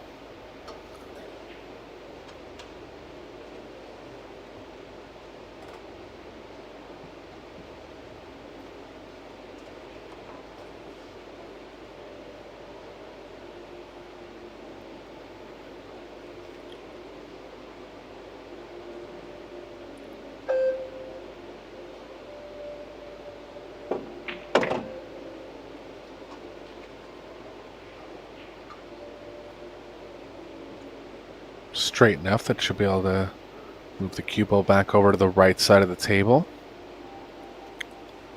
Kind of tough to get straight on the 8. Not that she has to. Around the middle of the table should play okay here. Yeah, that plays nicely.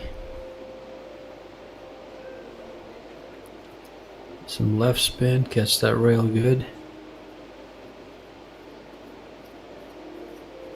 Yeah, just got to be careful you don't contact the rail first here. Completely changes the shot. Yeah, you go right into the corner. Exactly. This could go into the side if it's hard enough.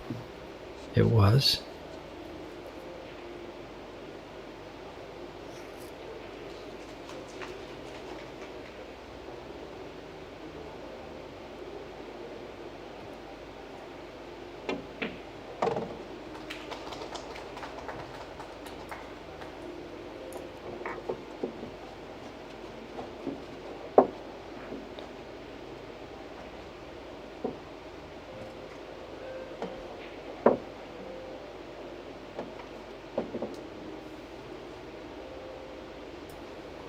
Amit taking back the lead in the second set.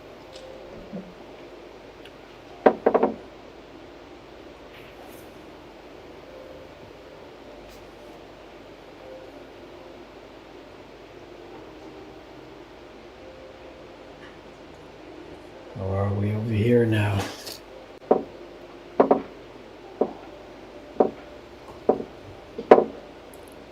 Refresh my browser.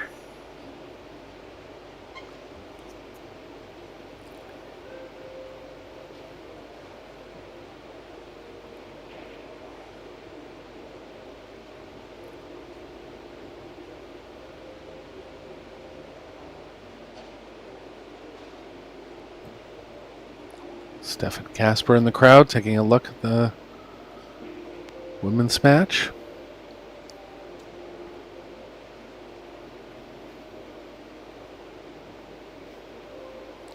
Some interested spectators. Muyan, or Buhat, has tied Muyan 3-3 in the second set. She's already won the first.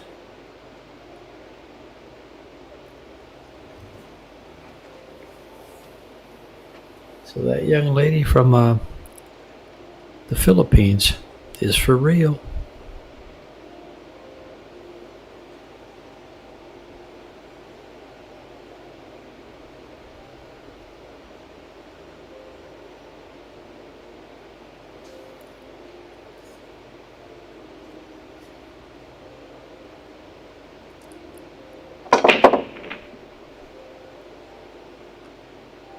Mick going with the square break too. Surprised they both changed their breakup because they were both breaking well. Push out.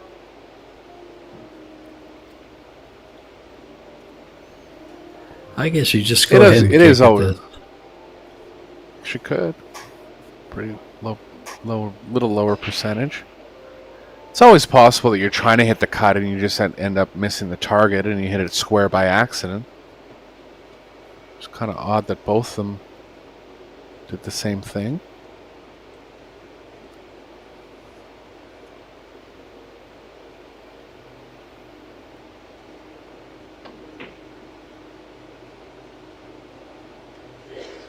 This is a good push here.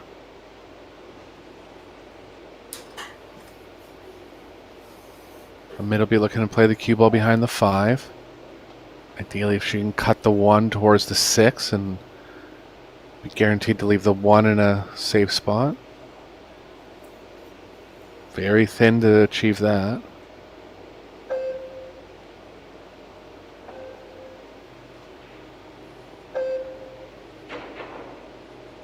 Well, she's got the same kick here. She's got a soft piece of it to try to get behind the 4-8.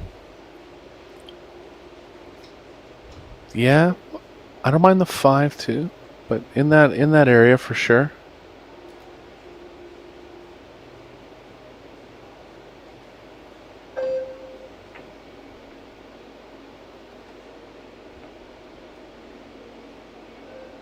Slightly thick.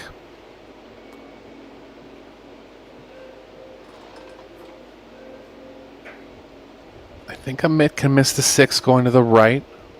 That'll play the cue ball behind the 2. Might clip the right edge of the 6. So could be looking for other possibilities. Yeah, I'm going to try something off the left side. The kick and stick There's that again, kick and George. stick. They always Yeah.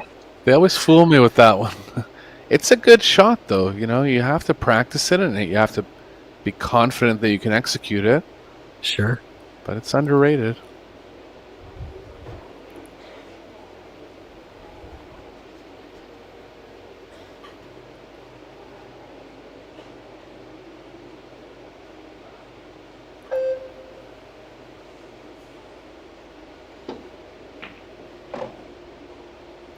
Nice shot there from Jasmine. Doesn't want to hit the 6.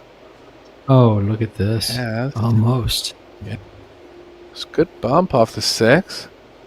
Let's see if the 2 passes the 7. Just taking a close look.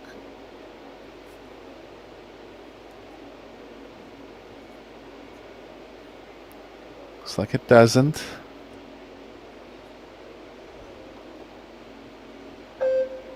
Maybe, George. By the 7, though, she's playing safe behind the 9 and using the other 2 balls. Double. Well, she can't kick it at it from the long rail on the left there, I don't think.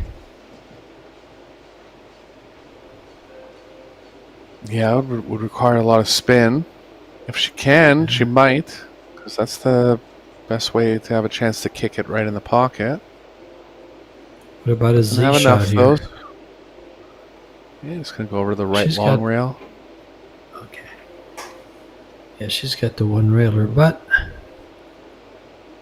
And Jasmine got what the doctor ordered. Yeah, 4's in a Four tough assist. spot. Yeah.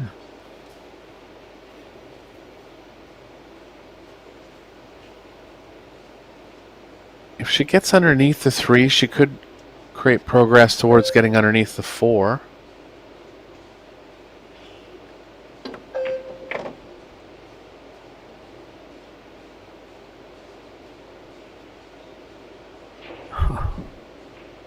Not ideal for getting underneath the 4, so I think she's going to be resigned to playing the combo.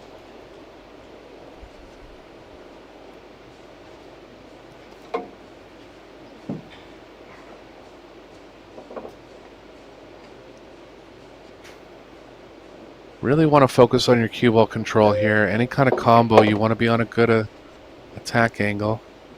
This is pretty close to where she wanted to be. Cue ball's a little further, but decent line towards it.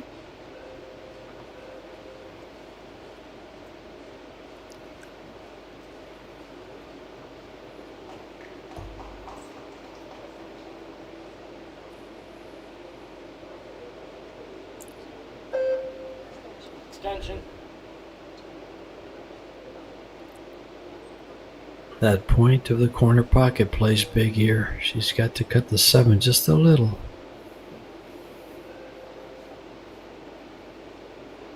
Yeah, you can get your mind occupied with how the 4 is going to end up, but I think the combo's tough enough. You really just got to focus on the combo. 4 can play into good areas regardless. Good shot, but they didn't get the 4. Still at the table.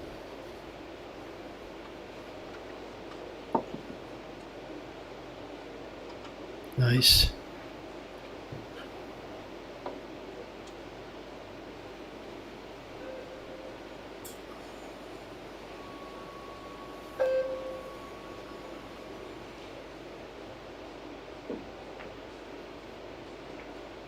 Just want to hit the 8, but it's worked out. Can see that Amit's not afraid to play these short rail first kicking sticks. Yeah, I was going to say, here comes your shot again, Eric. Might have By the the left way, edge got here. Amit. If she does, she might consider lining the cue ball up with the 8. And by the way, Carmel Buhat from the Philippines has defeated Nguyen Zhang 2 straight sets. Came back from a 3-1 So as far- deficit in the second set. Well, that's great, and hope the best for Zhang in the future. But as far as I know, that's the first female Filipino player besides Centeno or Amit to make a semifinal. In I couldn't even name another time it's happened. So maybe a sign of things to come.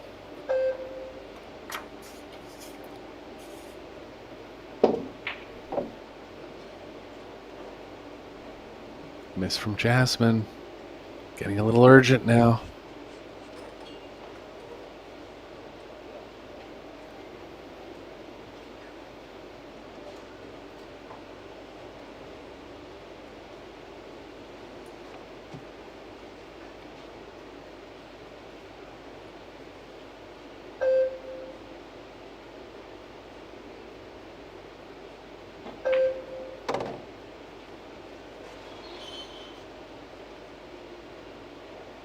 Has to avoid the 8-9 coming back.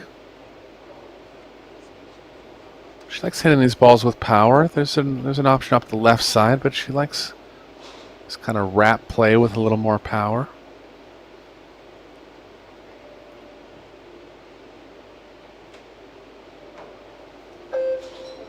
Extension.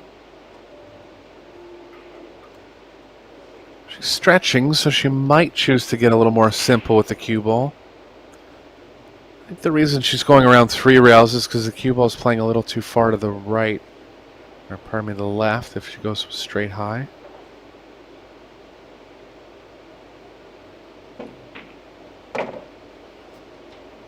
That's a good track too. Nice shot.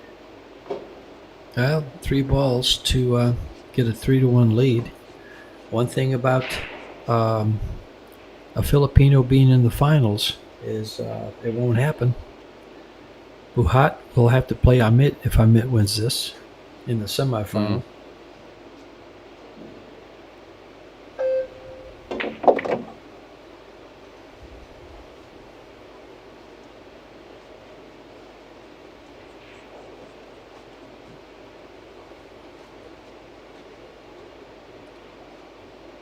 I hope that wasn't a spoiler for anyone, but that's the way the cookie crumbles.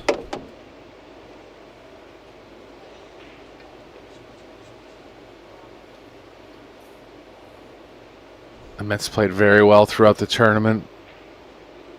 Not many mistakes from Jasmine. But Amit finding her way ahead here. You know, one of the things that just came to mind, Eric, is we saw this in her match against Savannah Easton. Whenever Amit would miss a ball, or even on her kicks, she rarely gave up a shot. Do you recall that? Yeah. She would always keep... Go ahead. And now it's happening here in this set, too. Easton was definitely stuck in a lot of... Yeah, stuck in a lot of tough spots in the last one.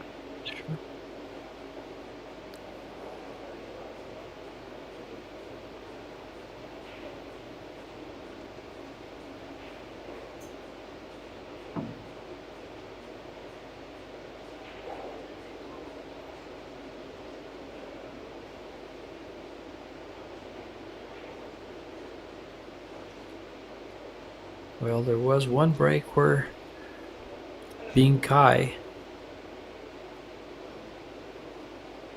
broke and made 3 balls and got herself a run out.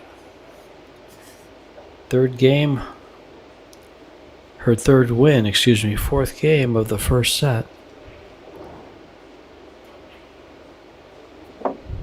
Can she do it again and close out Jasmine? Or does Jasmine win 3 games in a row to force the shootout?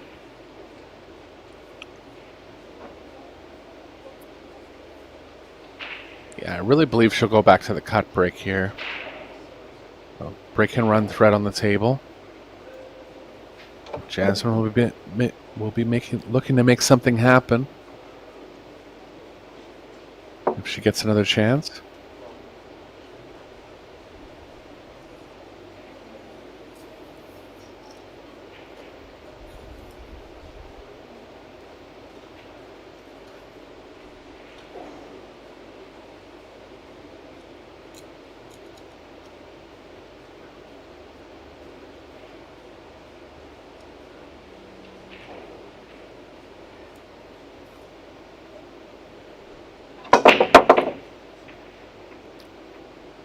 Square again. Yeah, just And not dry producing the again. same results as the cut break. Yeah, I don't like it.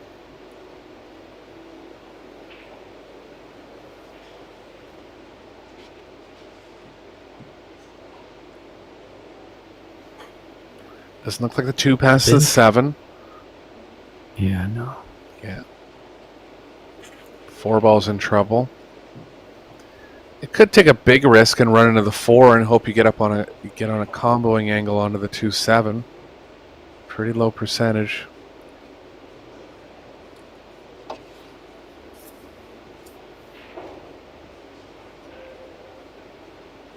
Looks like she's thinking about running the cue ball towards the 6 or the 4.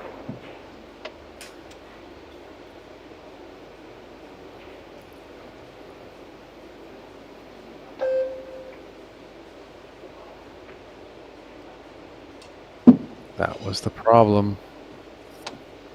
Gonna have a jump combo now.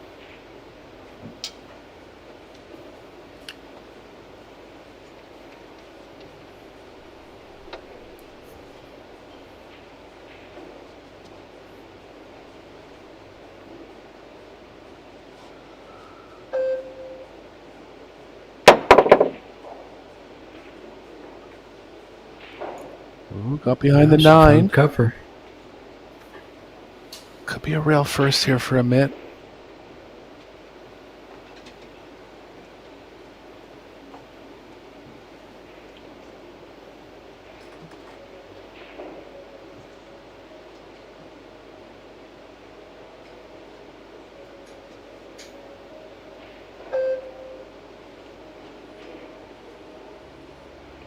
Not enough of the short rails. Gonna have to go 2 rails here. Positional play okay. Just missed it. So Jasmine's gonna get her Okay. chance. 4 balls a little tied up on the right long rail still.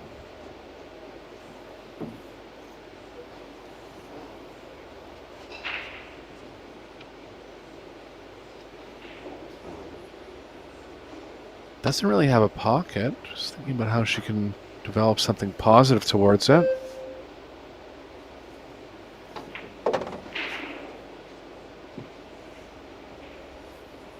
Underspun this.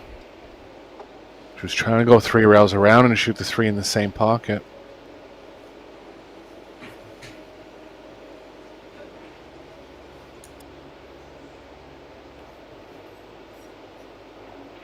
Gonna go up behind the 6 now, I think.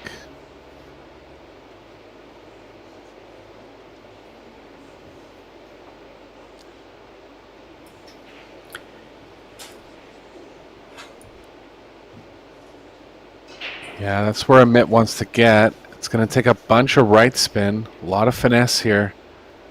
I don't think you can really do it with draw. There's too much distance, so just a lot of right spin. A lot of feel in this shot.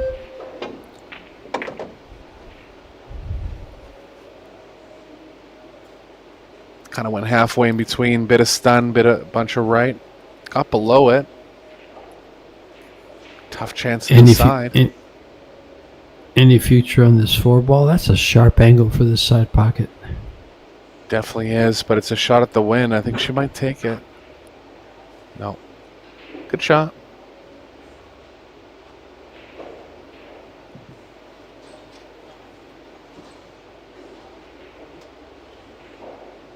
Just shows how tight the sides were there, even with a look at a possible match win. On definitely a sharp type angle. Just passed on it. Extension.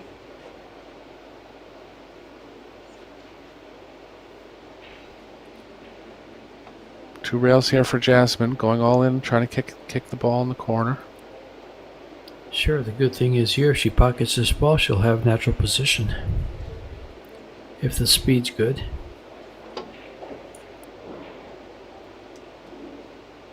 Try, but it just lengthened out too much. And Amit has the match in her hands now.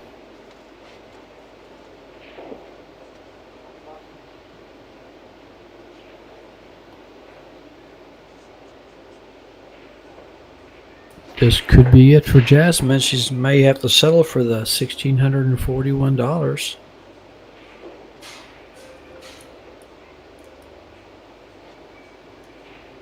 To set up an all Filipina women's semifinal. Yep. They'll be watching over in the Philippines, George. Remind them of the time. 8 o'clock local time tomorrow. Yes. Okay. And then the final will be at 8 o'clock local time on Friday. All right, put it in your calendars. Extension.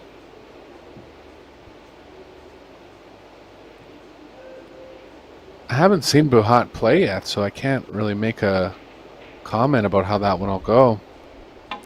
But it's going to take a good match to beat Amit in this tournament. Well, I have a feeling she just made a statement about the way she plays by beating Mu Yan from Sure. China. That's right.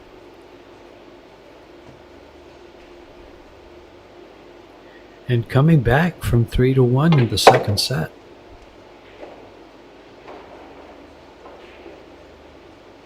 Yeah, pressure's not getting to her.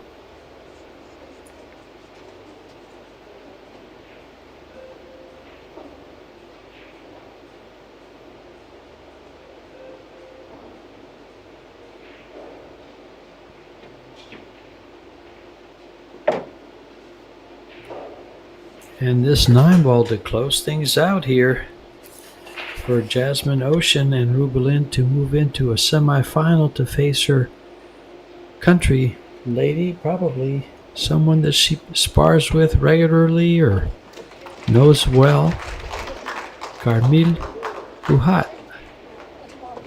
Good sportsmanship there. How do you like that? You just got beat by the young lady from the Philippines, and you asked her to take a picture with you. Good camaraderie there. These ladies have played quite a few times. Well, let's take a look at these stats and break them down a little bit. They should be coming up here soon. Good match. Jasmine not seeing very many openings, made a couple of misses. How big did that miscue come into play? It did for sure in the first set. That was a big turning point. Yes. Jasmine Yes. had a long 4 in the second set. Definitely missable, but the kind of ball that has to go down if you want to beat Amit. Interesting. Well, Amit there's- missed 5 balls in the second set. Didn't seem like it.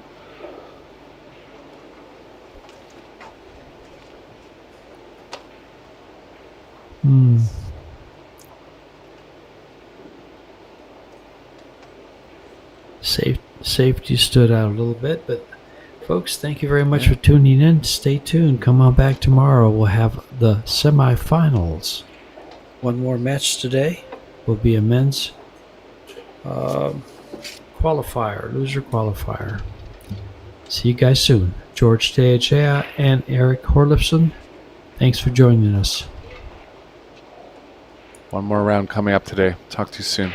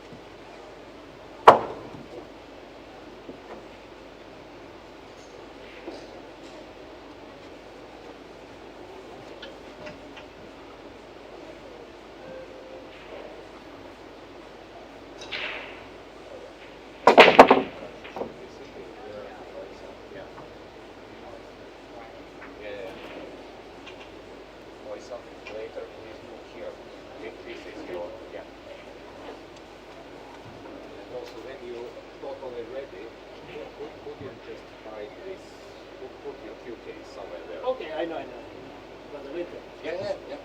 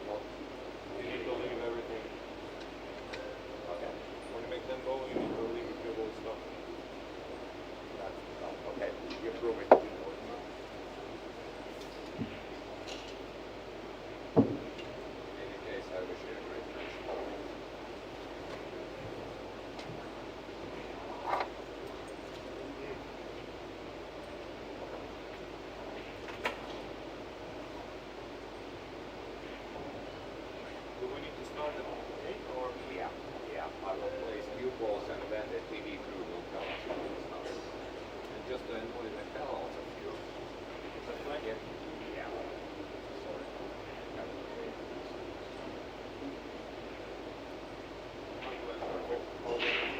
What? Ja. Ja, nej, bra.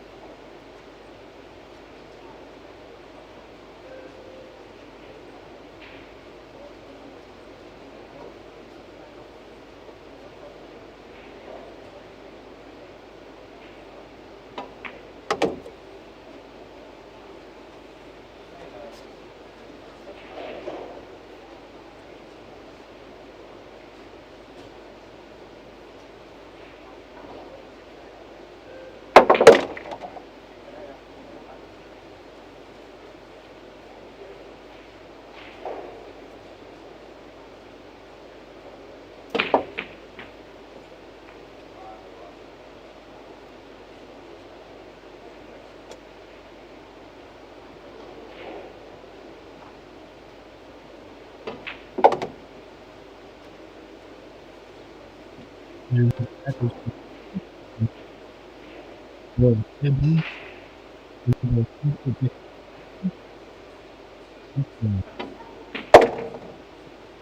the Easton.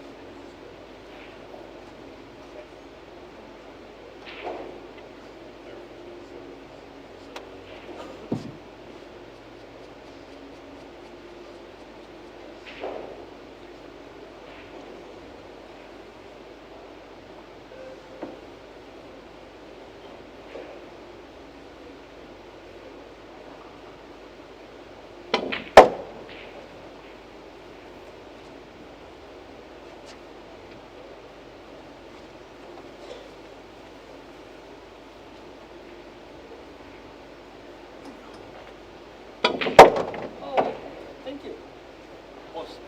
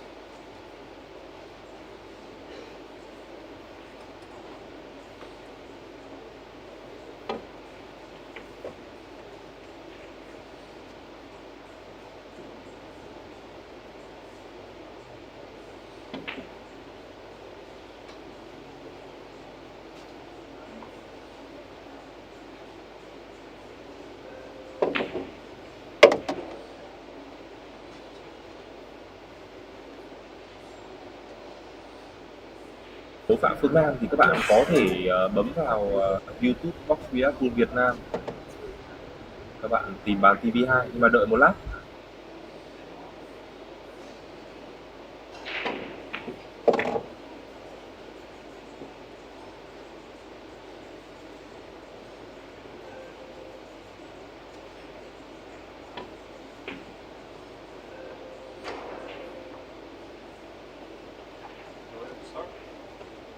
I will set up rules and then we will go down when we can.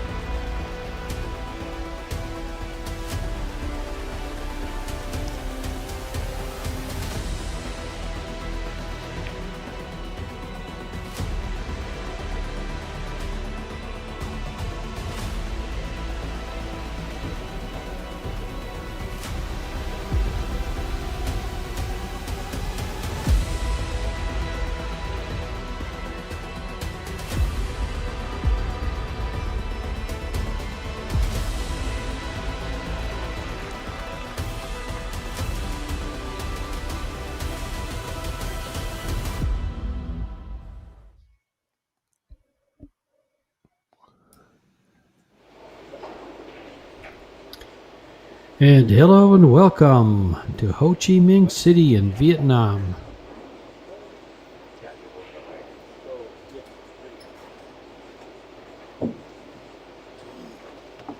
This is day 5 for this 10th year of the Predator WPA Men's World 10-Ball Championship. $250,000 prize fund, 96 players vying for one of the most prestigious titles in pool, along with a check for $70,000. This is a loser qualification match. The winner goes on to the final 32 and they'll be in the money. And what a match we have. This is a rerun of the 2021 World 10-Ball Championship, where Naoyuki Oe was runner-up to Eklund Kachi. And these are who's going to be playing. This is George Teachea and Eric Horlifson to bring you the live action from Ho Chi Minh City. Yeah, good match coming here. Yeah, good to be with you, George. Likewise. It's always good to be with you. And now Yuki Oi was runner-up. Eklund Kachi won in 2021. He was a semi-finalist in 2022, and then he came back and won again in 2023. So Kachi, the only two-time winner of the World 10-Ball. Carlo Beato has a chance at it. He's still in the tournament, and he won it last year, so he's the reigning champion.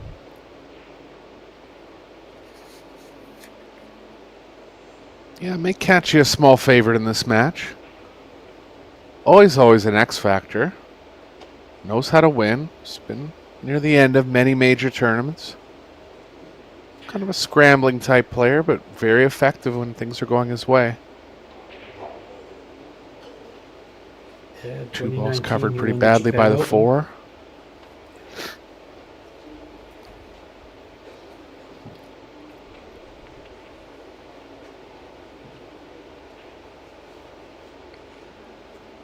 There is room if he takes a thin one on the 2, and I believe at that point the cue ball will miss the 10. Just got to get in a pretty small zone for the cue ball here. I'm going to try something else. Tried to get below it, overhit it by about a foot. Can lay up on the 4 now. And he has.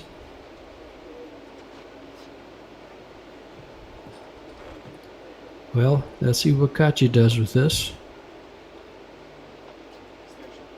Extension.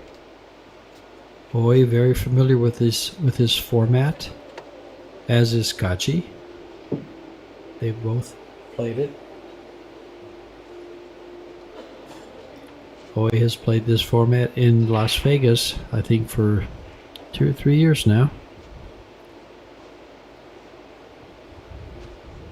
Yeah, he travels all over the world, probably 30 weeks a year. Plays in all the major tournaments. Good representative for Japanese billiards. A good ambassador for the game overall. Sure. Quite the character, very likable.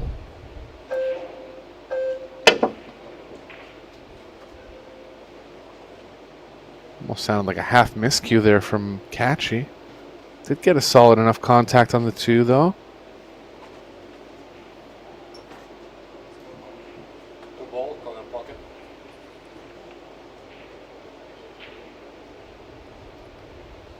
He's called it. He's going to try to play the cue ball between the 3-4 twice.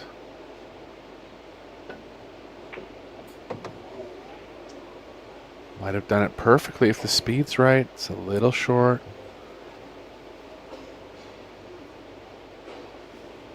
Still maintaining control. 3 ball, side pocket. Come back with another safe now.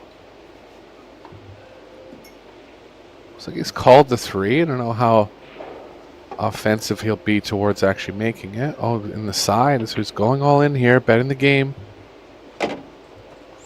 Got it.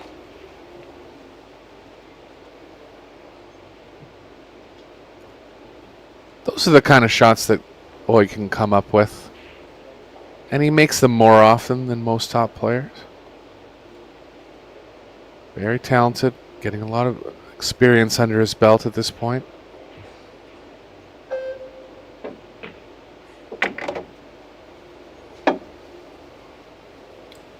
Working his way through this rack pretty well.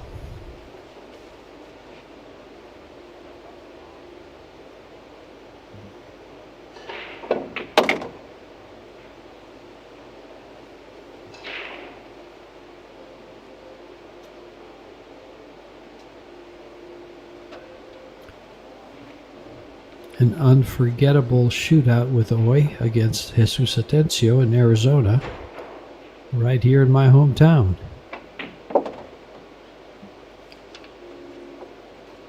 Oi wins it 14 shots to 13. I remember.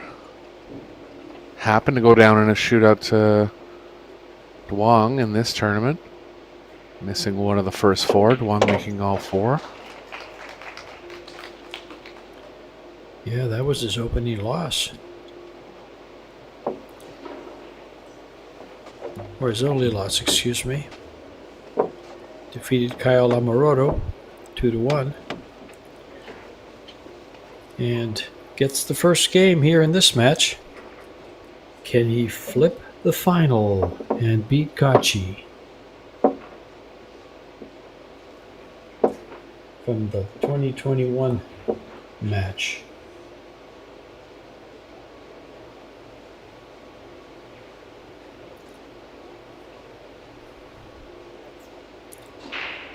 And Vlad Belkovs, your referee from the EPBF. And he is from Riga, Latvia, I believe.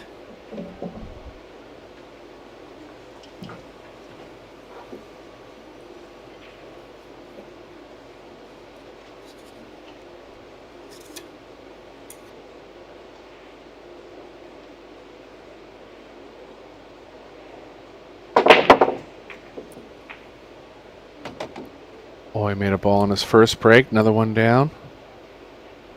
Tough opener on the 1. Position's tough, so likely be looking for some kind of safe.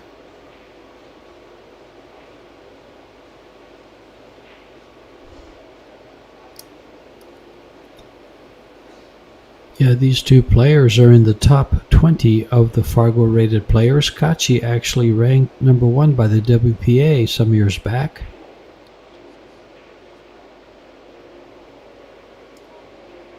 fact, I had the pleasure of playing him in a tournament when he was ranked number 1. I think that was like 2016 or 2017. At Freezers? Yes, it was. I think it was called Freezers back then. What's it called now? Changed it names, was. I think. Yeah. Something modern. Yeah. Social. Mills Modern or something yet? Yeah. Something like that. He was my opening match. Guy broke the balls, ran out the first rack. I got 3. 8-3 I lost. Not bad. And I turned around and told my wife. She was watching us, and I just said, "This guy's a world-class player. I'd never seen him before." Oh, and yeah, right. Yeah, match, that was before he had won a lot, yeah. Yeah, but he was ranked number 1. And after he the match, was number 1, but yeah. Yeah. He was real nice. I talked to him after the match. He was a cool guy. Then I saw him in Vegas for the tournaments there. He's been around that long, eh? That's 10 years ago.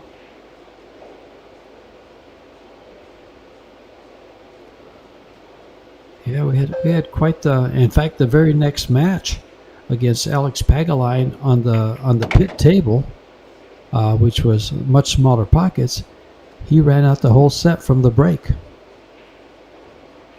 I remember that. That match is actually available on YouTube. Yeah. Won the flip, and hello, Alex never left his chair. Playing 10 ball, right, George? Yes. Yeah, it's extremely tough to do that in 10 ball. Especially on 4 1/8 inch pockets. Now they're doing it on Kidding? 4, trying to do it on 4. It's not happening. Nice kick there. Made contact, but he sold out.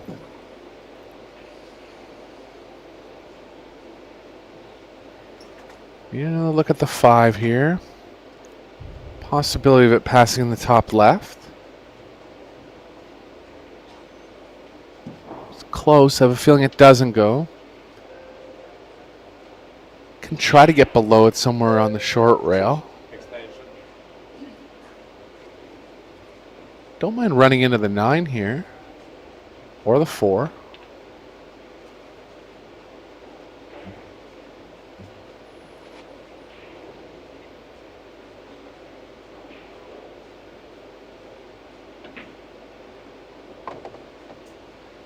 Tried to get into the 4. Overstunned it just slightly.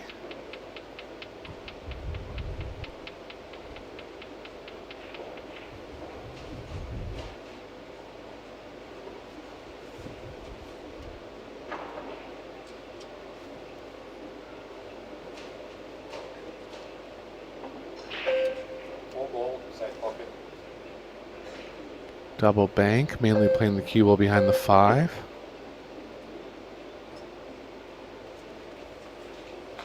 Shot.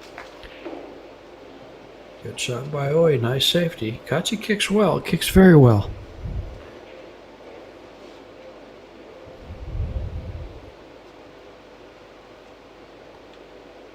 Let's open up the 5 to the point where it's available on the bottom right now.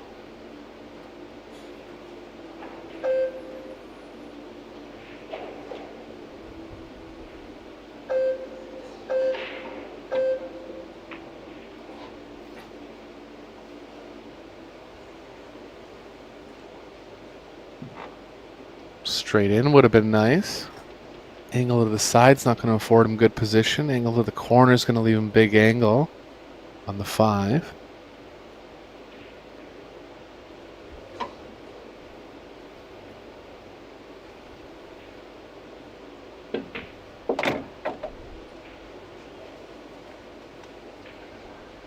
Yeah, just had the exact following angle to get a little to the right of the 5, so that's a good shot.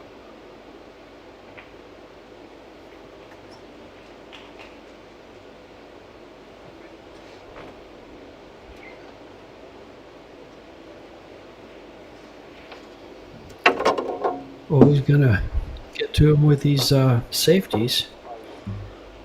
He's leaving him real close so he can't jump the ball. Kachi is very effective with the jump cue. Yeah, nothing offensive for Catchy yet.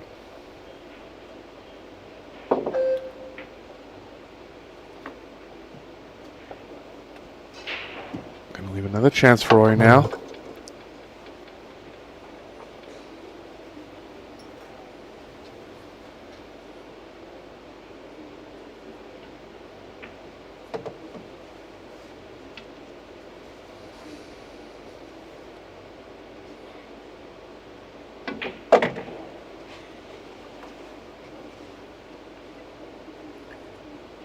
Roy played pretty well against Wong in his loss. Can't remember. Something happened in one of the sets where he had a chance to win, but came back and won the second set.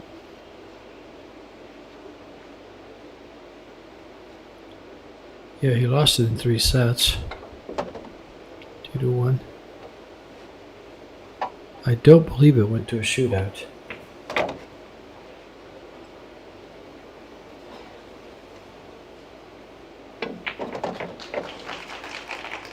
Boy, getting around the table quickly here, gaining a little confidence.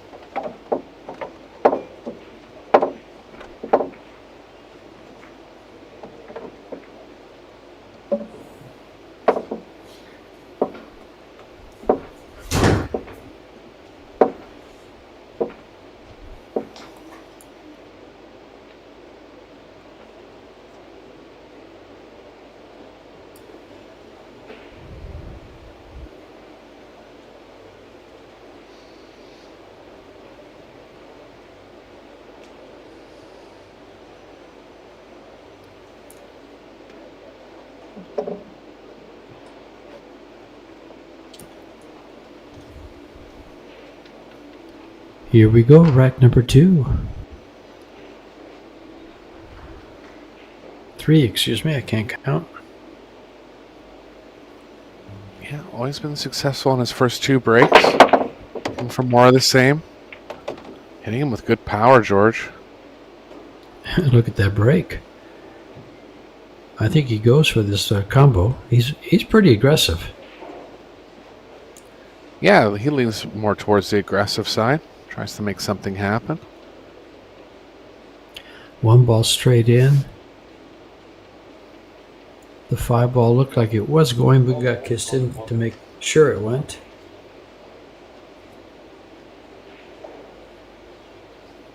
Two balls either going to play over by the bottom right or the right middle.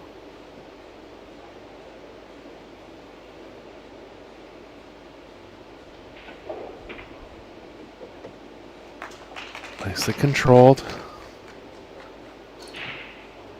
Not sure if the 3 passes the 9. I have a feeling it does. If not, he can develop something over to the right side of the table. Looks like he's just standing there because he needs to address the cue ball there, but it looks like he is kind of looking over to the right side.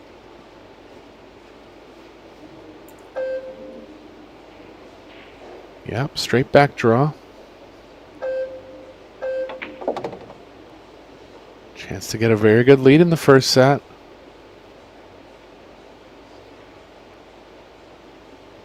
Cue ball looks like it's playing through the 7.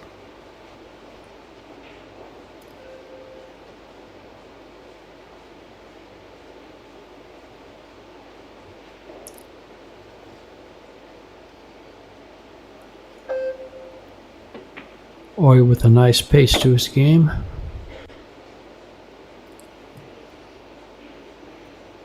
Probably looking at the 7 in the side here after the 6 ball.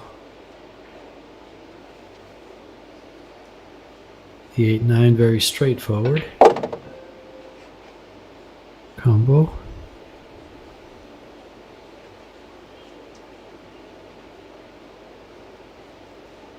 Possibly too much angle, but it won't hurt him too much if he has to come off the side rail and take a little angle at the combo.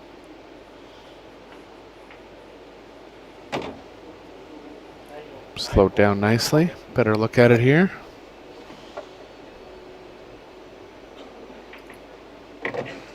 He couldn't get any better on that combo to shoot it. Nice control on the E8.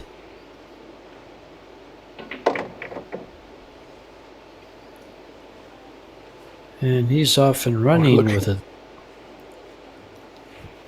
3-0 lead. Yeah, go ahead. Yeah, he's looking good here. Catchy hasn't had anything offensive yet. Throwing in break-in runs. Positive stuff from Moy.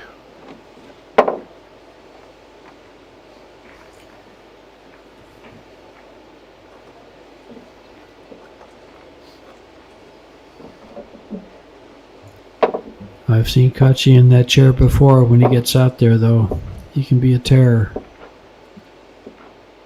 No doubt. Kind of a player that finishes right near the end or doesn't even make the redraw sometimes. Maybe not that bad, but just doesn't have either. He's either really on or not.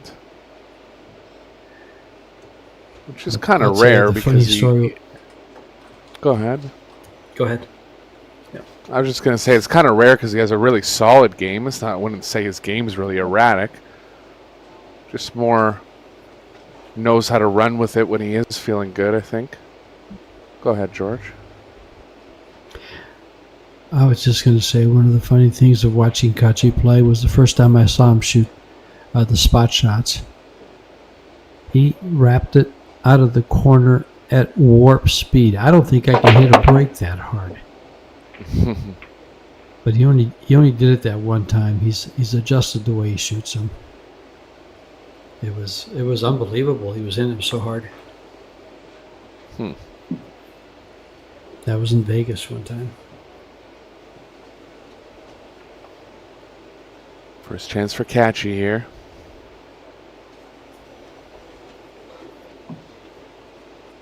Two past the 5 to the bottom right. Yeah, this stays nice for the two-railer there. Two-rail position. Well, he's going to draw it back for it, for the opposite corner. That lays nice for that, too.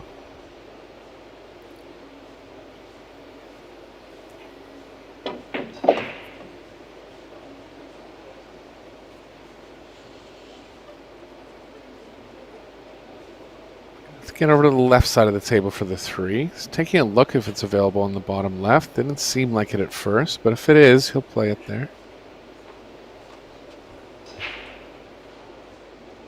He's pretty straight, so gonna have to come back. Forward 2 rails. Good shot.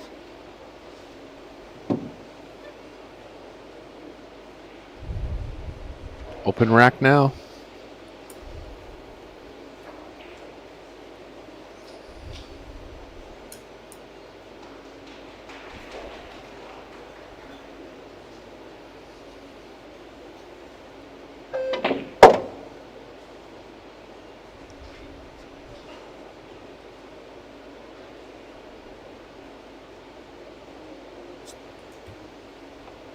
Drawing to the right a bit.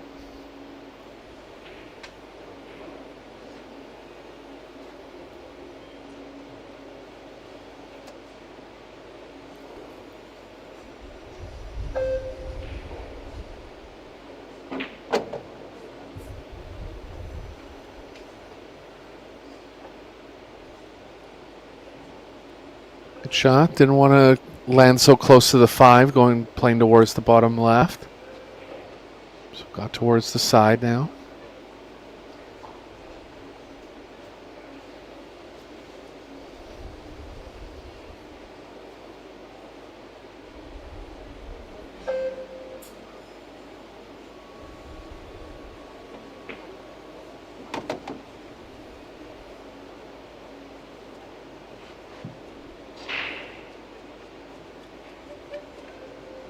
Kachi is a Predator-sponsored player.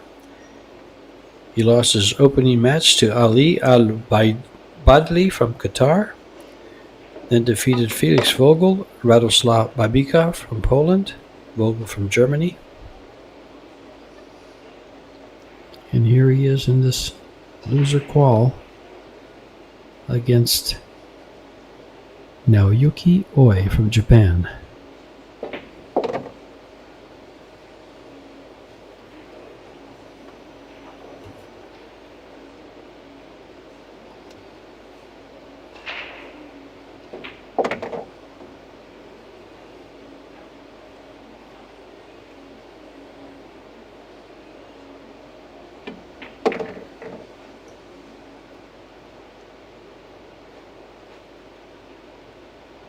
And those 2 World 10-ball championships are his only world titles.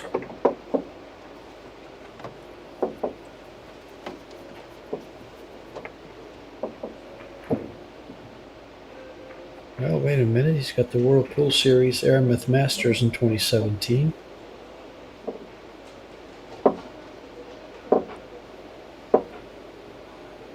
He was originally a snooker player. Switched over to pool.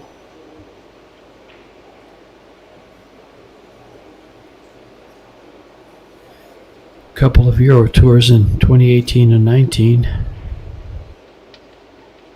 I believe it was the Treviso and the Austrian Opens.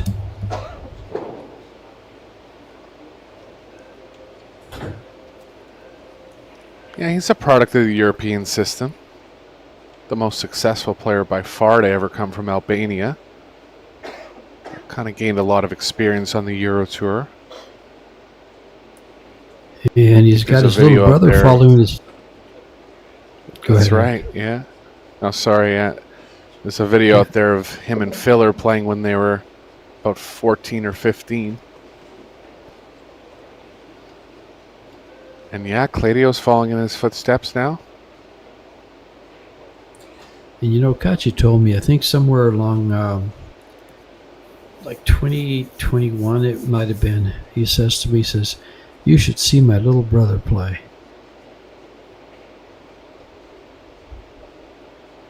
Yeah, prophecy came true. Sure. Good eye for talent, Eklund. Mm-hmm.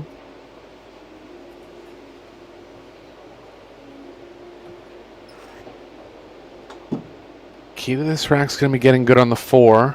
5's only available from very small areas. Straight on the 4 could lead him into the short side of the 5. That's what he's looking at now.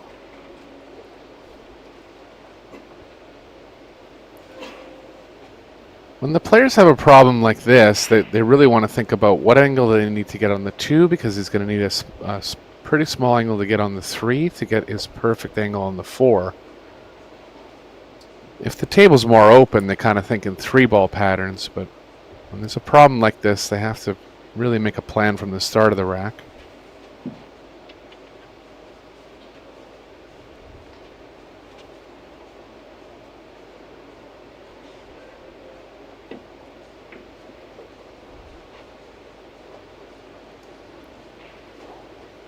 Do you take Just the a little bank on the straight, 4 but he ball? can.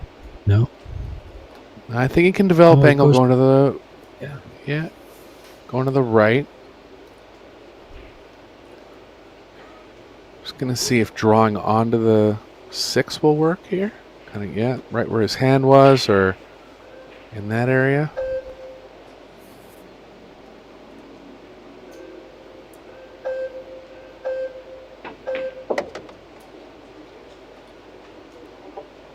As they Perfect for the played. corner. Oh, it's a little too much angle to get into the short side of the 5. Might be able to get there with a bunch of right spin. If not, he can go into the 5.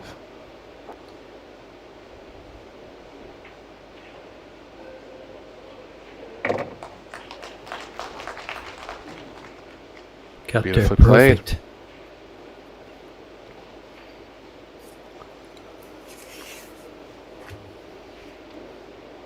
This is the takedown set number 1. Strong play from Moy here. Good sequence, giving himself a chance to get all the way out.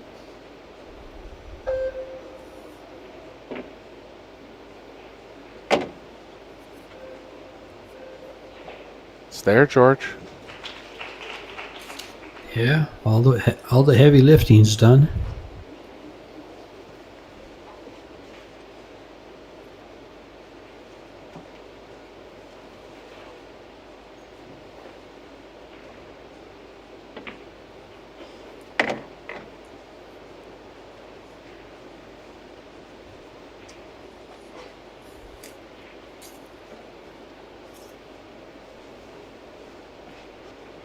Slightly ambitious. They're going to take the 8 in the side here. We've seen a lot of balls missed in the side.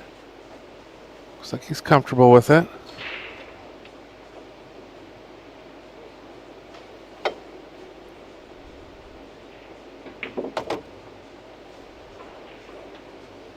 Good shot. And that's going to be set number 1 to Oy.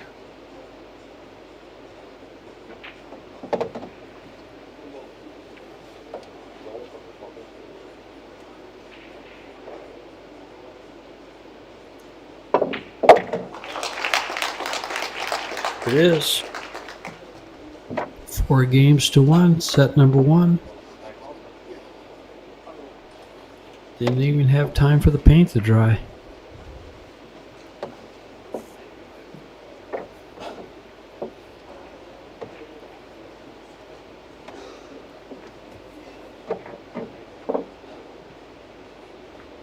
We have 16 players that have made the redraw. That'll be coming up tomorrow. 32 players will be part of stage 2. George can update you on some of those players that won the winner's qualification. Yeah. Sure, let's go. They're not going to a break, so. Oh, they are going to a break. So let's see if I can get. Oh, I did leave, yeah.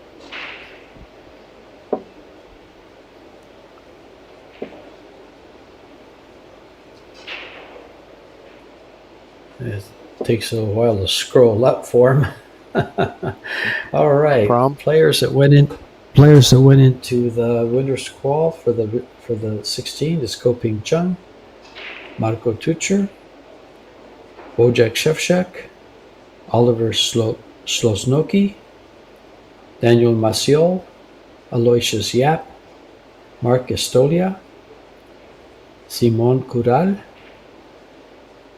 Ko Tai-yong, Jeffrey DeLuna, haven't seen him that finishing this high in some time, Conrad Yushushin, Wu Kun Lin,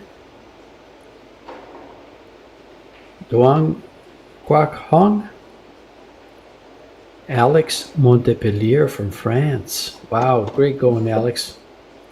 Good result for him. Ko Ping Yi and Shane Van Boning in quest for his first World 10 ball. Watch out for Maciol as a dark horse. He won the Qatar 10 ball open. Yeah. As far as guys that haven't won 5 to 10 majors, but yeah. The guy's been playing great. Yeah, I like 2 years. He's been playing great. Yeah. Sorry, I didn't mean to laugh, Eric, but I just got to chuckle. No, I know. Not a true dark horse. But.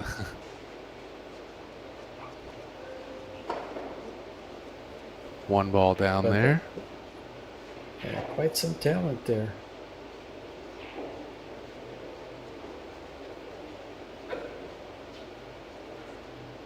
Catchy looking to put together an offensive lockout set of his own.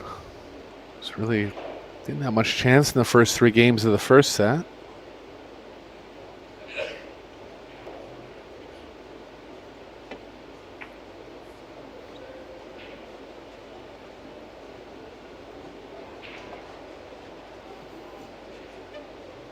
Yeah, we've got 8 matches going right now in this loser qualification.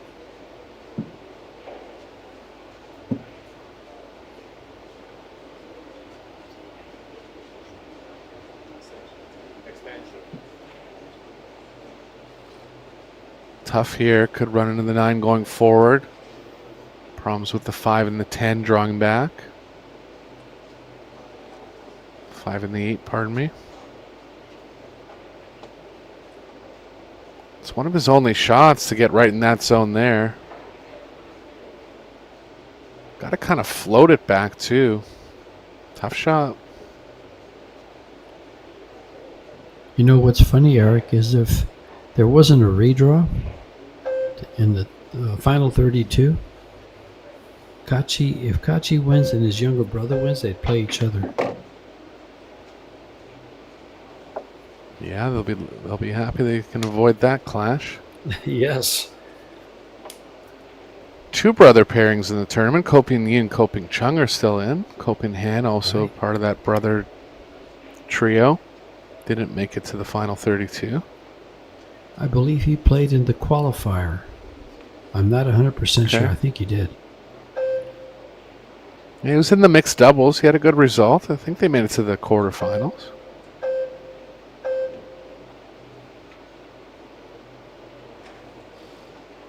Shot here from Kachi. So tough to get perfect on the 4 there. Did leave himself a piece. Put away in a bad spot now.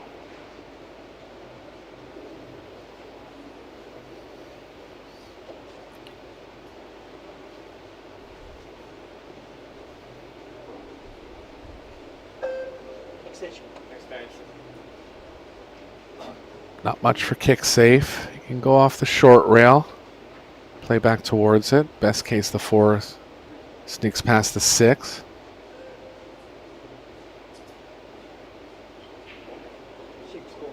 Could try to hit it thinly and kind of leave it near where it is. Cue ball playing towards the 9.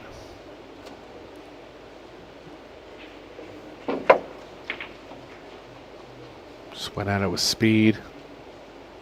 Well, Couldn't really do much. So Kachi back into control now.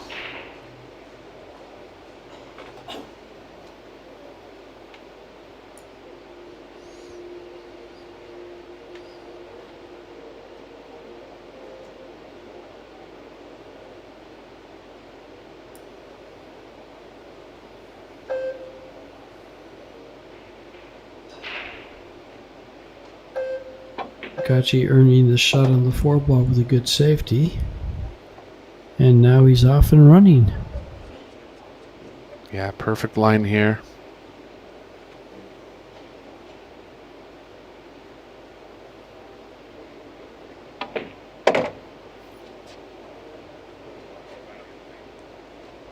Broke from the side rail his 2 breaks so far. Historically, he's not afraid to break from the middle. I know one year for sure when he won the tournament, he broke from the middle. When he won the World Championships, he broke from the middle the whole tournament. See if he has those thoughts in mind for this match.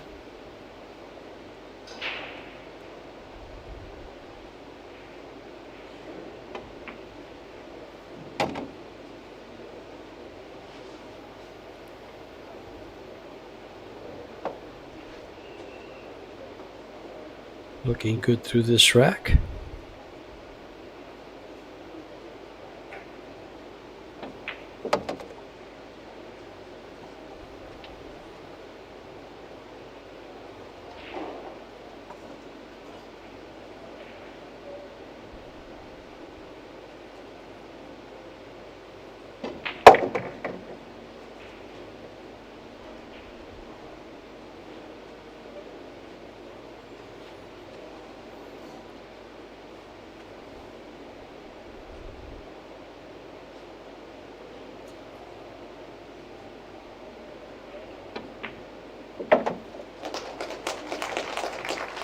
And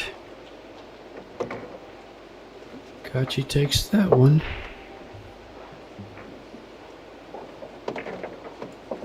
Not letting Oi out of his sights. He's got to win this second set.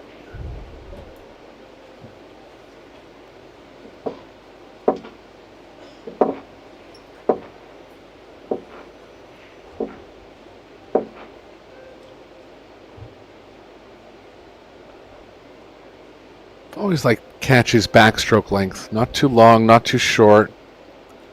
Kind of in that range that Koping Chung and Koping Yi come with. Well, he's kind of built like you. Tall. Very tall. Yeah. Yeah, he's over 6 feet easily. Yeah, oh, he's 6'5". Is that tall? Really? Yeah, he is.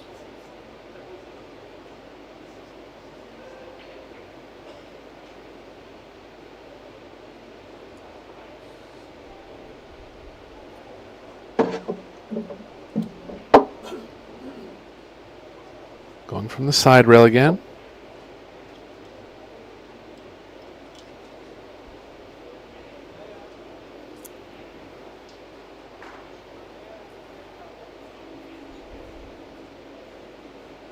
Seems we lost our scoreboard.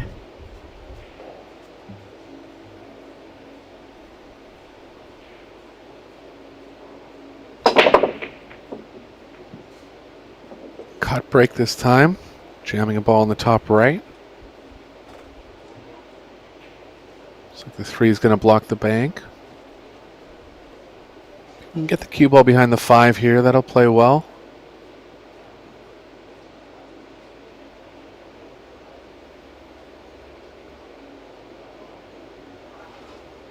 Looks like it might be a bit of an issue to get the cue ball moving enough to the right. It's always going to run into the 5.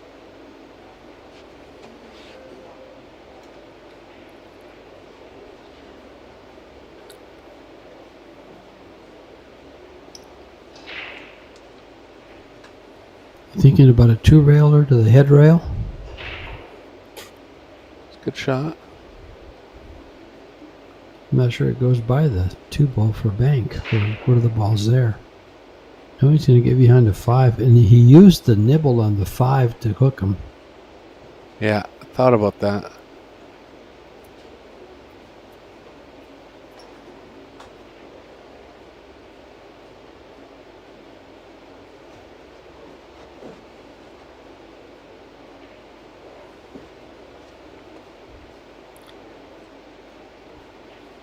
Offensive jump here for Oy, trying to make something happen. Too tough to kick between the 2-3 going across to the opposite long rail. 9 ball is going to make the pocket a little bigger.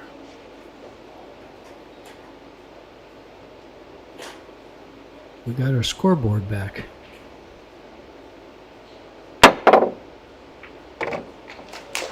Off the 9. It's back in action. 6 doesn't pass the 7. There are carom opportunities.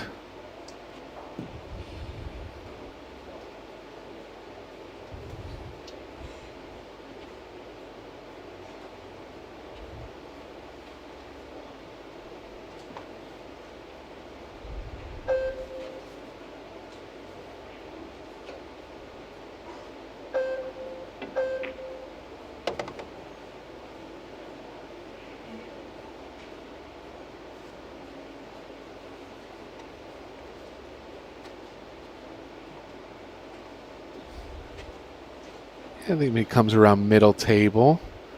Might be a little less control on the 6.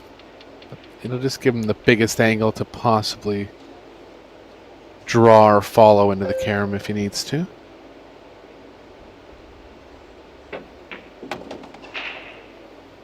A little too much angle to hold to the middle. He's thinking about coming 2 rails back and across. This would be a great shot, George. Thinking better of it. It's tough.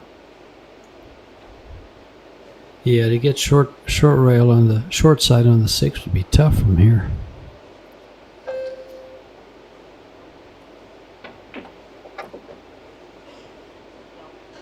Almost underdrew it. It's okay. Yeah, as long as we can hit the 6 thin enough, it's going to play to the.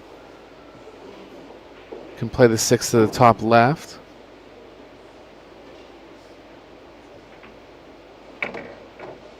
Nicely done. Little strength, so just going to be a little more distance on the 8 unless he chooses to go forward 2 rails.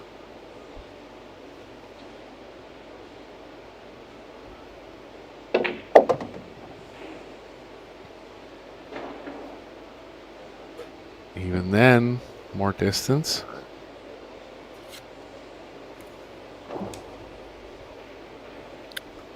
Cue ball plays around the 10 here with follows. We can just focus on the pocketing.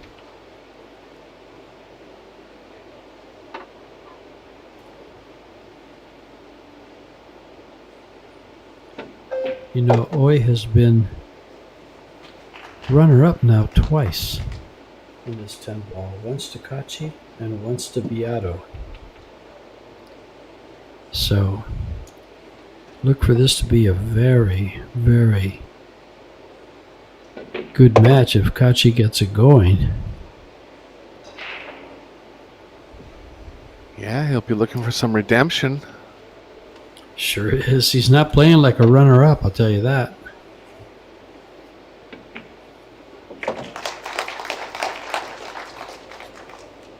I think 10 ball suits his style.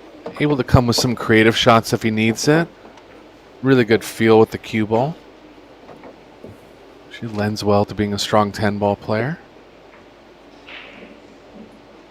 Well, most of his success in the past has been 9 ball, with the exception of 2024, 2022 in the Kanto 10 ball opens and Horiku 10 ball open. The rest of his titles have been 9 ball. About 8 of them.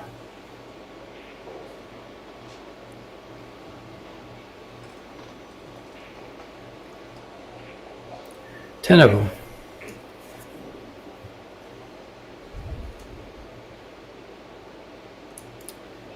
He's had good finishes in Vegas. In the Opens.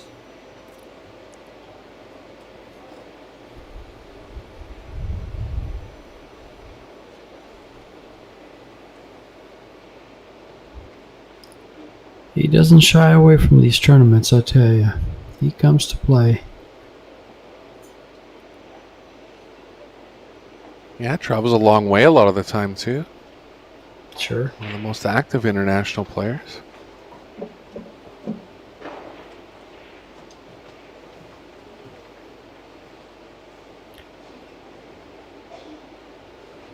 He's been breaking well, looking to keep it going in the second set.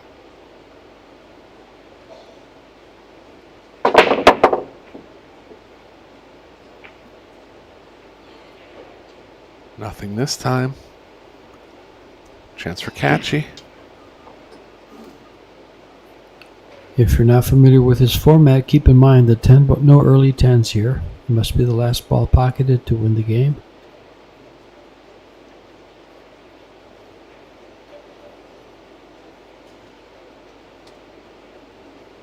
It's a little thin, but I think just playing it in slow speed and avoiding all the traffic. It's a good shot. Kachi's not afraid to let his stroke out, so consider the 4-rail possibility. 4-rail position possibility.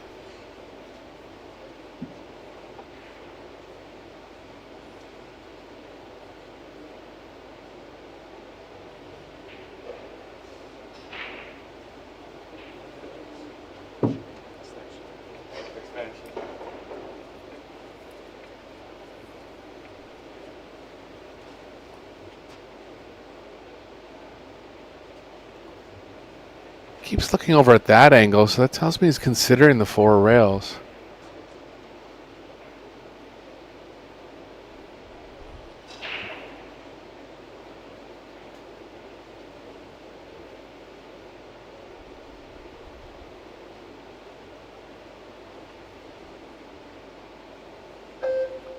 Thin cut here.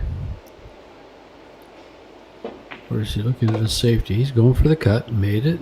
Caught the 4. Is he behind the 5? No. Long straight in. Yeah, didn't want to run into the 4 there.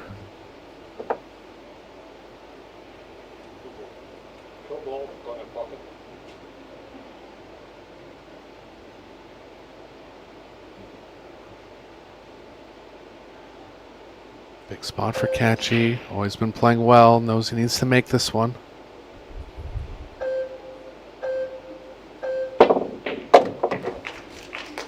Shot. Just fires it right in. clean as a whistle.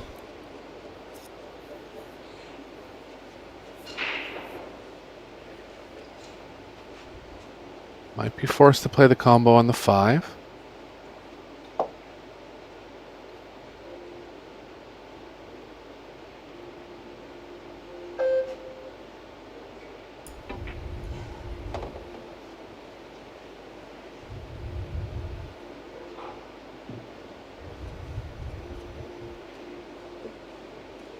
Pretty good. Just try to hit the center of the 9 here. Hang the 5 near the pocket.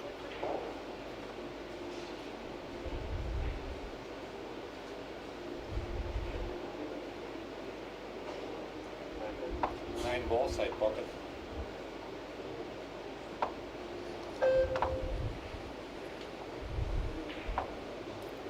It's called a 9 on the side.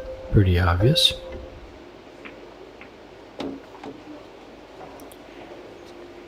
Looks like he held the cue ball. Just barely. So thin, the cue ball's going to have a lot of energy, but every other ball's on the rail, so a lot of room to maneuver around anywhere, really. Just got to avoid the 8th.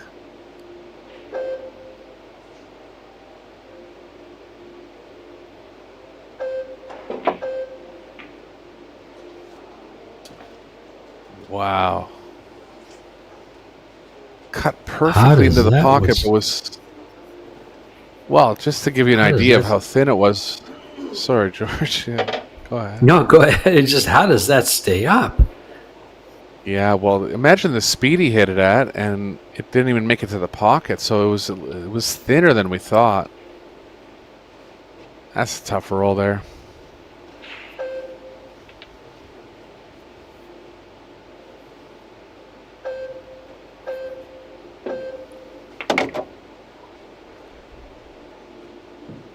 Oh, he's going to have to come back underneath the 7. Looks okay to do that one rail.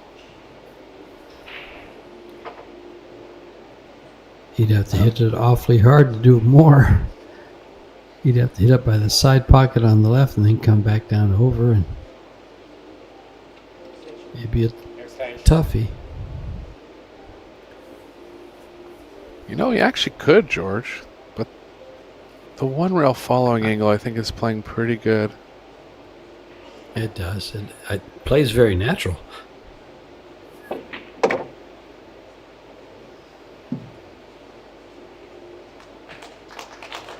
Nice shot. And when they lay natural like that, these guys will play them every time. There's a couple exceptions to the rule that like the hero shots, as I call them.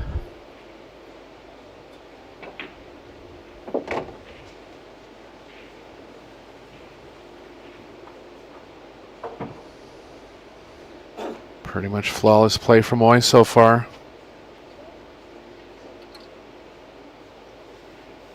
Hasn't missed a ball to my recollection. Slightly out of line a couple times, but has recovered with good saves. Yeah, he is a shot maker. And he's going to have to be. Look what he did there. Yeah, he's a little out of line here. This just got tough.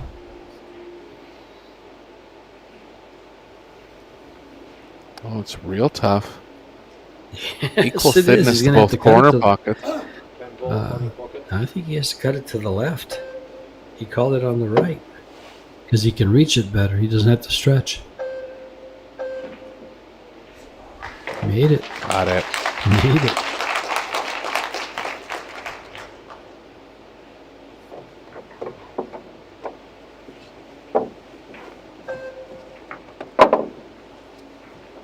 Wow.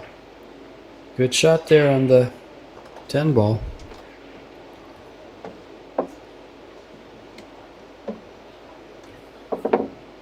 You know, still playing right now are some pretty darn good players. You got Joshua Filler in action, Ruslan Chinnikov, Kasper Kainen, Luka Mann and Claudio Cacci playing. Gerson Martinez from Peru and Marco Spitsky from Germany. and Easton Sun playing David Zalman.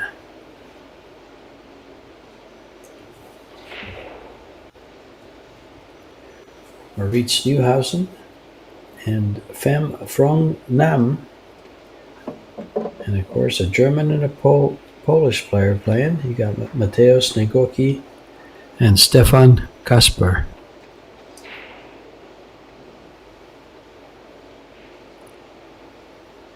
Stefan in a shootout with Beato early in the tournament.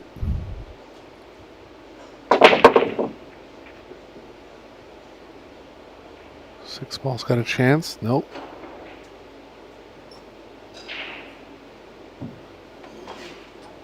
Chance for Catchy. He needed it. Under the threat of elimination and trailing in this second set.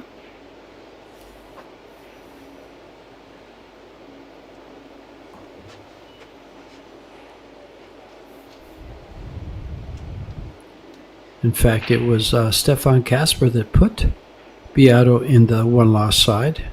Beato missing the first of the sudden death shots when they backed the cue ball up.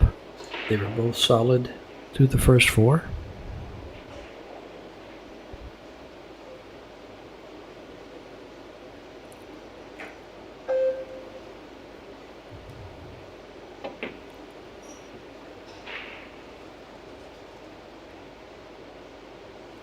Good shot, good coverage.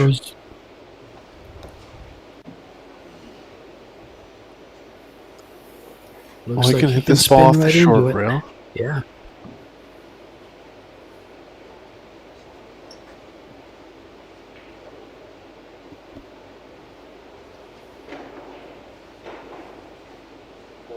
Yeah, ball. Side pocket. Extension. Expansion. Called the 4, so trying to contact it thinly off 2 rails.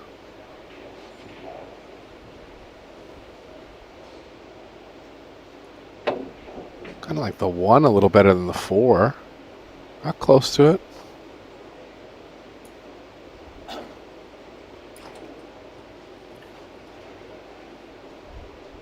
Well, looks like he'll go off the right side, Eric, you think? Come back up for a safety? Yeah, looks like some blockers on the left. You're looking a way to put Oy in big trouble here, ideally freezing to another ball, but I think it's tough. Maybe behind the 9. He went Right. the opposite way. I thought he'd go the other way, like you said. 2 rails towards that 9. He had the 4 and the 9 that line up on the rail for cover.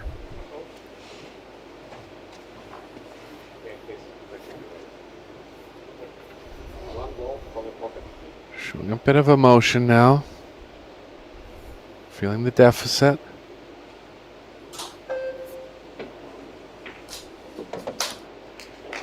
Shot from Oy. He's on point in this match, George.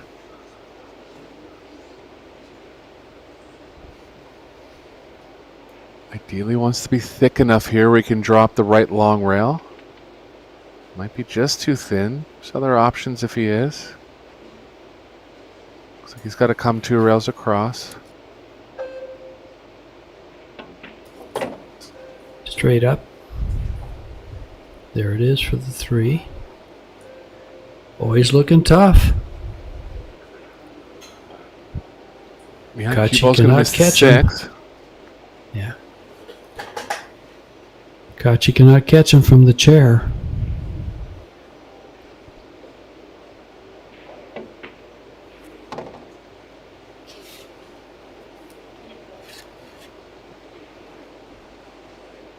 Pretty good line now. Bit of movement from the 6 to the 7.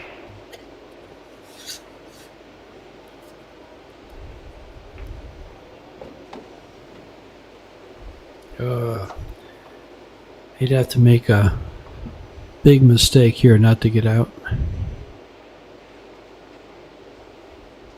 Nothing looks tough. 6 to the 7 really is all it is. And that's pretty straightforward.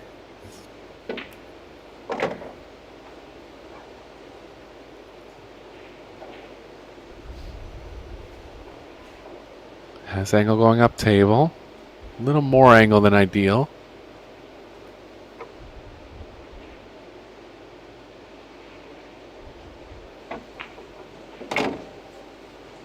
Got it.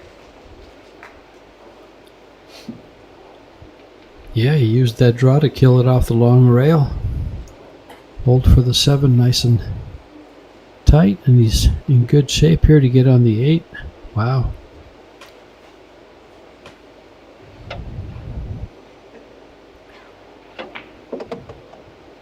You know, one good break and Kachi might not leave the chair.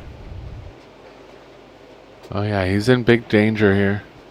Oh, he's playing Sure. well. Gonna take a strong comeback. Level out in sets.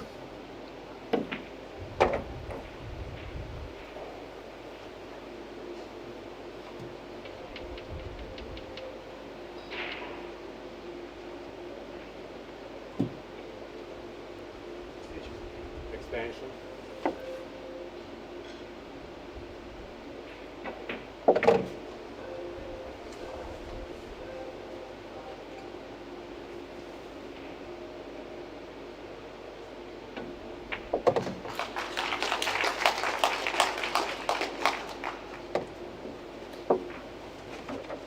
And here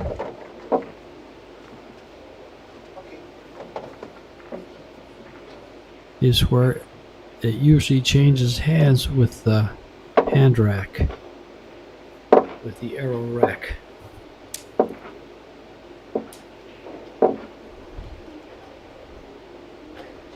Yeah, Catchy likely to get another chance.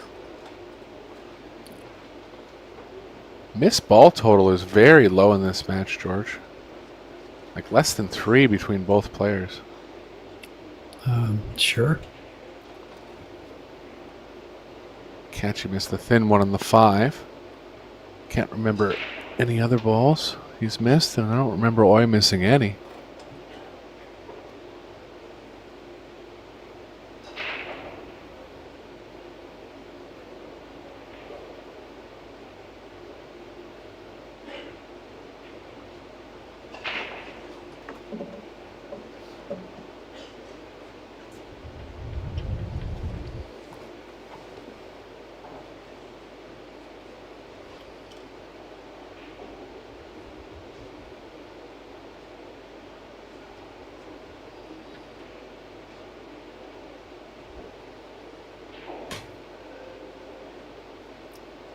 Big break here. Got a lot riding on this break. Like one ball was headed. What ball was that went in that corner? 8, It just flew in. Yeah, the 8 ball. And he'll be jumping this to be successful here. Can you hold the cue ball for the 2 on the jump? One ball con a pocket. Yeah, it's gonna have to hit it a little thinly.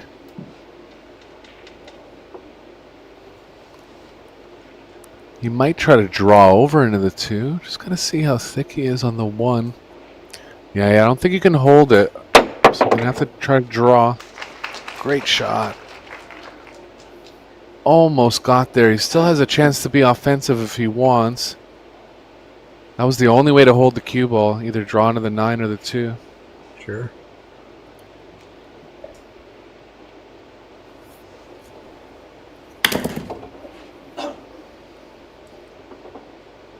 That shot was so good it made me drop my pen. Two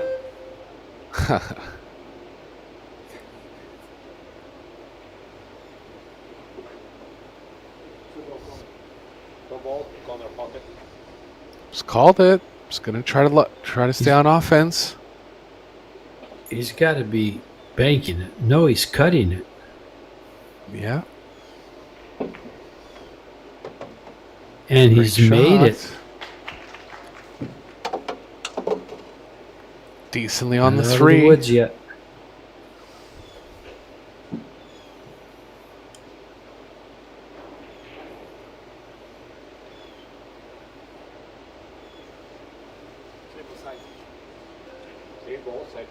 Doesn't go in the corner. He's got to play it in the side. Lots of cue ball movement, playing into a tight pocket.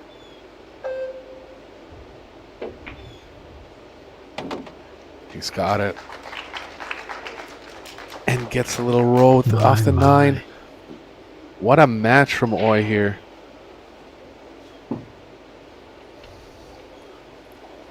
What a way to close out the match with a break and run. We haven't seen that too much. Somebody closed it out with 2 break and runs. I forgot who it was.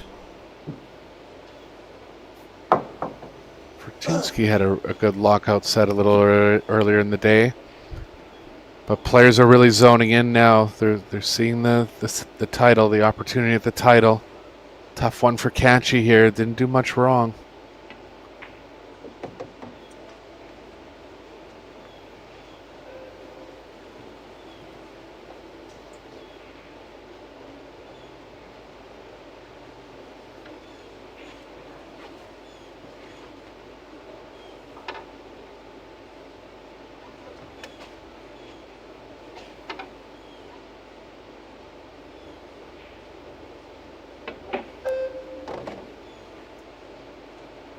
Wants some angle.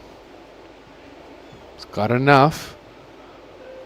Might have to power draw back 2 rails, but maybe just enough to come over 1 rail. I think 1 rail will play okay. There it is. What a match. Wow. What a match. Impressive. Now Yuki Oi. These 2 last balls to close out Eklund Kachi and send him home 4-1, 4-1. That does not happen very often. A 2-time World 10-ball champion and semi-finalist sent home, winning 2 games in his last match out of 10 games. Big performance from Naoyuki Oi from Japan. Let's take a Stick look at around these here and see numbers these match stats. Yeah. Sure. Yeah. I'm thinking the miss ball total's under 3. That's how strong the match was. Between the 2 of them, we'll see soon. Yeah, between the 2 of them, yeah. Yeah. What a time to get in stroke for Naoyuki Oi. Going into the final 32, but let's see, final 32, final 16, quarterfinals, semifinals, and final. We got 5 matches to go for Naoyuki Oi. Can he maintain that performance? All right. 1 missed pocketed, ball. missed shots. 1 missed ball. Wow. What a match. Only 1 bank shot in the game. Jump shot attempts twice by Oi. No fouls. No foul shots. Just really, no kidding. Just flawless play, really, from both. I mean, Scoreline not affecting how Catchy played, but he just couldn't do nothing. Oi played great. really. 0 missed balls. Alrighty. 2 jumps. Well, 2 jump shot attempts, 2 successful jumps. Great match. this has been George Teja and Eric Horlifson.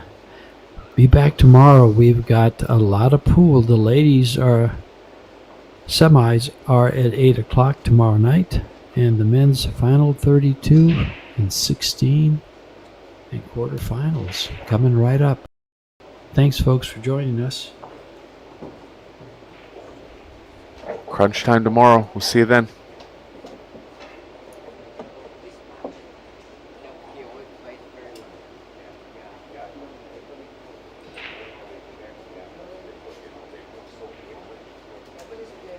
Don't worry about it. So you worry about it? No. I always support it. Yeah. Because at that time I signed. Yeah. Yeah, but you don't see me. Yeah, but it's okay. It's not overtime.